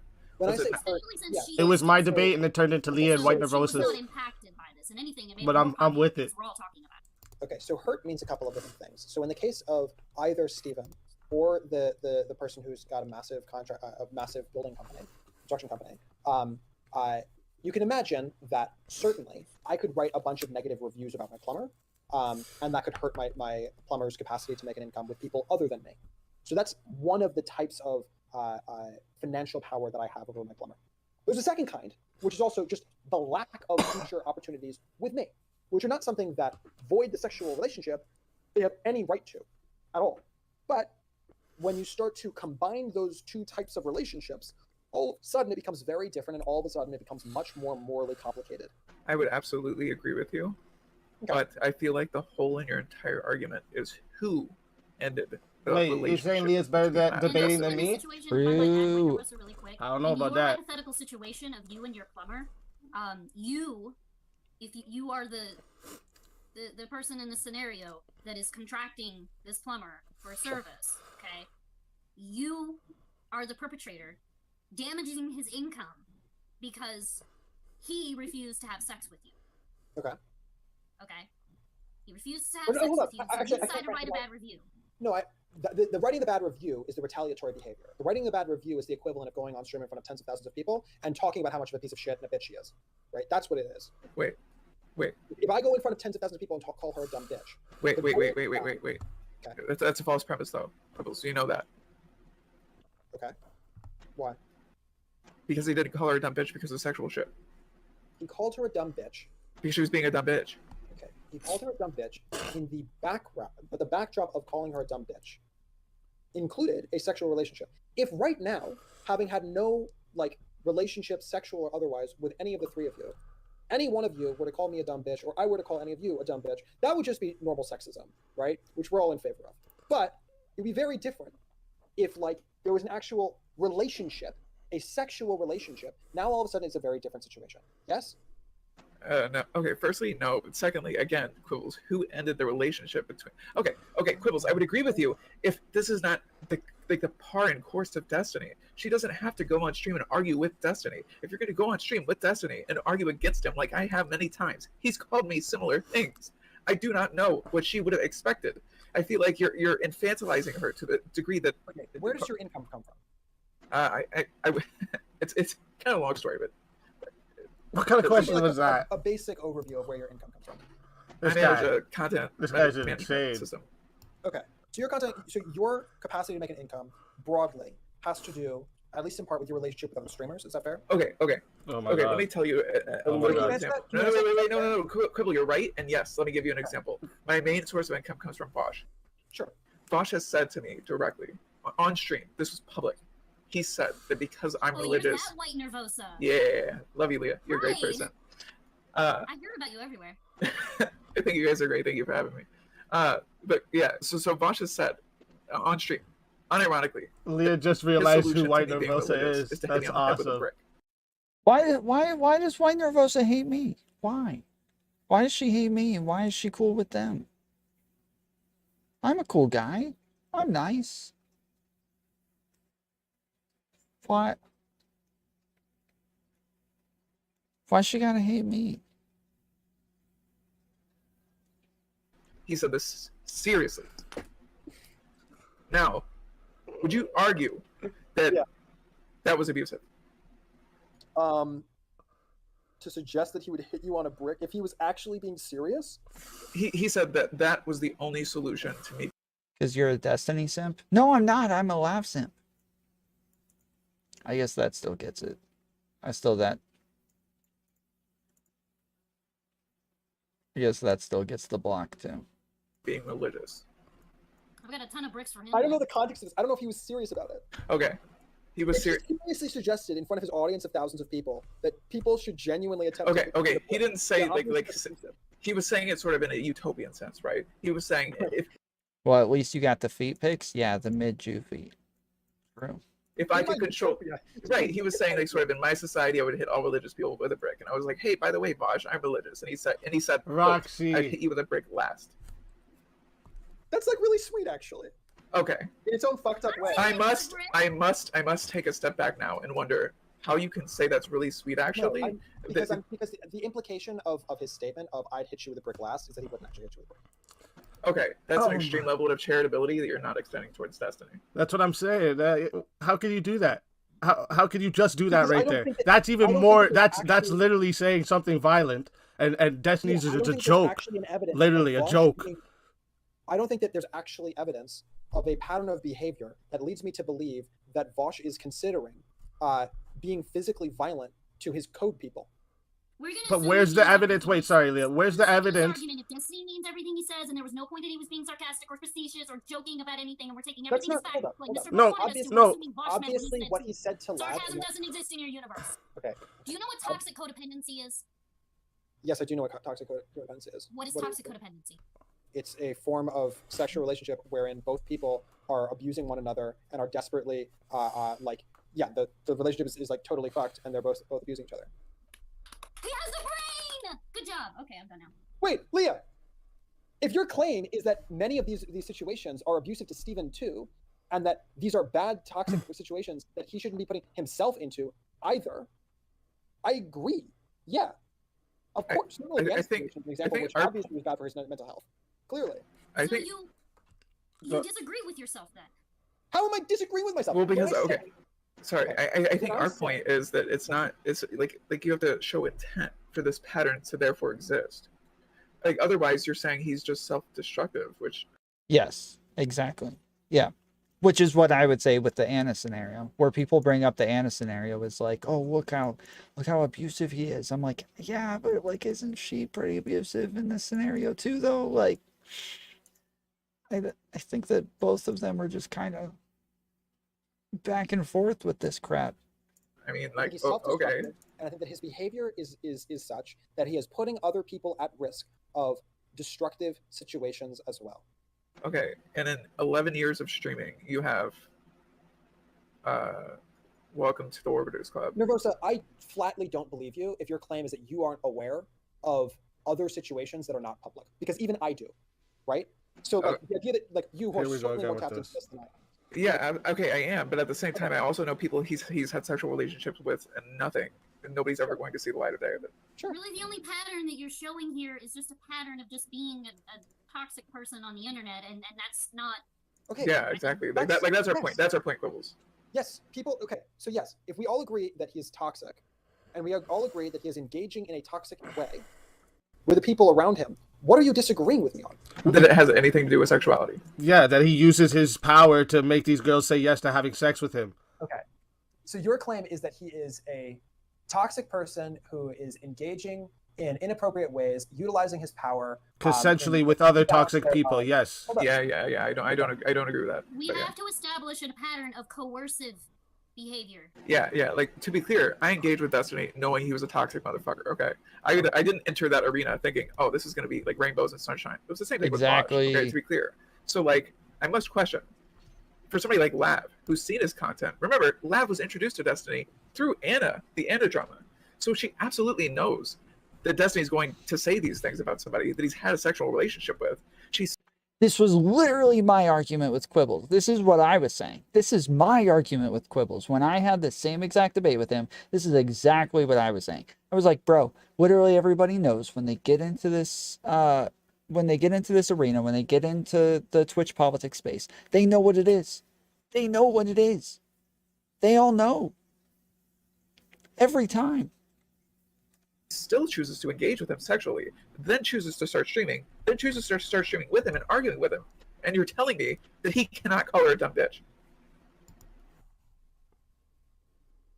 I don't know what the goal of the conversation is at this point. We seem to all agree that he's doing things that are indefensible behavior. We seem all to agree that Anna is stupid and does dumb things. I don't think Anna's stupid. Okay, not stupid, but has made serious judgment mistakes. Is that fair? I thought it was, wait, Quibbles, earlier, just to be clear, earlier you said she was mentally unstable. Yeah, I think clearly mentally unstable, that Destiny knew this ahead of time. Yeah. Okay, so you seem like you didn't say that just now, so you can't take it. Okay. My guy tried to tell me Lav didn't know anything. You're talking about whether or not she knew the type of relationship she was going to get into based on the Anna drama. That's what your argument was. My argument is that they know what type of space this is and what type, like, what it is that they're, what it is they're interacting in. Like, somebody just calling somebody a dumb bitch is not like an abusive thing when this space interacts the way that it does. Your argument is that, oh, she should know all about how Destiny is in relationships once she knows a little bit about the Anna drama, which literally, I've yet to see anybody who agrees with that point yet. I've yet to see a single person who agrees with that point yet. No, it didn't sound like that. If I didn't say it word for word, I will say it word for word. But certainly after they had this is what you said. Even on your talk with her, she talks about what Anna told her about Destiny. Before she was with Destiny? That's very different than saying that she found him through the Anna drama, therefore she knows. You said, oh, she found him through the Anna drama, so she knows all about him now. She knows exactly what it's going to be like now. Situation, and then they had a sexual relationship after all of that. Certainly, yeah, and he was aware of every single thing that we are aware of. I love this shit Alicia says. So yeah, I think that is a fair accusation to levy against him in that situation.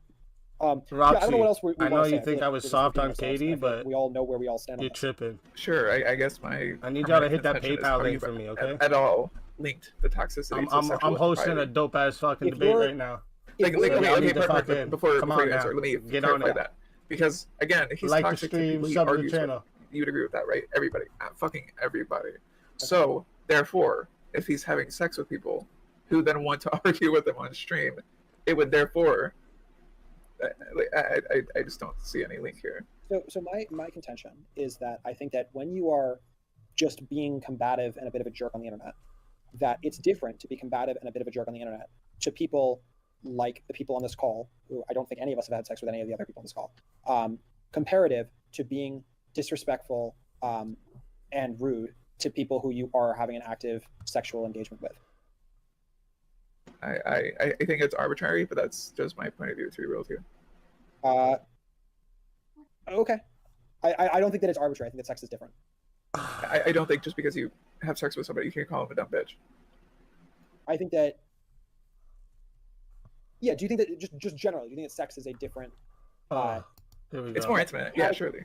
Categorical level of intimacy with a person? Okay. 100%, obviously. So I don't think, like, basically no matter what you called me right now, like, I wouldn't, I mean, I am currently losing sleep over it, in that I'm not going to sleep, which I should definitely do. But, like, other than that, once I do get off this call eventually, like, I'm not going to be, like, laying, you know, shivering in fear over, oh my God, why Nervosa doesn't like me, right? I think I'll be fine, right? But, like, people do that in terms of their sexual relations. And I do think that, like, there's some degree more care that people should have. Leah thinks this is a ridiculous statement that I'm making. That's fine. Like, you should have a little bit more care about the person that you're having sex with than randos on the internet. Go for it, Leo. Why is what I'm saying absurd? Laughably absurd. I'm ready. Shit. No, I'm just. No, I'm ready. Go for it. I'm ready. My brain went to like a whole different direction for a second when you were like, I'm not gonna lose sleep over whether. I was just gonna be like, well, I won't be satisfied until you lose sleep over the fact that I don't agree with you. Oh yeah, but my point is that, like, I don't think any, like, I think after we get off this call, none of us. Outside of not engaging, what do you think Quibbles would actually want Destiny to do? Have a 2-month period between the time that they interacted and the time that they go on stream.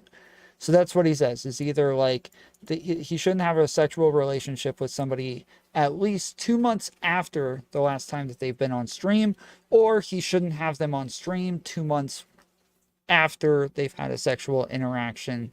That way you've completely separated the two and nobody thinks one is dependent on the other.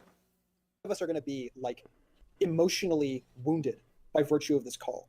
But I think absolutely, I'm relatively confident. And if you came to, Not 59 days, has to be 60. Yeah, has to be 60. If you do it at 59, you should go to prison. contrary, that is because, are you ready for this? You're a dumb bitch. No, I'm just kidding. I would never say that because I'm a really nice person. No, but, like, I think that. What up, like, Calera? Clearly, the situation between Anna and the situation between Lab and the situation between a whole host of these people, you go down the list, it has caused emotional harm to these people. And I think that emotional harm is, at least in part, a product of their relationship going beyond just streaming, their relationship going beyond just the professional. Sure, but I would say it extends to any friend. But Let me push back just a little bit as far as the emotional damage. Okay. Okay.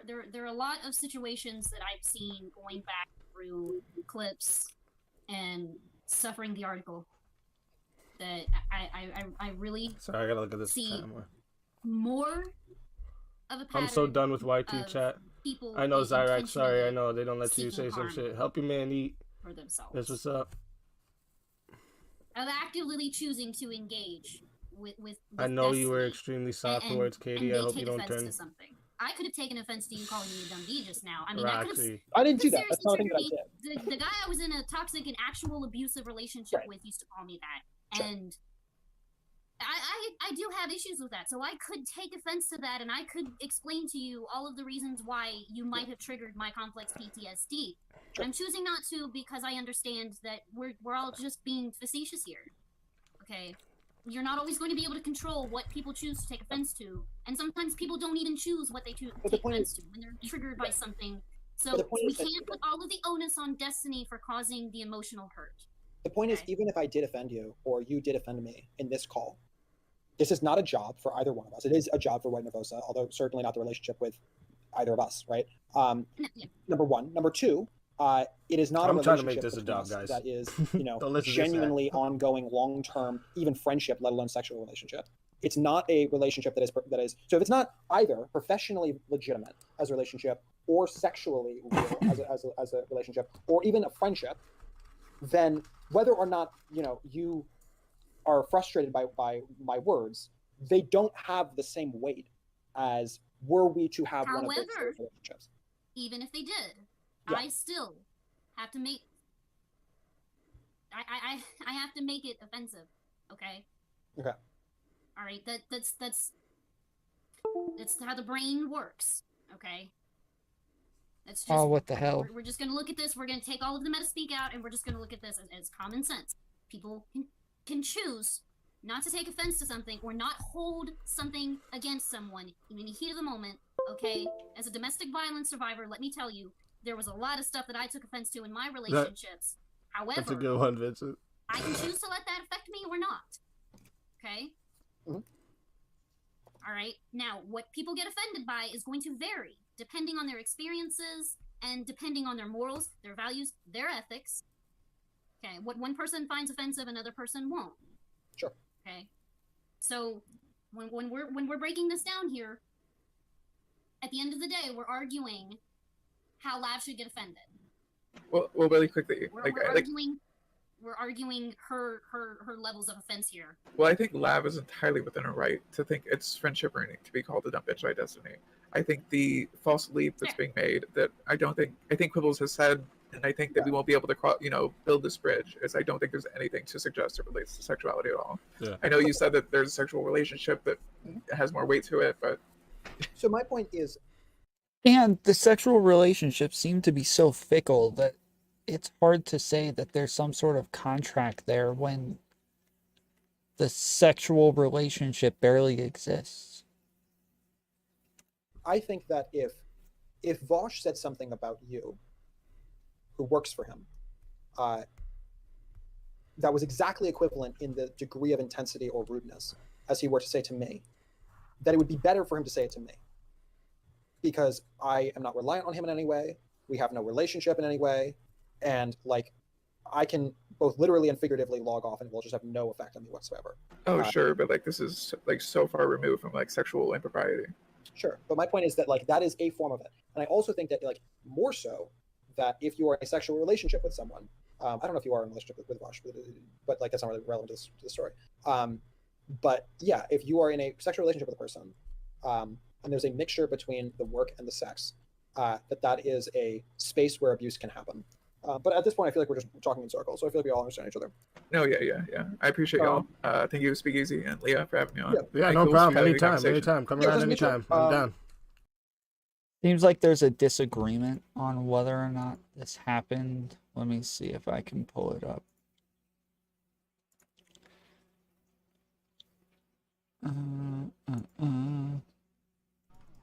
Okay, so one of the things Mr. Girl brought up when I was talking to him is Anna's docs, and you direct.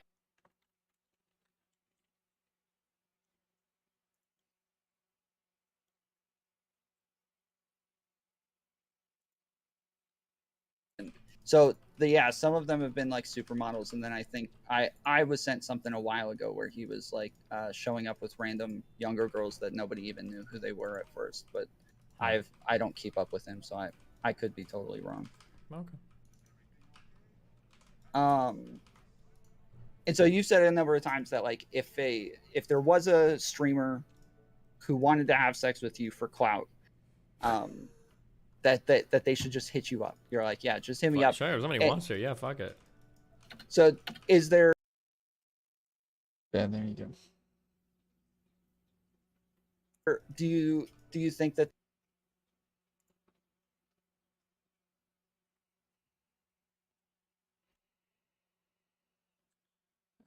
I thought she was just giving an example of something she thought was inappropriate. I don't think she was saying there was an implicit pain.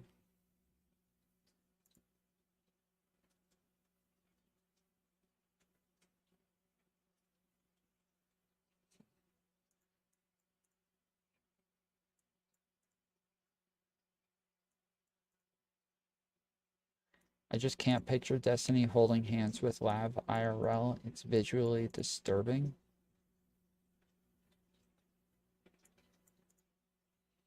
What are your thoughts? I mean, it's the same as like the debate I had with you where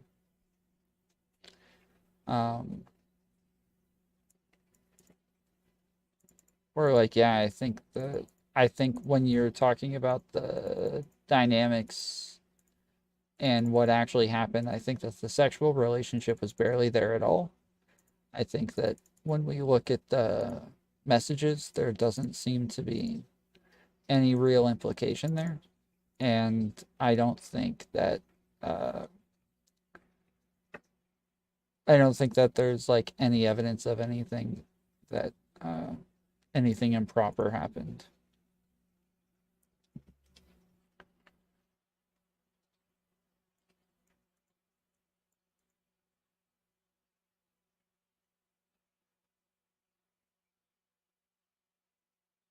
We were going to talk gender at some point. You're not talking to me.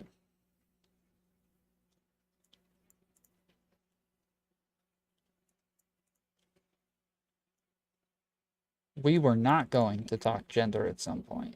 Oh. Definitely not. No. No, thank you.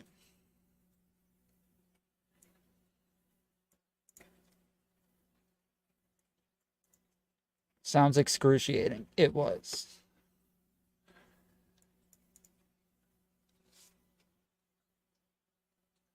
No, he meant me, Tom? Okay.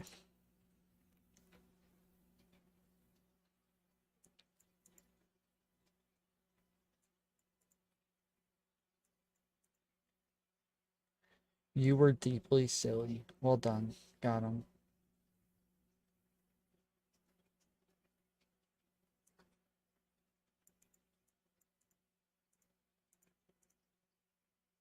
Yeah, I don't know if I have any issue with him saying that he's willing to trade clout for sex. I haven't thought too much about it, but just off the top of my head, I don't know that I have much of an issue with it. Tom, what?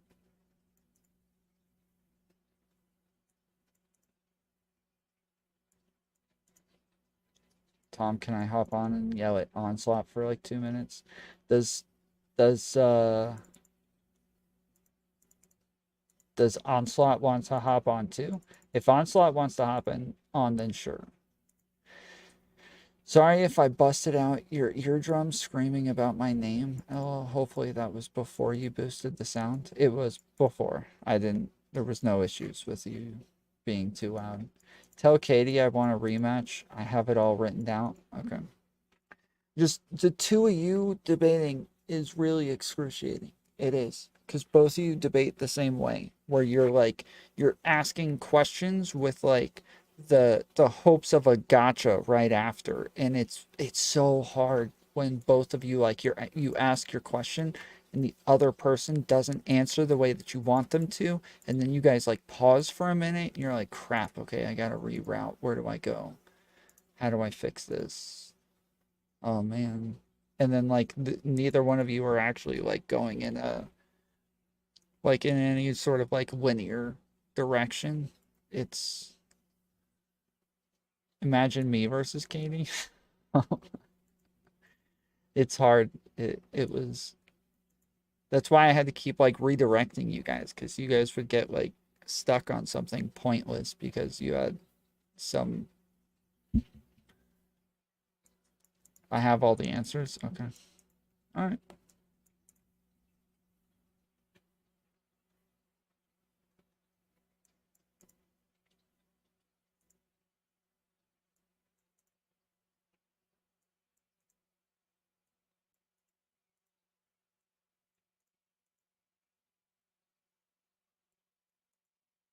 I don't just say I'm a flirty guy. I'm flirty with the right girl. That's a difference. Destiny says that to shield himself from allegations. I don't know. I would say I'm probably pretty flirty with most women who come on here.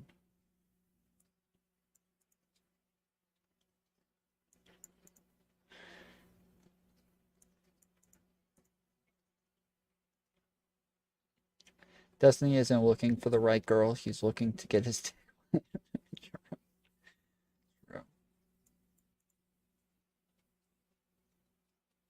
Tom let me yell at Onslaught. Only if Onslaught's coming on. If Onslaught's not coming on, then I'm not. No, I don't want you to just have a speakerphone to yell at Onslaught.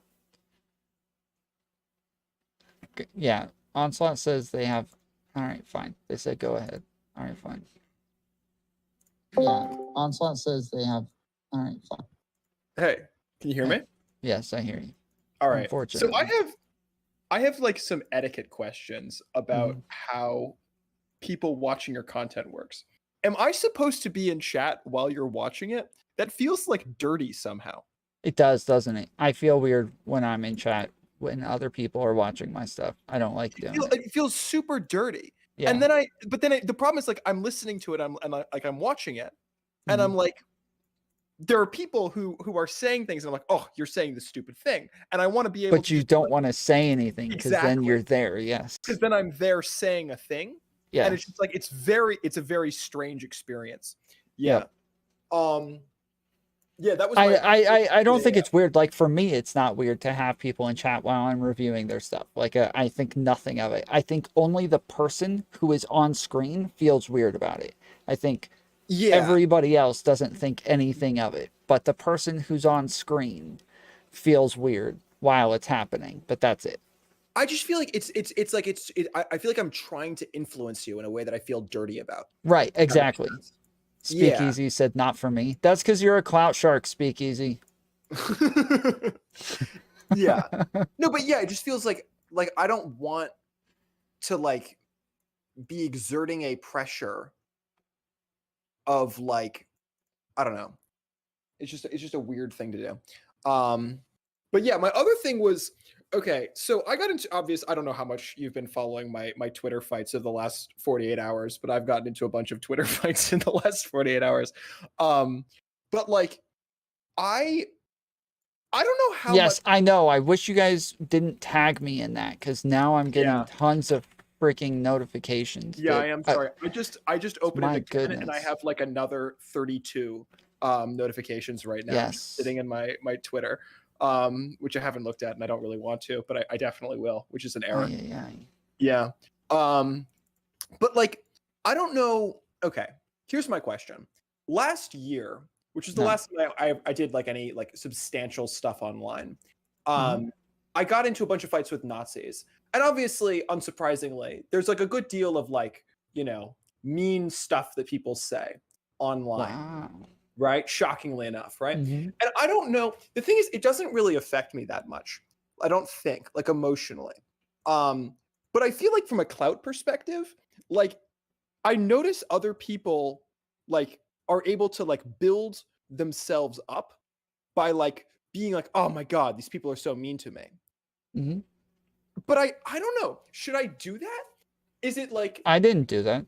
Like there's a ton of people who are upset with me right now, and I just kind of ignore all of them. Just ignore all keep of doing my thing. But you'd be doing better if like presumably you'd have like a larger audience if you were constantly like crying about how people are mean to you on Twitter. Maybe. But the problem is that like here's my concern. I was talking to Onslaught about this, or I wasn't really talking to Onslaught. I was just more talking at Onslaught because Onslaught said some like, I don't even remember, but some like vaguely rude thing to me on Twitter. And my response was like, essentially, that I think this is bad for like the media environment. Because I think the effect of it is that essentially the only people who are willing to engage in the space for any prolonged period of time have to be like crazy. Because like you have to, as a prerequisite of existing long term, you have to be willing to put up with people being very rude to you all the time. But I don't think that's good. I wouldn't say crazy, but you would have to be a specific type of person. I'm not crazy. I don't think anybody would call me crazy, but I have like a high tolerance for this sort of stuff. Like I don't care very much. Like if people, I just don't care. Yeah, it's just like a very strange. Because like there must be ways that people who have that tolerance are skewed in certain ways, right? Like there must be certain things that we have in common that lead us to have that attitude? And like, Maybe- what are we leaving out by not having people who don't have that attitude? You see what So I'm saying? generally, like if I hear people are talking about me, I don't like immediately jump to like, oh, I got to see what they're saying. Like normally I just don't care. Or and then if people like, normally I'll get like a bunch of DMs like, hey, this person said X, this person said Y. And if I care, then I'll go watch or figure it out. So like when I put out my video essay, my last video essay, I cared a lot about that. So anytime somebody was reviewing it, like it was important that I go and watch and see what the hell they had to say about it, because that was an art piece for me. Like that was something that I put just an insane amount of time into, that I really cared about. It was my baby. It mattered so much.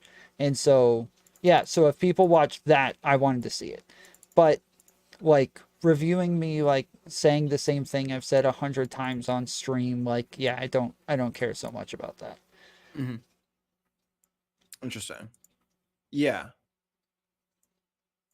it's just strange because I feel like if I were to go harder on people who are disrespectful, like there's a couple things that does. One of the things that it does is like, obviously, the quality of conversation that is possible when you focus on the stupids is a lower quality of like conversation than if you focus on like the best version of like disagreement with you. So like in that sense, it's a little bit more boring.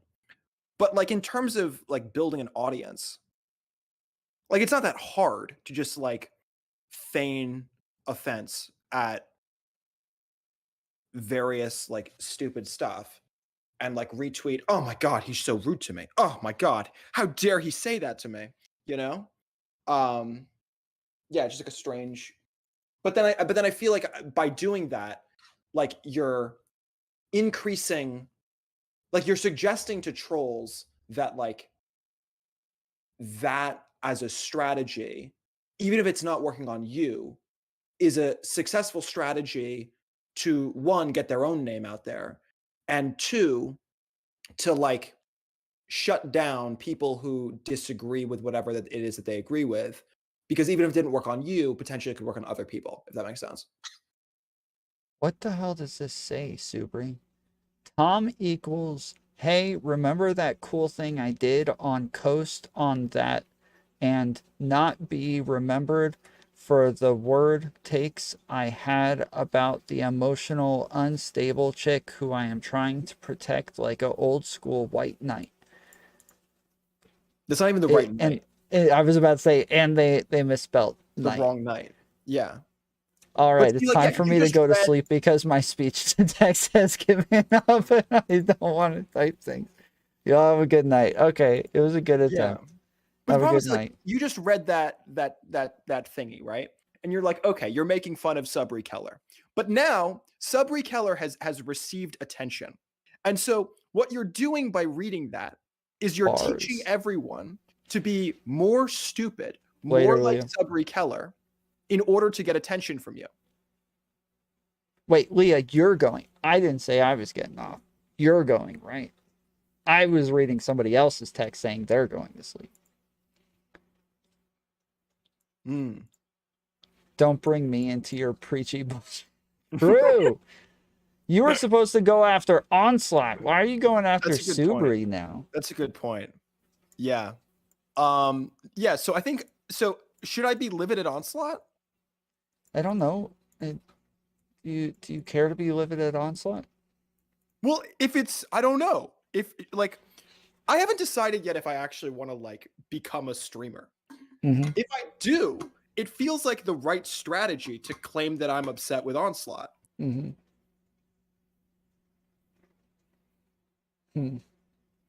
Yeah. I think I should retweet him and be like, I'm really deeply upset. Yeah. How dare he say this thing to me? Yeah, I think that's a good I don't think that was a good enough example. I think he just called me a schizo. I don't think that's going to get me like, the brownie points for having been so wounded. Yeah. Hmm. That's a tough one.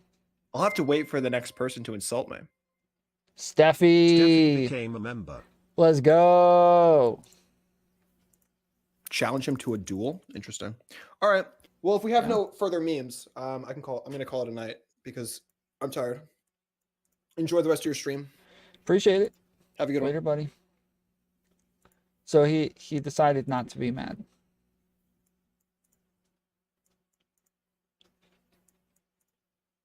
Steffi, yeah. Welcome to the Fools thing. The Fools membership stuff.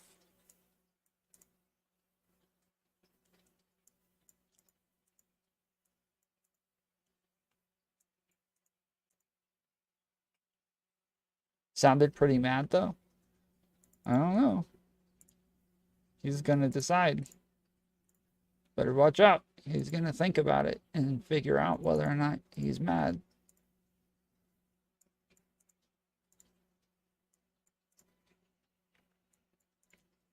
Why can't I see Subri Keller? Does he have me blocked? At the top of your chat, have you clicked where it says top chat? If you click that drop down, you should be able to click live chat, and then you should be able to see them.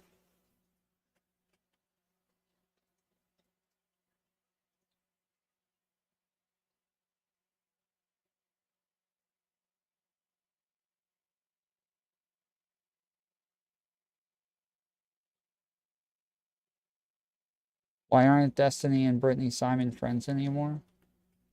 Because Destiny is easily wounded. He's a sensitive flower. He needs to be handled with care. Yes, the bubble burst.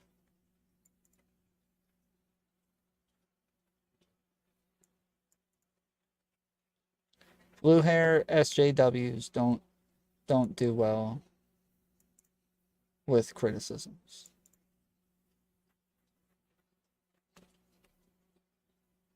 Yes, Destiny is super beta, super sensitive all the time. And now that someone has finally criticized him, the first person to criticize him, he couldn't take it.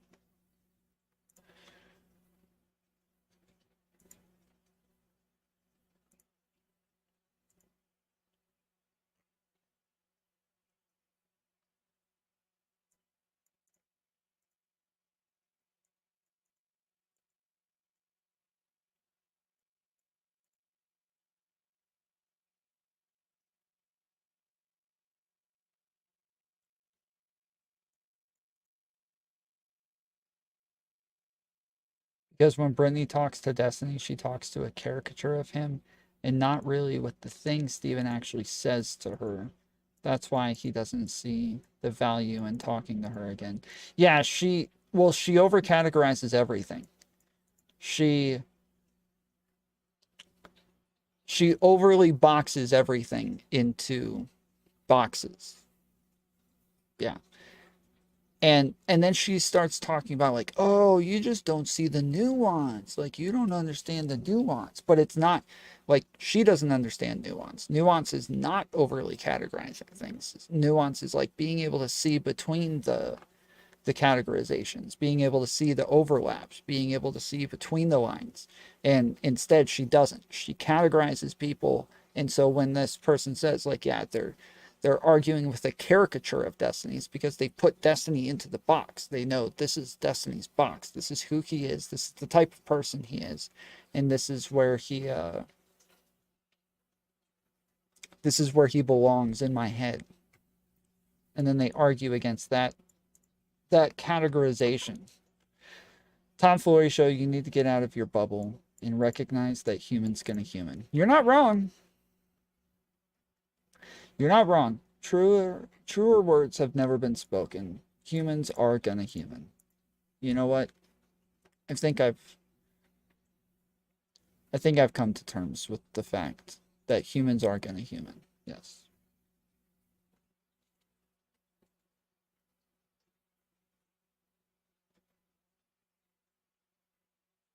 Can you make a Venn diagram out of bubbles? Yeah, one day.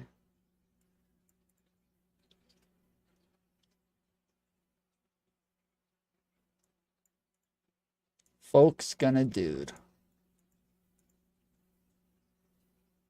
That is also true. That is also true. And that, ladies and gentlemen, is nuance.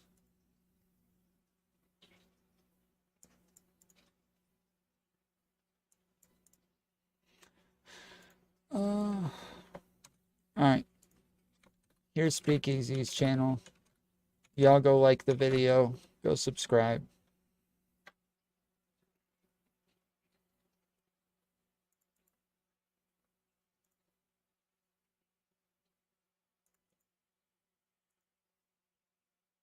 He's at 16 thumbs upsies right now. 150 of us just sat here watching his video, so he needs a lot more thumbs upsies.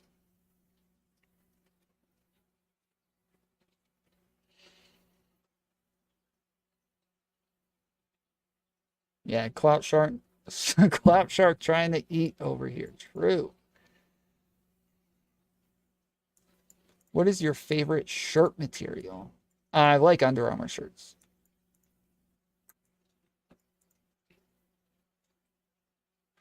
I like Under Armour for sure. Most of my shirts that I wear are Under Armour.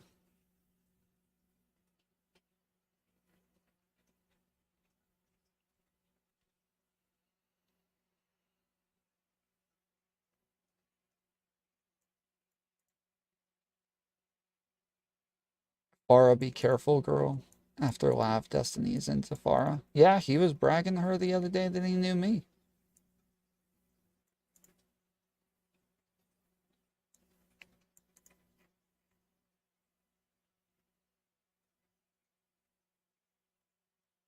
He kept bragging that he knew who I was.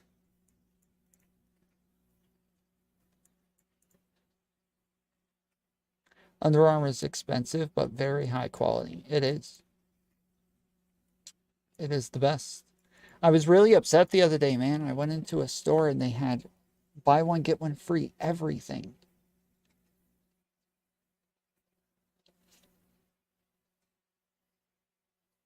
Odds of Destiny or Farah confirming that they banged within a year from now. I don't know. That's a hard one because she is a virgin, right? Or was, or like that was one of the, right? I mean, Destiny is your orbiter, right? I mean, it's we're somewhere in the middle now because normally when we talk about orbiters, we're saying that orbiters are the people who come to you, right? That's what the gravitational pull is. That's why Abba is a Destiny orbiter, because Abba goes to Destiny. Destiny doesn't go to Abba. Abba goes to Destiny. Abba goes on Destiny's show. Abba goes on Destiny's Discord. Abba goes to Destiny. I've had Destiny on my show like 4, maybe 5 times where we were on my show, on my Discord, and it was not streamed on his at all, right? So, yes, he is my orbiter.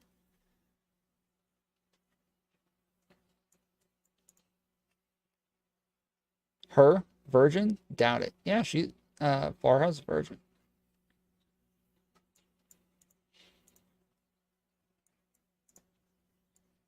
Tom, the savior of Eurobongers with his stream schedule. Yes, sir.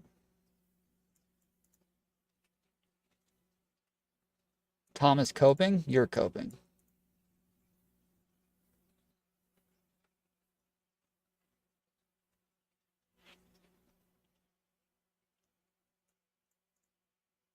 She's literally moving to his place, just saying. Tom on his believe all women. So you guys are saying you don't believe her? You think that she just says she's a virgin just for the show of it?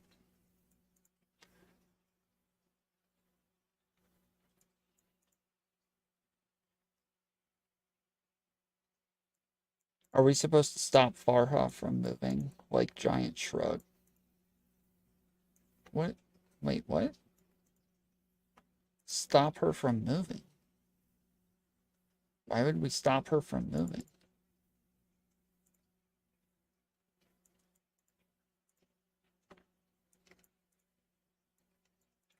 You people are sick prying into people's business. I know.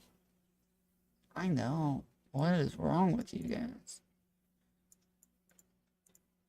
I don't get why it's so hard to believe. I don't either. I know tons of chicks who are virgins into their, like, after college.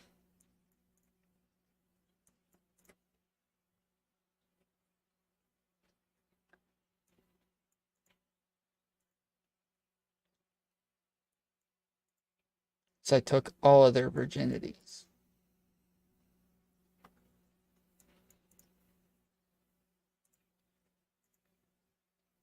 Tons? Yeah, I went to, like, the girls who went to my church, the people that I went to school with, like, yeah, they were all very, like, strict Christians, and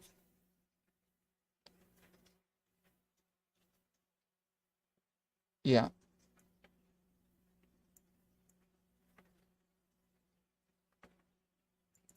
Some of those girls were the freaking craziest, though. Some of them were the freaking... A lot of the, what do you call it? Stereotypes. A lot of the tropes about church girls. They are definitely for real.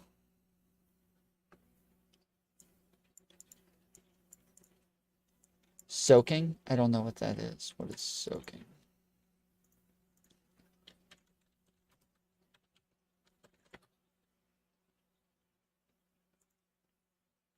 Soaking, as the first entry of Urban Dictionary delicately puts it, is like planking only your penis inside of a mortar.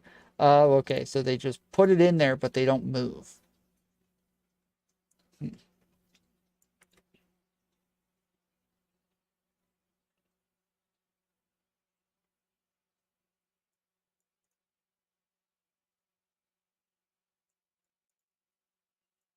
What kind of church was it? Like Southern Baptist. That's hot, though. It is. There's some great porn videos of it.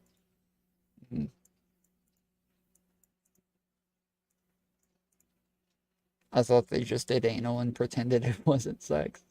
Yeah, sure.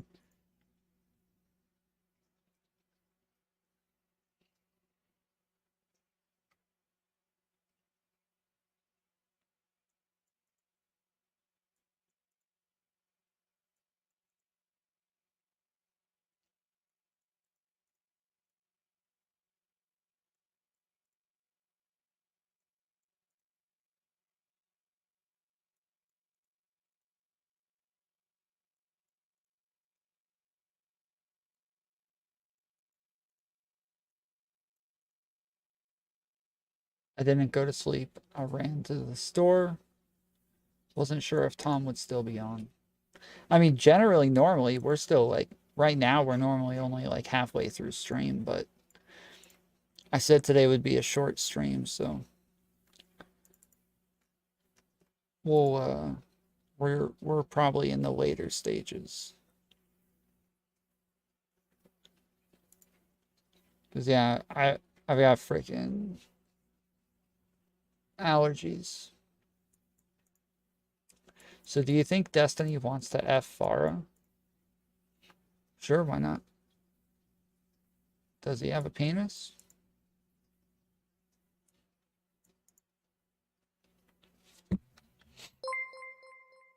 Meme Courier, let's go! Meme Courier became a member. Let's go! Members on deck. We got 12 new members today during stream. Look at that number right there. 12. 12 new members. Hey, there's only 43 likes. Come on, guys. Come on. This content ain't free.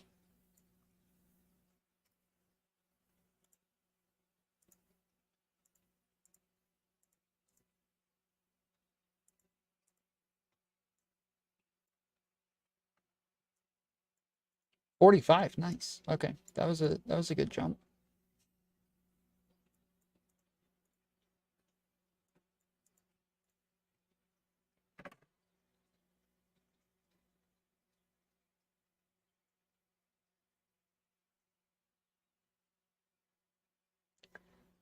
If you like anal and Tom thumbs upsies. True. Thumbs upsies Tom's anal. Let's go.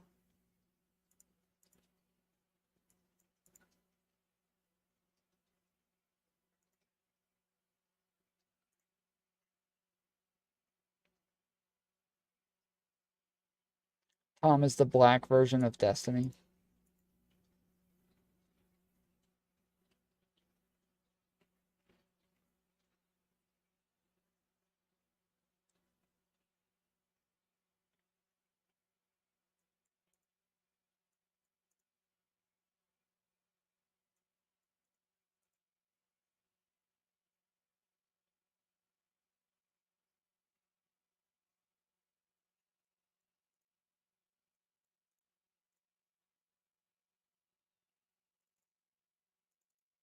All right. Did he SpeakeaZy? You said you were your title is lying, dude. You lied. How could you lie? Why would you lie to your chatters like that? It says weirdo on tomfoolery. What the heck? You would lie like that? Wow. Straight up farming me without even farming me. What the hell?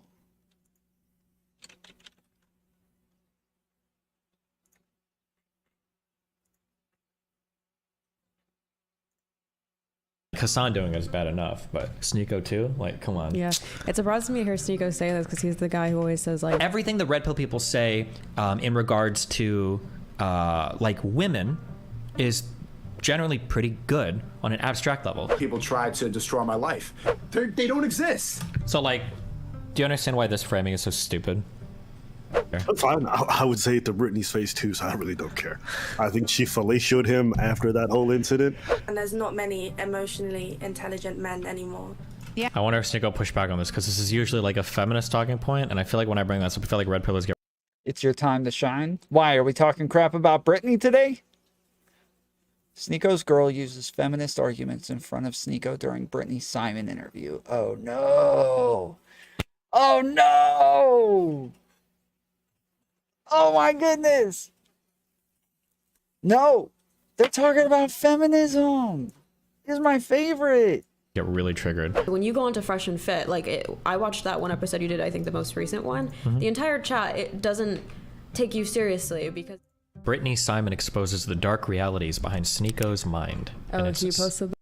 Destiny Simp literally reacting to a video 1 minute after it's published. Was it published 1 minute ago? Oh, it was.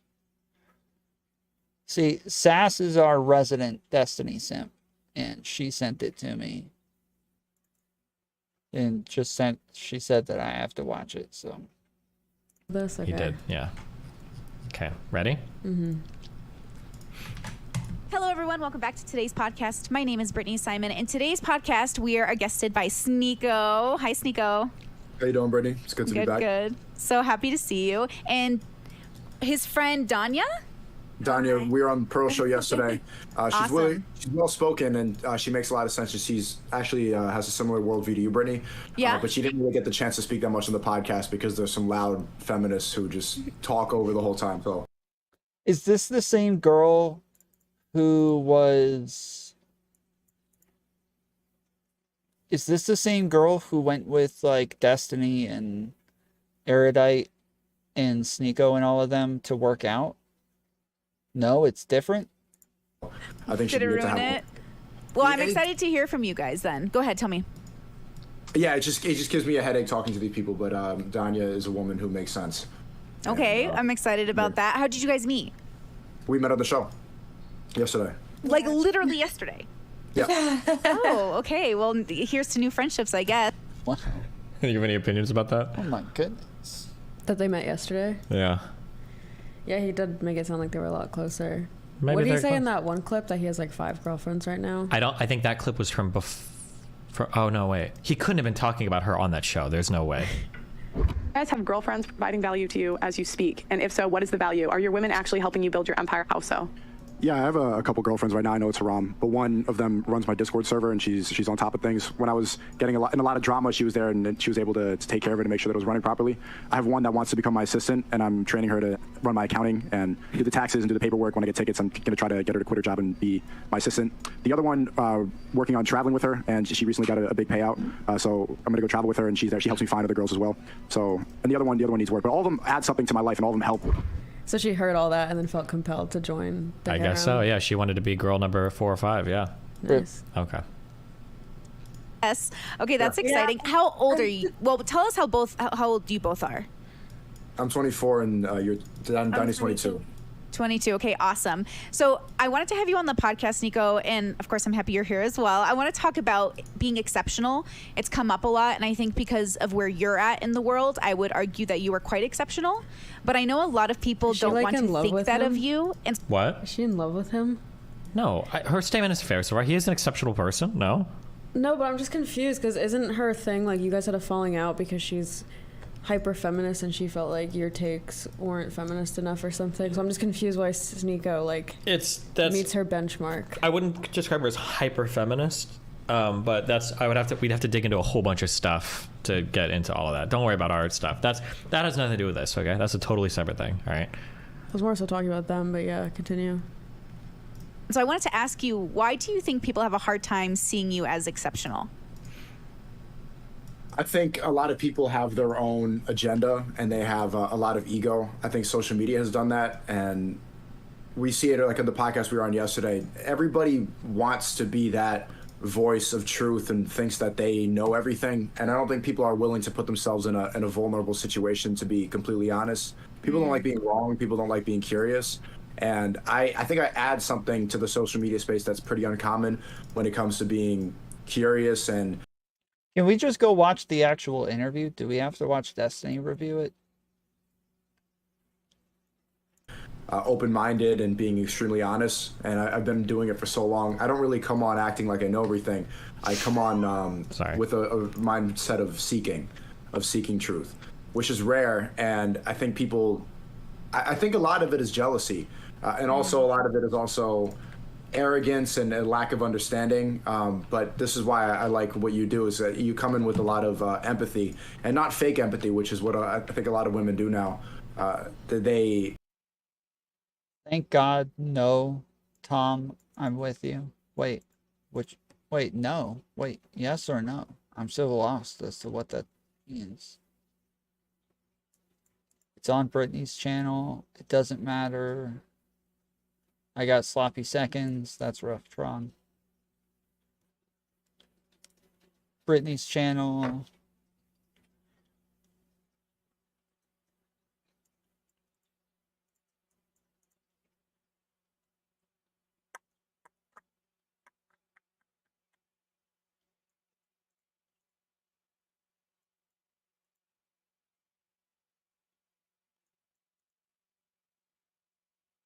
We're with you if you want to skip this and just watch Brittany's video. Okay. Actually, how long is this? Yeah, this is 2 hours.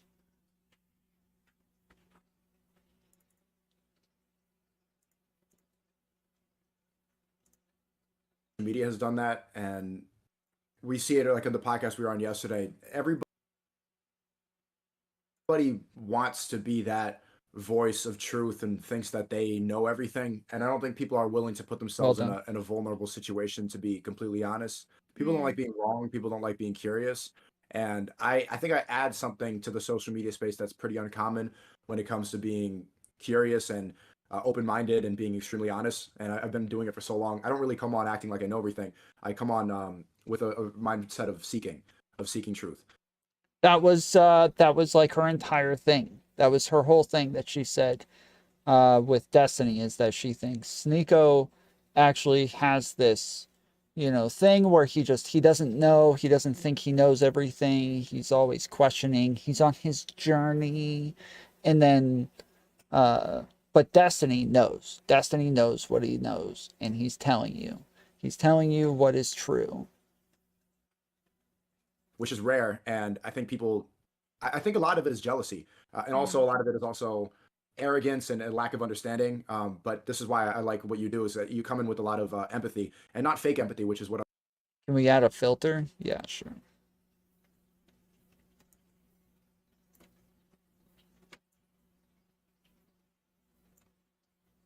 I think a lot of women do now. They a lot of times they can be patronizing in the way that they talk to men. And we saw it on the show last night. There's the way they talk to men, they'll do this fake empathy thing where they'll be like, "Oh, do you know how to fight?" And I'm like, "Yeah, I know how to fight." Oh, okay, that's good. It's like you have to qualify. It's like, "Oh, you're not a little bitch. Like, oh, you're like a big boy, huh?" And it's not. And they act like it's empathetic and understanding because they'll be like, "Oh, that's really good. Oh, you're like a rumbler. Like you're like exceptional. Okay, that's whatever. They're kind of gay, but still." That's the way that they talk, and it's not really empathetic. It doesn't come from a place of understanding. It comes from a place of competition. Do you, because one of the things I struggle with, especially when I start to express, you know, interest in different people's belief systems and how people do things, I guess I see like parts of people I know in you, so I can humanize you very easily, or I'm like, oh yeah, like I know people who have this mindset, or I know people just like this and they're really good people. And so from knowing people similar to you, I'm like, well, I know they're good, and then I've talked to you a little bit and I know you're good, and I know you have the best intentions. But do you think that it's ideology that really makes people think you have bad intentions, or is there some part of you that secretly does have bad intentions? I don't have bad intentions, and it's not just ideology. And I think the reason that you understand it is because probably the people that you're talking about are they younger than you? Yeah, they can be. Yeah.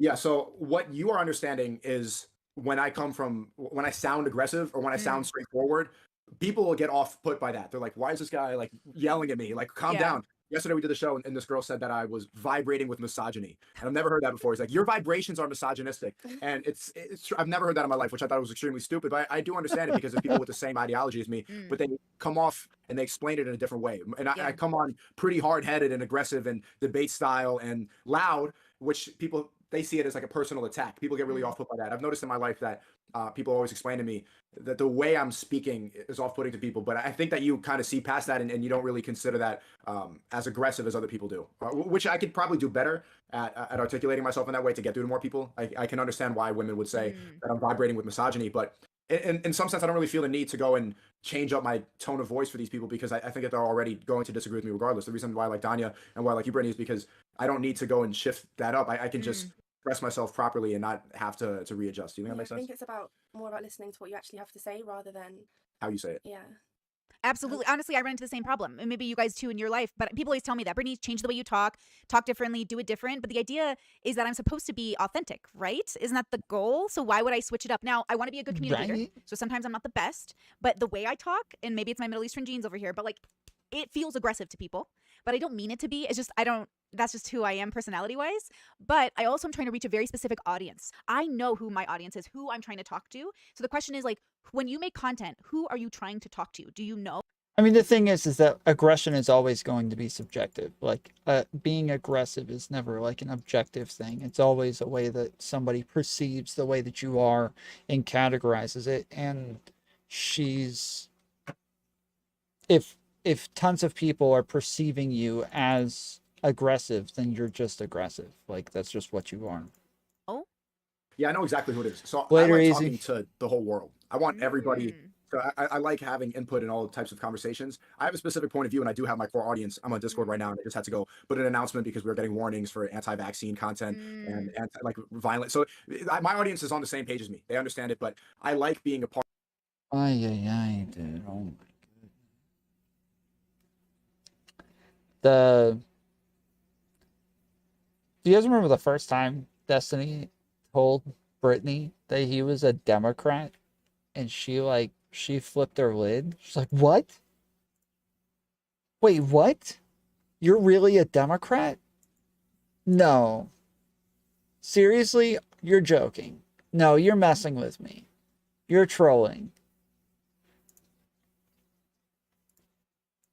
part of the bigger conversation. So I think I'm at a point where I do have the core people that listen, but also there's an equal amount of people that hate watch and that like to watch and disagree with me, which I don't think is a bad thing. I'm not really afraid of that. I like having open dialogue. I like having debate, and it doesn't really bother me if people don't like me. Yeah. Danya, what about in your regular life? Do you ever see it? Are you a dominant personality yourself, or do you find yourself to be more stoic? No, Or I think so. I think when encouraging people to do better in life, some people do take it as an attack Totally. rather than advice, or seeing it as someone wanting you to do better. Totally. You know? I run into that all the time. Definitely, I've been told about my tone of voice and stuff, but people just kind of need to see past that and. Well, you know, I'm sure you've heard me say it a bunch of times, Sneako, but like, I really think everyone is so different. We all live like in these different bubbles that Oh, wow. You're kidding. think that for me, I need to be kind of have my ass kicked a little bit. Like when I'm trying to be exceptional, when I'm trying to literally beat statistics, when I'm trying to be that person, it means that I have to defy whatever that default is, right? So how could I not be somebody who needs like a little bit of aggression to get that motivation going? And that aggression can be off-putting to most people, but if most people aren't doing the thing, I think it would be off-putting to them because they don't even know like how aggressive you have to be in certain areas to just get ahead. So I think there's a combination of those two things. Like even getting yourself to the gym takes discipline, and discipline is not something that I'm seeing quite frequently. Like, have you guys ever heard the saying, like, die for your do any of you know, like, do you ever grow up hearing that? Like, respect. All right. Death before dishonor. Yes. Okay. A lot of people, I said that on stream the other day, and someone was like, who dies for their values? Who dies for their beliefs? And I'm like, what are you talking? The world is built off of men who died for their beliefs. So the idea that people are disconnected from that idea makes them cynical of you, because it makes them think, well, you know, what is Sneako really trying to do? And I think you're trying to be better, but I think that your process for being better looks offensive to other people. What do you think about that? What? What?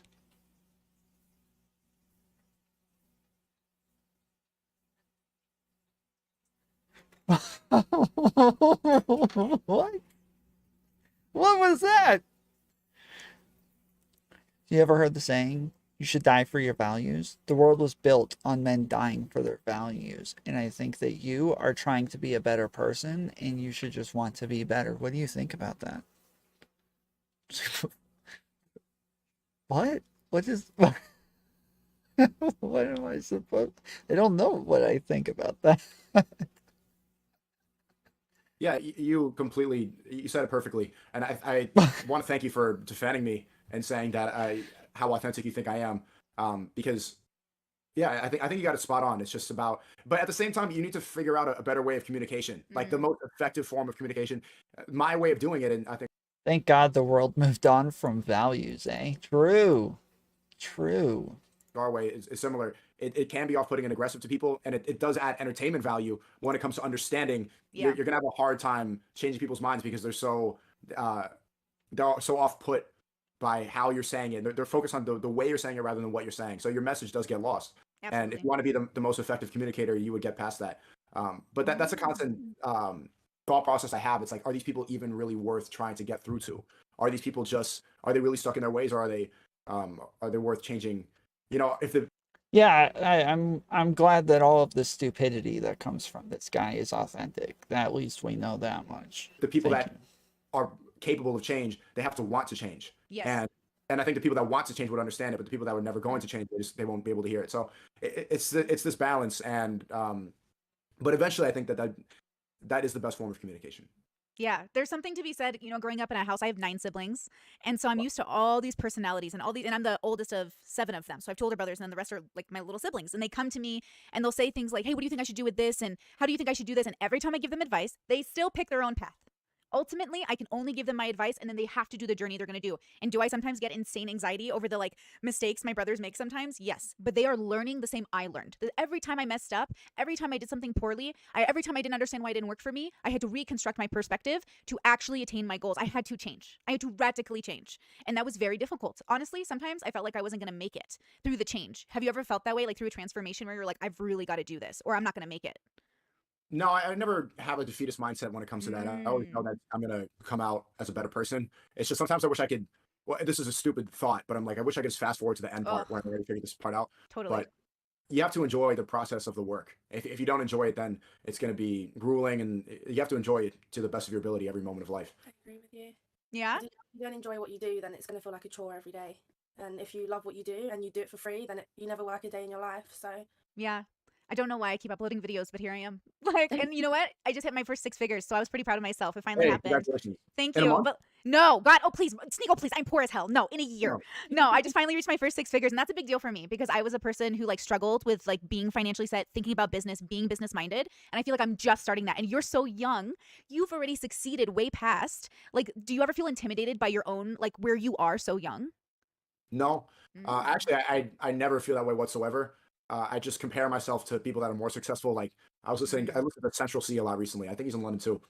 He's around the same age as me. He just dropped an album called 23, which is just documenting his life at 23. Just listened to the lyric before I went out to dinner, and he was talking about how like he can't die now because he hasn't made 100 million yet. And I hear that, I'm like, man, I gotta step my game up. Like I could have been more productive today. Why am I not making 100 million? Like sometimes I overslept this morning, and it's like, why am I wasting any time laying in bed like scrolling for a little bit when I could be making $100 million, when I could be influencing more people, when I could be making a different video that I've never made before. Like I don't ever look at the place in my life and get complacent. I just look at people who are doing better, who are more motivated, who do more than me. I'm like, man, why am I not in that position? Because I don't see anybody else having an unfair advantage compared to me. I see it as we're all dealt the same hand, and the only reason that I'm not at the same point as somebody else is just lack of self-discipline and a lack of a strong work ethic. I don't. Yesterday we were having this discussion, and I noticed a lot of people in my generation, they use things like racism to hold them back. Like, oh, I'm black, so I can't have this, or I'm an immigrant, so I can't be here. And this is like misogyny and all this stuff. And that type of mindset, that defeatist mindset, which is essentially what it is,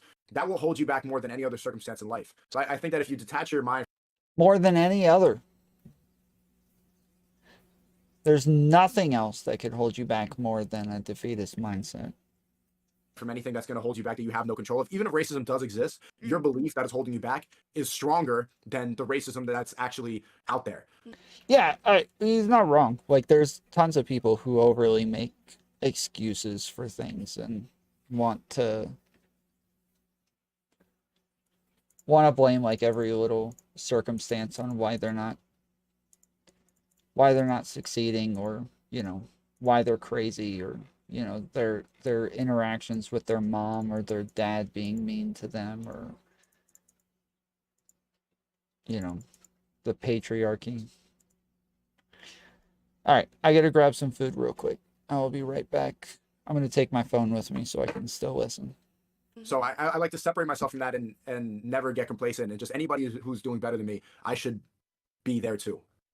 Okay, what if you, because this is how I think of it, I think you just kind of said it in your own way. I think that I would say, that's funny, our language is so different, but I think we have the same message. I would say we're all dealt different cards. We all grew up in different environments, but if you eradicate like what your culture has taught you or what the bubble is making you think, we're all actually the same. We're humans on a planet, and then we're all playing the game of survival, and then we're playing the game of success, and then we're playing the game of maybe being a good family member, and then we're playing like different versions of our life. But you are raised in an environment where the game is a little different. So I'm always like, learn the rules of the game, then destroy the game, then make a new game or play a different game. Does that kind of translate? Versus, because I was born a woman, you were born a man, those are different lives. But ultimately, we're both just people on a planet trying to do our best. Yeah, and it just attaching yourself to anything that's going to make you a victim or hold you back. That's just, I think it's really important for anybody watching to remember that. That's a stronger force pulling you back than any other circumstance. Even though, like, of course, there's advantage that I have as a man that you don't have as a woman. Sure. But complaining about it more, that's Won't get you anywhere. It doesn't help. It doesn't help. All it does is just hold you in your same spot. Well, it's kind of like negative looping, right? You don't want to think to yourself every day, I'm not worthy. You want to think to yourself, I'm going to either earn that worthiness by being disciplined, or I'm going to prove to myself that I'm good enough. And I think that comes from the desire to believe in yourself, which I don't think everyone is exactly at, or they're not there yet. So is a part of your work trying to get people to the point where they do believe in themselves? The point where I'm at and what I do with live streaming, I want to get people to unplug themselves from the same things that held me back before. And I see that, I describe it as just, most of it is woke ideology. Most of it is wokeness. These ideas were given to us, and these ideas were fed to us, not because they care about justice. Like when you see something censored because of misinformation, the misconception that most people have is like, oh, they care about misinformation. No, they don't. They are trying to push a specific narrative to keep us all complacent and to keep us satisfied with being mediocre, while the people who are feeding us these lies, they enjoy a life that we are never going to even fathom as possible, because we're all arguing about racism and George Floyd, or whatever was in the news today, whatever celebrity drama happened, whatever climate, like whatever they tell us to be concerned about, that ultimately we have no control about. People protesting the war in Ukraine, like, you are not going to stop this war. Why have you been fed this? Have you been told to care about Ukraine because you're going to stop the war, or to keep you distracted and to keep you emotionally invested into something that you have no control over, so that you feel like you're doing something while you actually have no control over this? the most power that we have is becoming the best versions of ourselves, is improving, is being more impactful and truthful with your voice and having a closer connection to God. That is the strongest thing that we are all capable of. But that's harder to believe if you're distracted by all the garbage that you see in the news and on your phone. That's an easier thing to attach yourself to emotionally and mentally. So my purpose is to get people to realize that these things, they're all psyops. They were not designed because they care about you. They were not designed so that you can go and protest it away. It was given to you as a false sense of purpose, and that's not your greater purpose. Your greater purpose is much bigger than that. So I want people to understand like why they are emotionally invested into these things. Like who people should question their worldview more often. A lot of people have really strong opinions and they're really emotional about what they believe in, and I don't really think that they even know why. Like they'll make a scrunch face, or they'll say something like you're vibrating with misogyny, and it's like, why do you why do you even think that? Yeah. What led you to this point? Why do you think that motherhood is oppression? Why do you think that girls need to be rapping and girl boss queens? Like, who fed you this idea? I don't think people even analyze why they have these thoughts.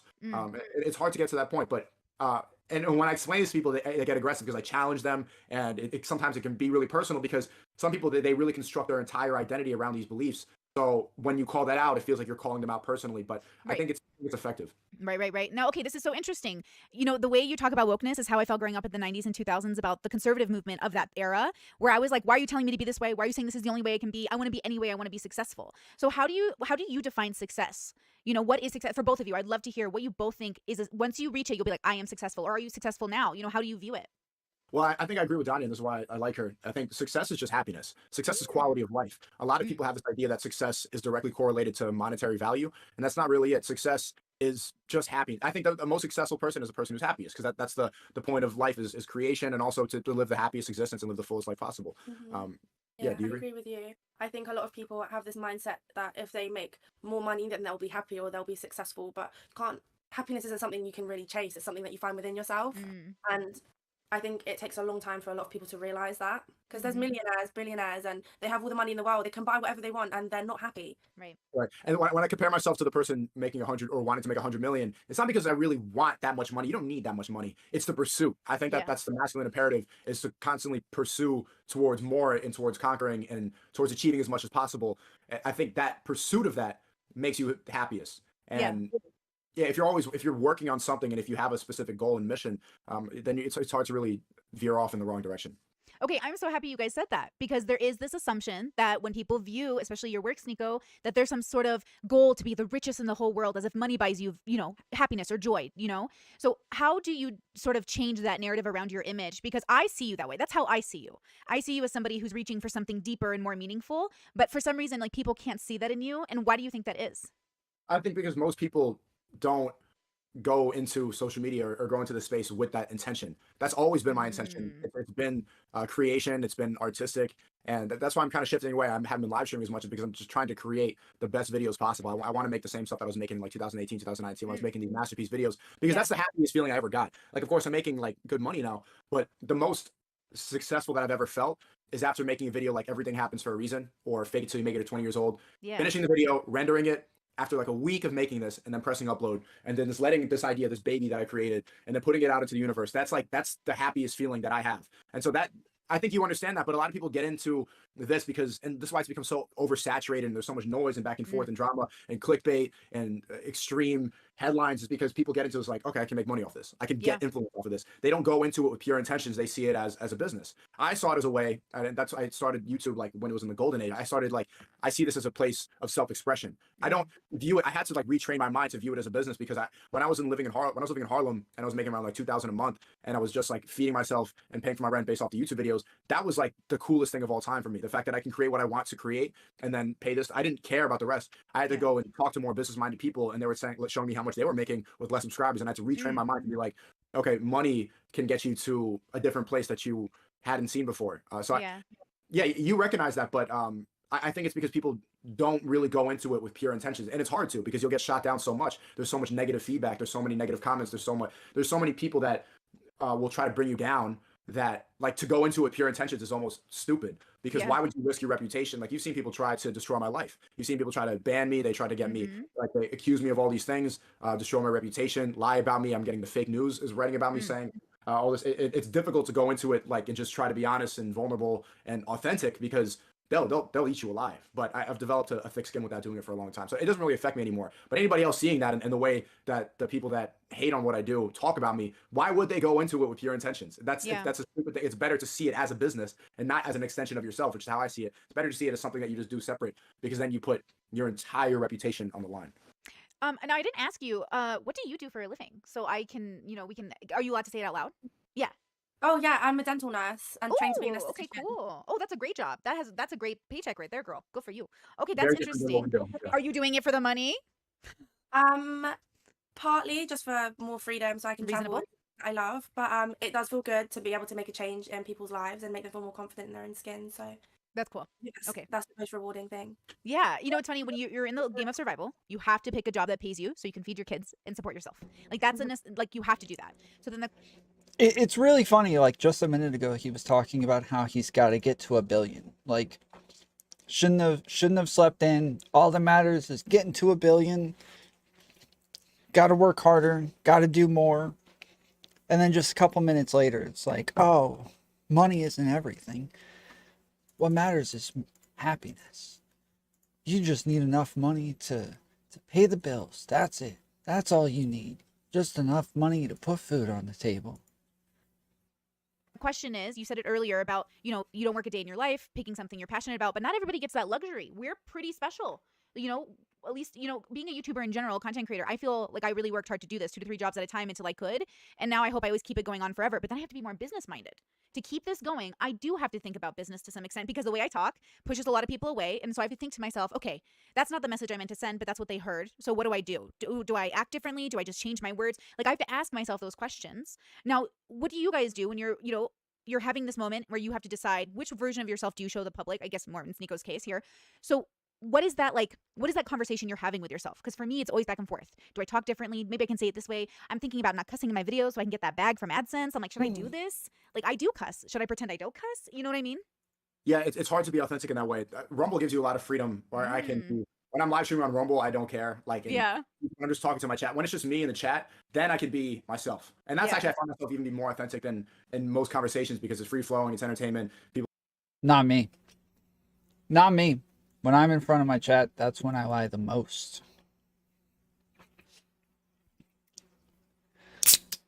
Really takes me a while to get in the character before every stream. People are just there to hear me talk, so it doesn't feel like back and forth, or it doesn't feel disingenuous whatsoever. It's actually so free to be on Rumble compared to YouTube, because YouTube, like, I had to say, like, when I talked about the shot, I would be like the word. I couldn't curse, and so I would come up with all this lingo, and I still say it instead of like I'll say corn, but people know what I'm talking about when I talk about corn or grape. Like if you have to talk about. But I do notice recently I've done podcasts and I've done debates where I've been scrutinized so. Wait, what is corn?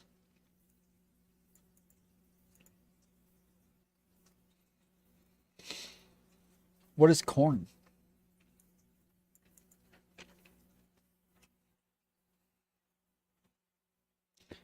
Oh, porn. Okay. So much, and there's so many people even watching this right now. Yeah. The first 2 people. Oh, okay. Never mind.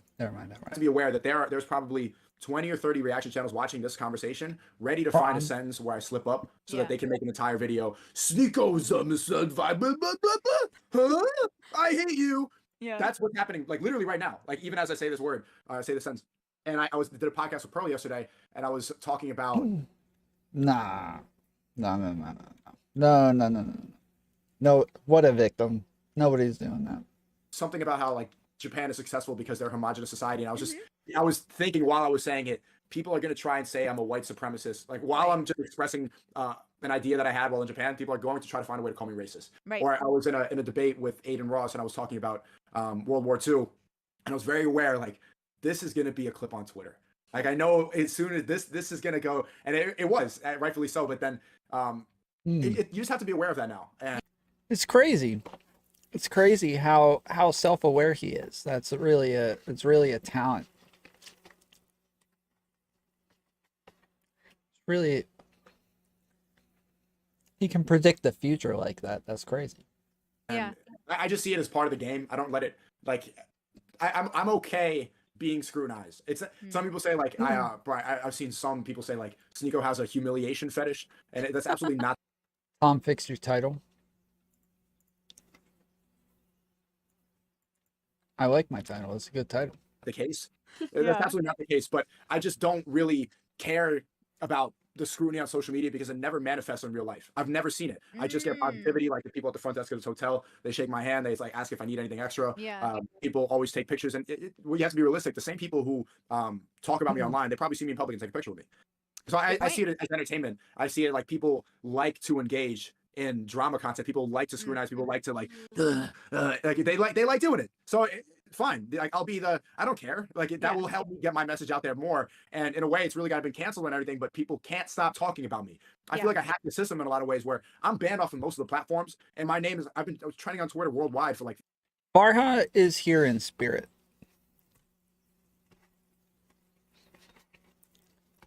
Farha is in the Discord.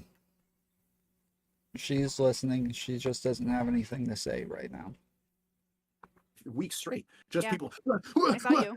YouTube, just like every day. There's like I just searched my name yesterday, and just all these videos. Like, what's the reason that Sneako? Like, what happened to him? Like, people like men in their 30s and 40s are like Sneako. They can't stop talking about him. And I see it as a way. This is how Trump won the election. This in 2016 was the mainstream media. All they did was just poop all over him. Russian collusion. He's a misogynist. Grab him by this. They would not stop talking about him. I can't believe they talked about that stuff. Truly, it was amazing. Why, like, talking about Russian collusion? Who cares? Why would the media even pay attention to that? The grab him by the pussy comment? Like, why? Everybody says that. That's just locker room talk. Like, it's just the fake stream media all whining all day because they hate him. They hate the silent majority. They tried so hard to ruin his reputation. What happened? He won the election. So even though they're against him, you're going to reach the people. So being polarizing is a really effective method at beating the censor machine, at beating the propaganda machine. Because if real recognize real, the people that really understand, they're not going to believe the lies that they see on CNN. They're not going to believe the lies from the fake news. I get called racist. People call me like literally, which is so weird. Yeah, they'll write articles saying Sneako is a white supremacist ally. Sneako is a racist. And of course, like some people close to me are like, but not because they actually think I'm racist, because they're afraid of what other people are going to say. For sure. But they don't exist. These people, it's all it is the way I see it is just pure entertainment. I know that I have good intentions, and so do you. And that's why I thank you for doing the podcast. I think people can see that. So I understand how media is. They like to poop on people. Let them. As long as you are confident in yourself and you're living a good life. We're in London, and life's great. So like, like people feed off negativity. It sells. I think if someone's more positive, they don't even get the same amount of. Not as many people are going to be talking about them. True. Essentially, so people say the outlandish things because they know that it's going to get people's attention. Sneako would never do that. Sneako would never do that. That's he's above that. The same with the media. The media use scare tactics, and they put stuff out on the internet to scare people, and they have half the population of the world living in fear of news that probably isn't even true. Yeah, I think there is a big problem with misinformation and a big problem with just selling a product. So the problem is, like, we're all hearing different news. We all have different sources, and who are these sources and where are they getting their information from? It's hard to even know, which is why my work is predicated on more what we believe versus what we know, because I don't think we know as much as we think. I think we just have different information. So what's the downside to being yourself, but also being the person that people hate? So there's an upside. You get, everyone talks about you go viral, you become rich. What's the downside? The downside is, I mean, I would say the number one downside is like stressing out the people closest to me. Yeah. Like they'll, what flavor noodles? I don't know, but it is hot. Woo! Original? I don't know. It's this stuff. I've never had it before, but it is spicy, dude. Oh my goodness.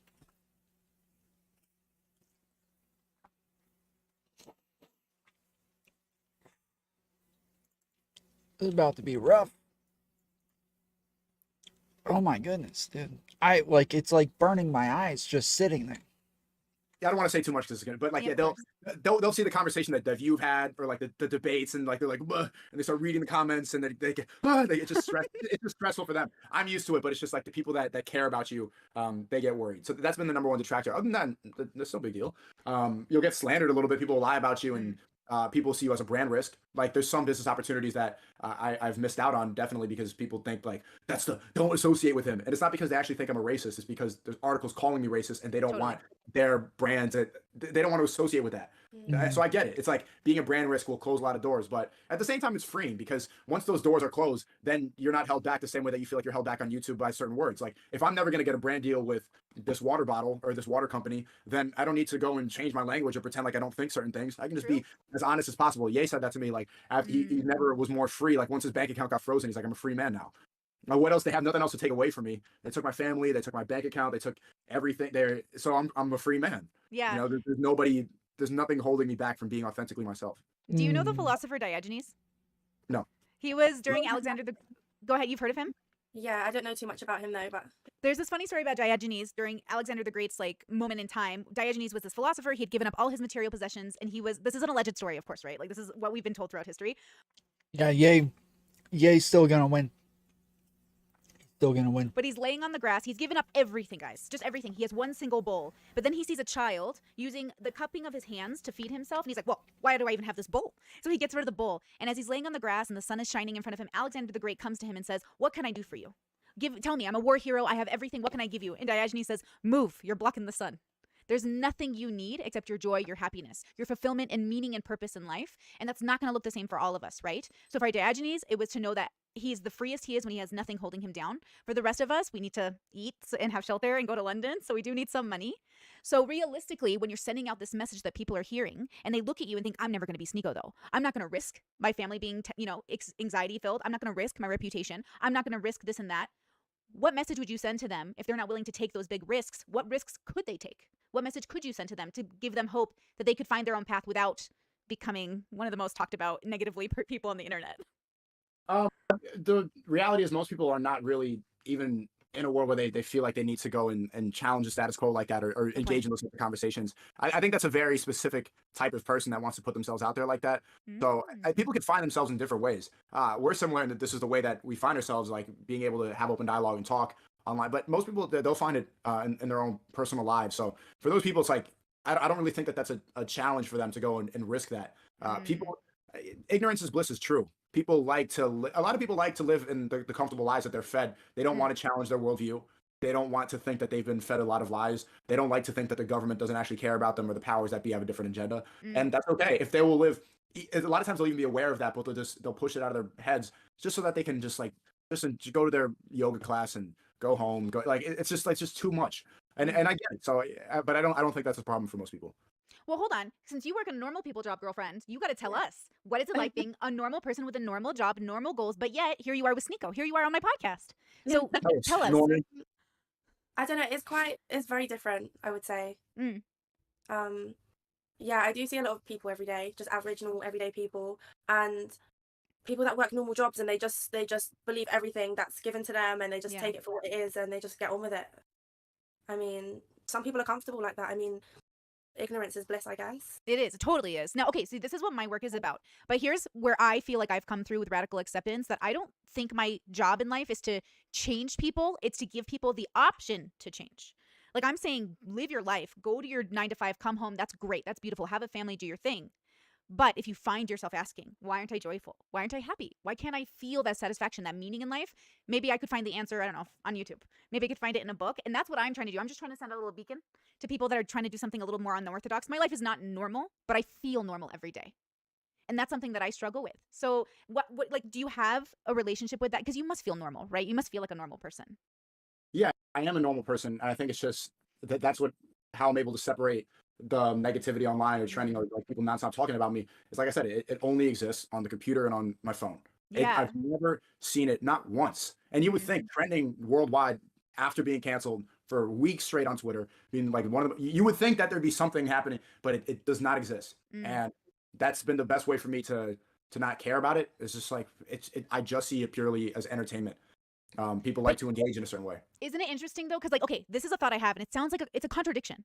I have a thought where I'm like, my audience got so, not my audience, an audience of somebody else got really upset with me. And they were like, did you hear what Brittany just said? She just said in her real life. She just insinuated YouTube's not her real life. And I was like, it's not. It's my job and it's a thing I do on the internet. But then when I shut it off and I hang out with my family and with my fiance, that's my real life. Exactly. Like, that's my life. So I'm realizing that I'm not We even are as... normal. We are We're normal. normal. That's what I'm saying. But why? Okay, I'm online, but I'm not chronically online. You know that term, like you're chronically online? I don't know who else said that, but I was going off about that. I was definitely saying stuff about that. My real life is my family. I have real problems. We have a real solution. We have real things that we're doing. And online is this cool job that I get to have. But I didn't realize that people didn't know that about me because I've been on the internet for so long. They thought Brittany was also one of us. And I was like, no. To be clear, I live offline. My real life is off the computer. But at the same time, here's the contradiction. This is a part of me and it's authentic and it's real and it's meaningful to me. So it is a part of me. But yet it's not the whole real me. It's like a part of Brittany that needs to be on. I need to make videos. I don't know what's wrong with me. I need to do it. Right? So what do you have that relationship with yourself where you're offline and that's your real life, but then your videos are so real. They mean so much to people. They're so beautiful. Thank you. I appreciate that. It's you got to see it like as an art form or as creation, and also in a sense like as a job. Like your job, I'm sure you think about it. Your job is there's your work, like there's your work persona. But when you come back home, you hang up your tie, you put your shoes in the closet, and then there's that life. So one funny thing is a lot of people that I debate with like furiously, and that you've had disagreements with, I'll hang out with them in real life. Like, we'll get food. We'll talk. We'll like go and rock climbing, stuff like that. And then like it's back here, and then we're literally like yelling at each other.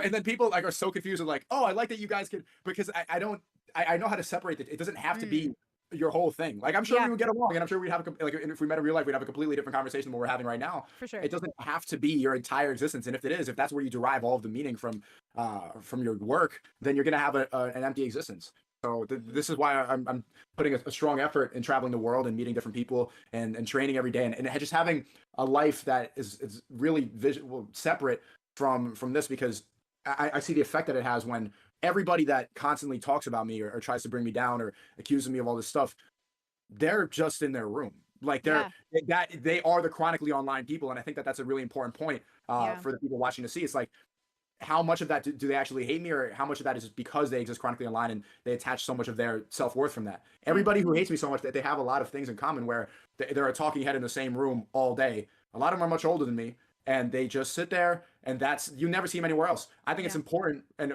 I think it's effective too, that, I mean, we're in London. I met Danya yesterday. I like to meet new people. I'm about to go to Bucharest and meet a lot of people. I'm going to Romania this weekend. Cool. And I'm like having trouble balancing right now. I'm like hyperventilating.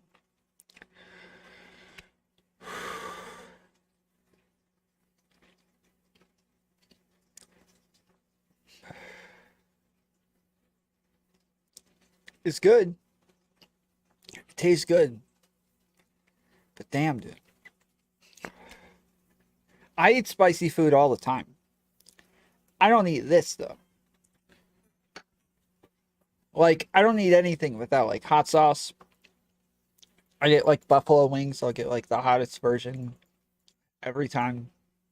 This, though, is kicking my butt.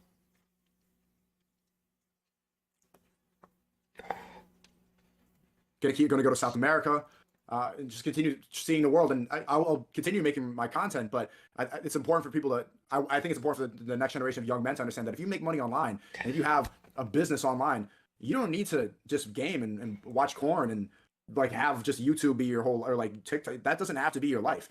Right. It's an extension. Like that's a form of communication, but it doesn't have to be your whole. It could be self-expression, but that doesn't have to be your whole existence. In fact, it shouldn't. It's better if you're not. It's better if you have experiences to tell, stories to tell, and things to share from your experiences around the world. And I think there's going to be a lot of people that are starting to wake up. And the reality is, it's harder to wake up women. Women are more easily programmed than men. You think so? Yeah, 100%. I mean, this is why I think humans are programmable. I think it's just humans. Do you think it's gender? They are, but men are more capable of waking up, are more susceptible to criticism. Like when women hear criticism, and we were just talking about this, like she has one of her best friends is stuck in her ways and she's around bad people, and Donnie will try to tell her, like, you need to get away from these people, or like, come on, this is how women are. Like when women tell each other accomplishments, the first thing they do is compare. Like, what did you say? Like you told her about a job you got, and she's like, "Why you're throwing it in my face? Why are you throwing?" Because that's hard. Men in my experience, it's like you uplift each other. It's like, oh, good stuff. Like, Bro, she's sitting there right now like, why is he calling me out right now? Oh my goodness. My friend is about to be so pissed off. Why did he just say that online where everybody's gonna see it?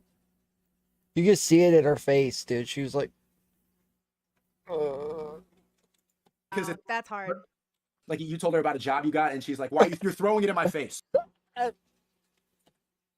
Like, what did you say?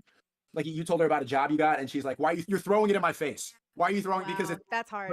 Men in my experience, it's like you uplift each other. It's like, oh, good stuff. Like you're able to self-improve. Women are not good at as good at self-improvement as men. That's just a hard reality. Brittany, if you disagree with me, can you name one? Can you you disagree? Besides yours, because I see an essence of it. But what's the most popular self-improvement podcast for women? Oh, that's a great question. Well, since the majority of men are the ones on YouTube, I assume that wouldn't be as big of a market there, right? I think when I think of a woman's podcast, I think call. not true. YouTube's like 50-50. YouTube's like 50% men, 50% women. There are some studies that say that there's more women, but it's not like a large majority men. Or Daddy. Oh, I don't watch that. I've never even watched it. That's the most popular one. That's the most popular female podcast. That's so funny. I don't know that. I don't watch that one. I guess I do watch most podcasts hosted by men, but interviewing women. So I guess, yeah, I can't think of a woman's podcast other than comedians because I watch a lot of comedian podcasts. That's a good, yeah, I watch The Diary of CEO, but that's a man. And I watch like a bunch of like Theories of Everything, but that's a man. But that makes sense, right? Because even Jordan Peterson talks about this, how majority of viewers on YouTube are men. Men are mostly chronically online. Like men are the ones suffering with addiction to screens. So my concern is that it's not even gender, it's culture. My concern, because, I just said this on a live show the other day. One of the Jordan Peterson says 80% of YouTube is men. He says 80%, okay? What the hell? What is this?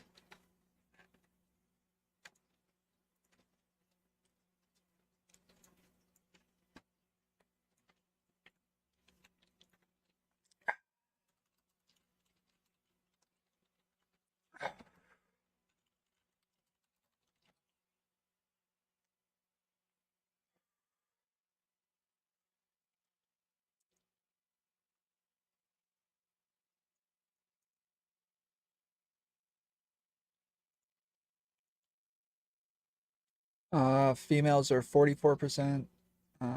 Males are 56%.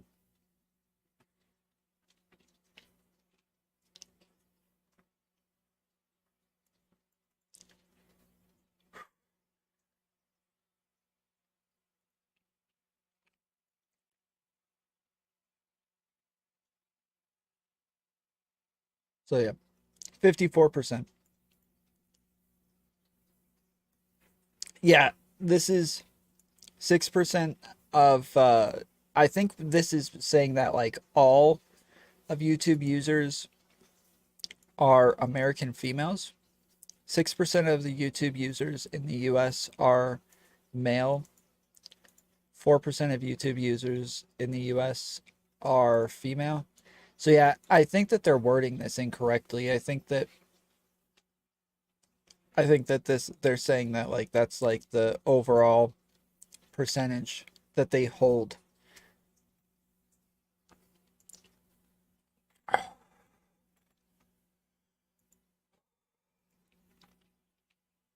I'm okay. I'm gonna be okay. I'm gonna make it. I'm gonna make it. Where did that go? Where did it go? Did I seriously do that on the video? I Media has did. done that, and we see it like a. Oh no. Oh no. Where was I? Ah, crap.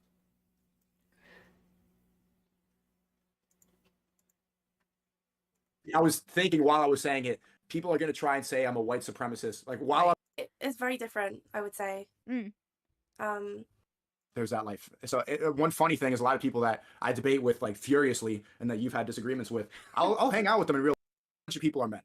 And if a woman is not being influenced by her husband or by their father, someone is going to take that patriarchal role, and they are more susceptible to change their minds. Like women can be programmed by the people that are doing the program, the most influential people. 43:15. That's like 2 minutes behind. This where is I'm true. at If you don't right do the now. self-improvement thing, most influential people are men. And if a woman is not being influenced by her husband or by their father, someone is going to take that patriarchal role and end up influencing her. So even if she thinks she's an independent queen, she's probably influenced by the media. The media is male dominated. Or she's influenced by the government. The government's male dominated. The government's telling her when to stay inside, when to go to work, what she should do, or her boss at her job. And her boss, 90% of the time, is a man.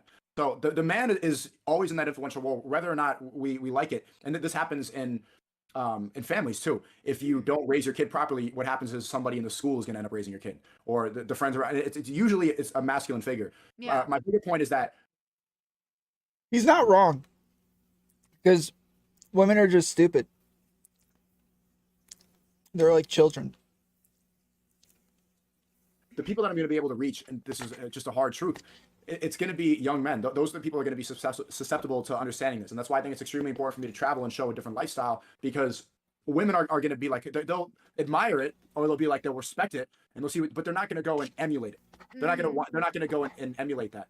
A young man will. So I think that that's the most effective form. If you want to make a change in the world, getting the young men, the military age men, people a little bit younger than me, that's who's going to be able to make a change. Because if you can lead the household, and if strong men are the people that are going to mold society, I think that's why things are kind of becoming a lot of extremely nonsense, because there's a lack of strong men. There's a lack of men being able to take that lead, and they give up. They would rather change their gender, or say that gender roles don't exist, and be chronically online and not take the risk and not take the steps necessary in order to lead. But the more strong men you have, I think the better a world you have, because if you have a strong man, then you have a happy woman.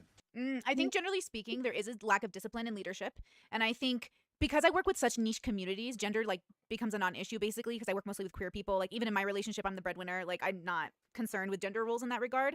But I think that generally speaking about straight heterosexual couples, I think that there is that struggle dynamic, because the studies they do on women who are successful, who leave corporate to become mothers and who want strong dominant men, they're often straight women. So, your audience is so much wider than mine. It's such a different part of the population. I'm just talking to the Okay.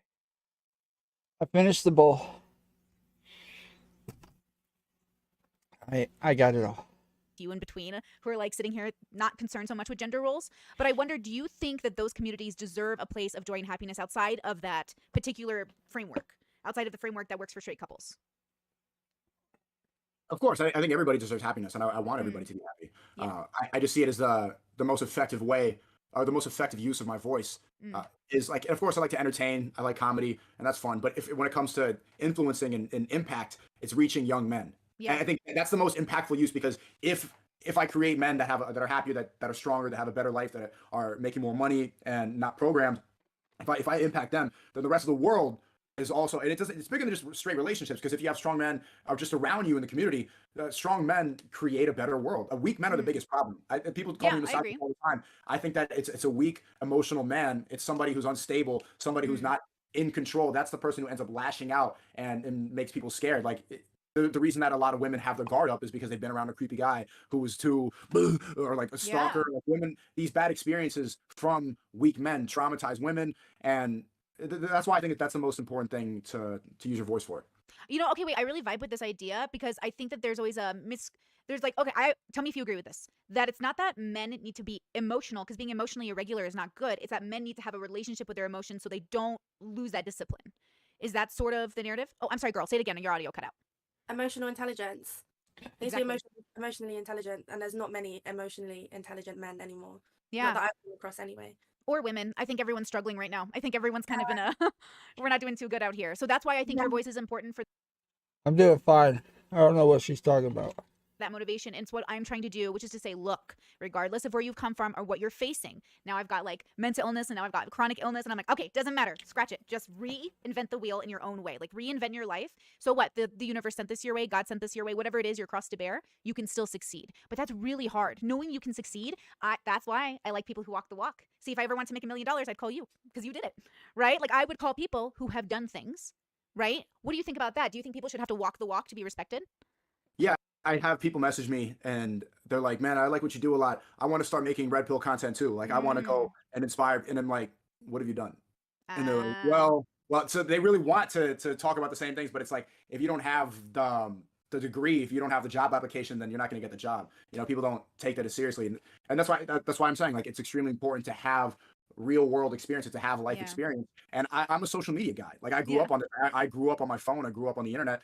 So I have to actively seek it out. A lot of people, they have like the people that I talk to and that I respect and that I communicate with a lot of time around the world. They are accomplished men in their fields. A lot of come from like military background, security, fighters, and businessmen. They have and then social media is separate. I'm a social media guy, and I know a lot of people who watch this. They grew up like this, as you know, I'm 24, and so they have to actively seek it out to live a better life. And there's not enough of a push for that. So yeah, you need to, if your whole experience is just, you know, video games and comment sections, then you're not going to really have a lot to talk about. So it's extremely important for you to have those conversations and to try and fail new businesses and to travel the world and to train with different people, talk to different people, have these difficult conversations, because that experience will, I think men only learn from experience.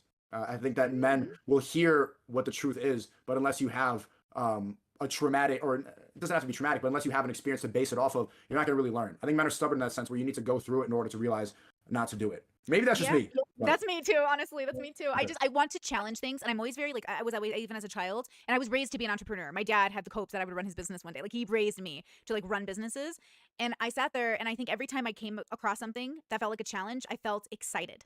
Like I was excited at the idea of problem solving, which is why my job now is like problem solving, like interpersonal relationships, which is so girly of me, huh? I'm a woman, so how do I make my money? By helping people with their relationships or their lives or understanding themselves, which is like such a girl thing to do. But look how I made both happen. Like I called my dad up this year and I was like, hey, I made my 6 figures. I finally did it. It taken me 3 years of hardcore trying, and I'm really proud of myself. And he was like, that's amazing. He's not very excited about all my content since he's pretty religious, but overall, he congratulated me on doing the one thing he knew he raised me to do, which is to be self-sufficient, to be independent, to be my own thinker. And that's really difficult in the world because, like you said, everyone is trying to tell you how to think. Everyone is telling you who to be and how to be. So I'm going to ask you guys a few more questions and then we can wrap up. So I'm very curious.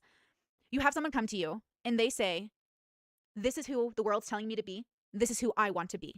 How do you know if it's a good decision to be who the world wants you to be versus who you need to be? How do you know it's a good decision? I don't think that you should take anybody's advice 100%. I think you need to go apply it to your life and see how you can, because everybody has a different path, and it's not going to, you can't copy anybody else's trail. It's just walking in their footsteps. So it's important to create your own path and to, you know, take different influences and be careful about the type of influence that you have. We always say that. Did I puke? No, I didn't puke. I just had to blow my nose. I don't want like snot. No, I did not puke. This is common knowledge that you're some of the 5 people that you spend the most time with. Yeah. So be careful about who you're around, because if you let the wrong person in, if you let the wrong influence in, if you're not aware of who's influencing you, then you're going to be a shitty person, like the person telling you garbage. Has Sneako heard of Andrew Tate? Probably not. Probably not. Someone should introduce them. Be very careful, and you have to be analytical, and it's very important to question, like, why do you hold the beliefs that you hold? People are extremely like dead set on what they believe in. I don't think enough people think about why or who said it or what the motivation is. Absolutely. Yeah, I would just be very wary of that, because there's a lot of people with bad intentions out there. Absolutely. And for you, you chose a job that you went into with a lot of, I guess, purpose, money, and it's something good to you. But how do you make that decision as well? If someone came to you, I guess, even if you had that moment for yourself, like what would you say to them? I take everything with a grain of salt. I listen to a lot of people. Not you, her. Yeah, I think, again, I would take their advice and I guess use it to my advantage, but I wouldn't follow exactly what they're saying in their footsteps. I think you kind of take it and mold it into your own kind of version, I guess. No, I agree. Okay, I'm going to ask you guys my favorite question I like to ask people. All answers are good answers. Are you ready? Okay. It could be a bad answer, but. No bad answers. All good answers. Okay, actually, Sneako, you can go second. Okay, I want to know, what is your favorite part about existing, being alive, truly? If she said murder, would that be a bad answer? You know what? It would be, if it's a real answer, it's a good answer, but also a questionable answer. I don't know that that's such a bad question. I don't know that that's such a bad question.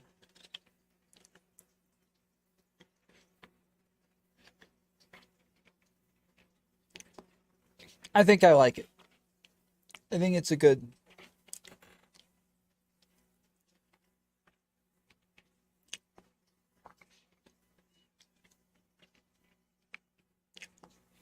Yeah, I think I like it. Being in nature, I think. Oh, yeah. Being in touch with nature and being like in the actual world is really important. I think people are so closed off from the real world nowadays. Everyone's on their phones, everyone's online all the time. Sometimes you just need a breath of fresh air and just come away from it for a minute and just breathe. And I think that's the best feeling. That was great, Tom. My favorite part of existing is being able to eat these noodles. They're so good.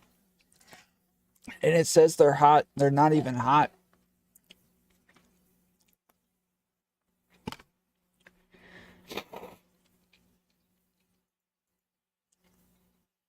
They're not even spicy.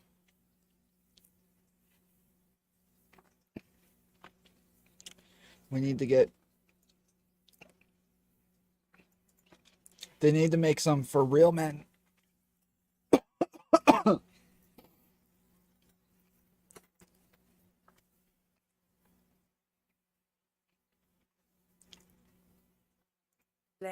Is it about being grounded? Yeah, just the feeling is so good. Even if you just like have your feet in the grass outside. Yes. Like So good. 100. I 100%. Yeah, I agree with this. No, so wait, are you a nature person? Do you actually go hiking?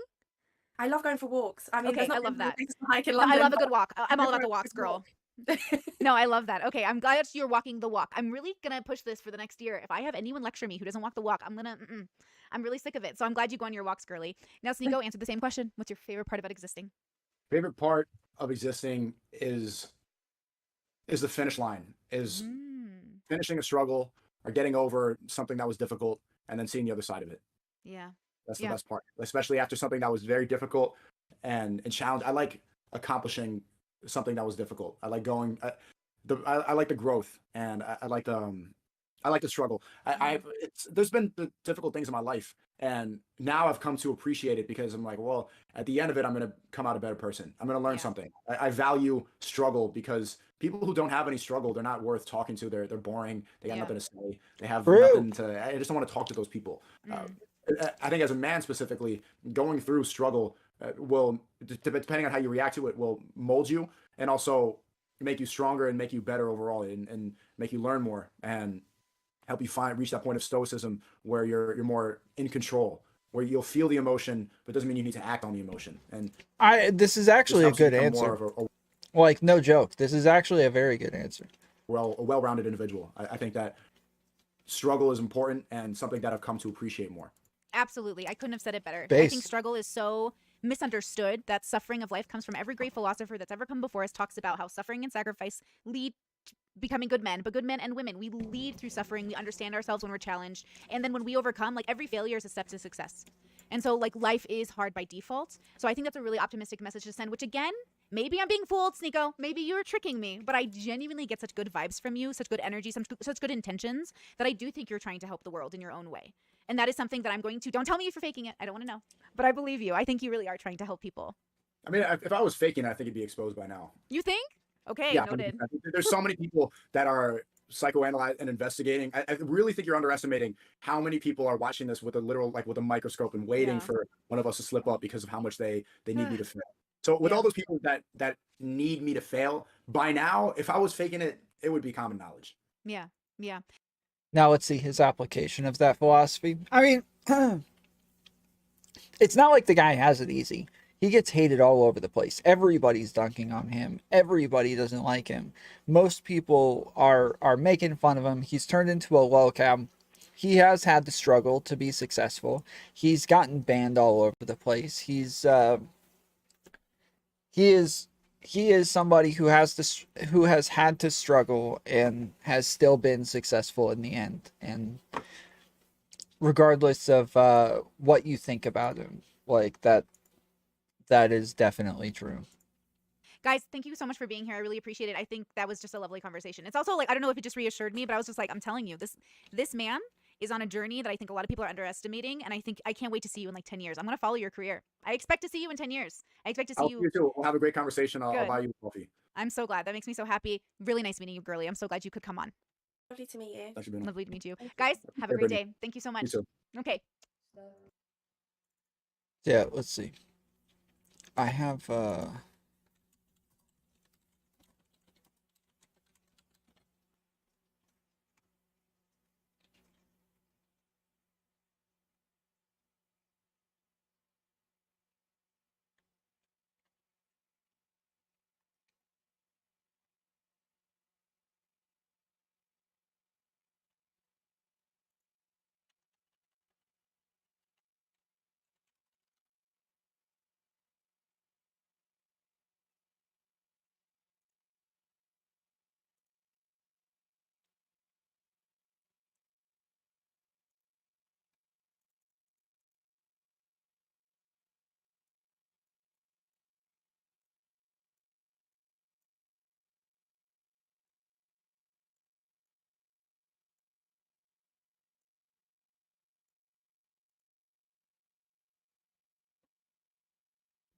So for Christmas, I bought my brother Mitchell a hot sauce kit with.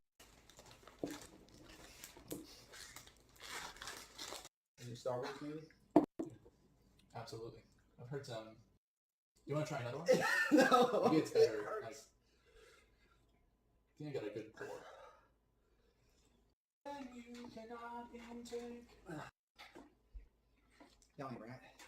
You get it right on the tip of your tongue. That's where I think it hurts most. I actually have 2 MacBook Pros in case one of mine dies, because there's a specific version that I like. They have these commercials, and they're like, the new iPhone X.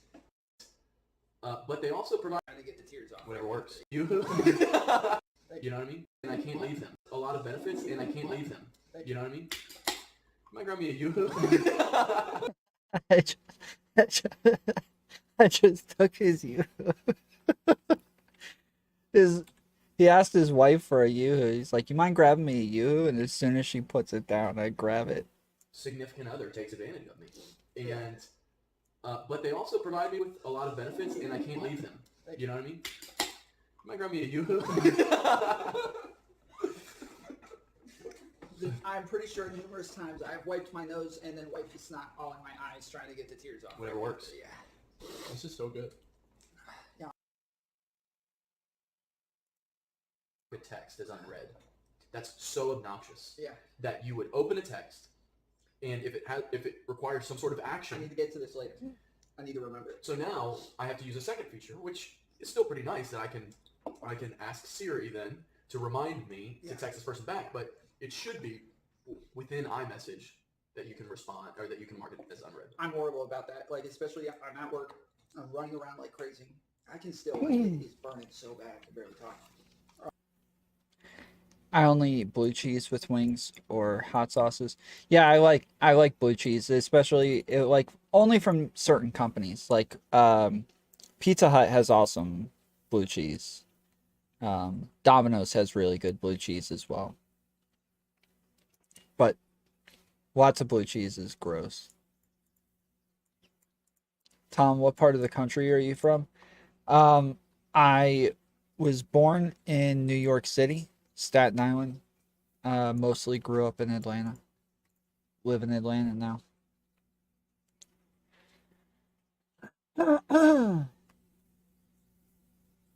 But alright.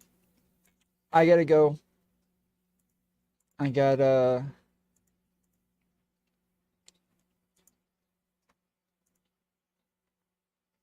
get off. Is there anybody on? Wait. This says Stardust is on. What? Wait, is she really still on? Or is she on again?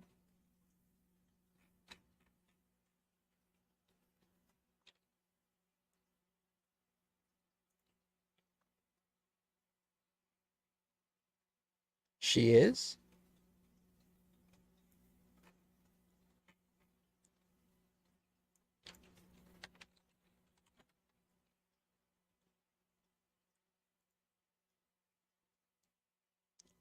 No, she's not. Why is it acting like she's on?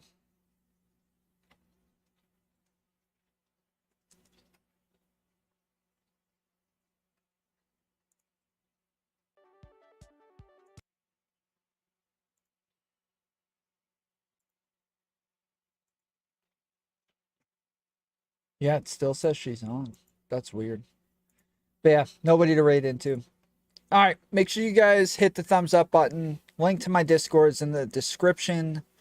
Link to my Twitter is also in the description. Make sure you go follow me. Come hang out in the Discord. If there's stuff you want me to review, people you want me to debate, make sure you put it in the Discord. That's where I will be looking for it. And then hopefully we'll have something for tomorrow, because as of right now, I don't think I have anything planned. And if I don't have anything planned by tomorrow night, probably just won't get on. Or maybe I'll just get on for call-ins and then get off. But all right. Till then, appreciate you. Love you. See you next time. Later, fools. Later, fools.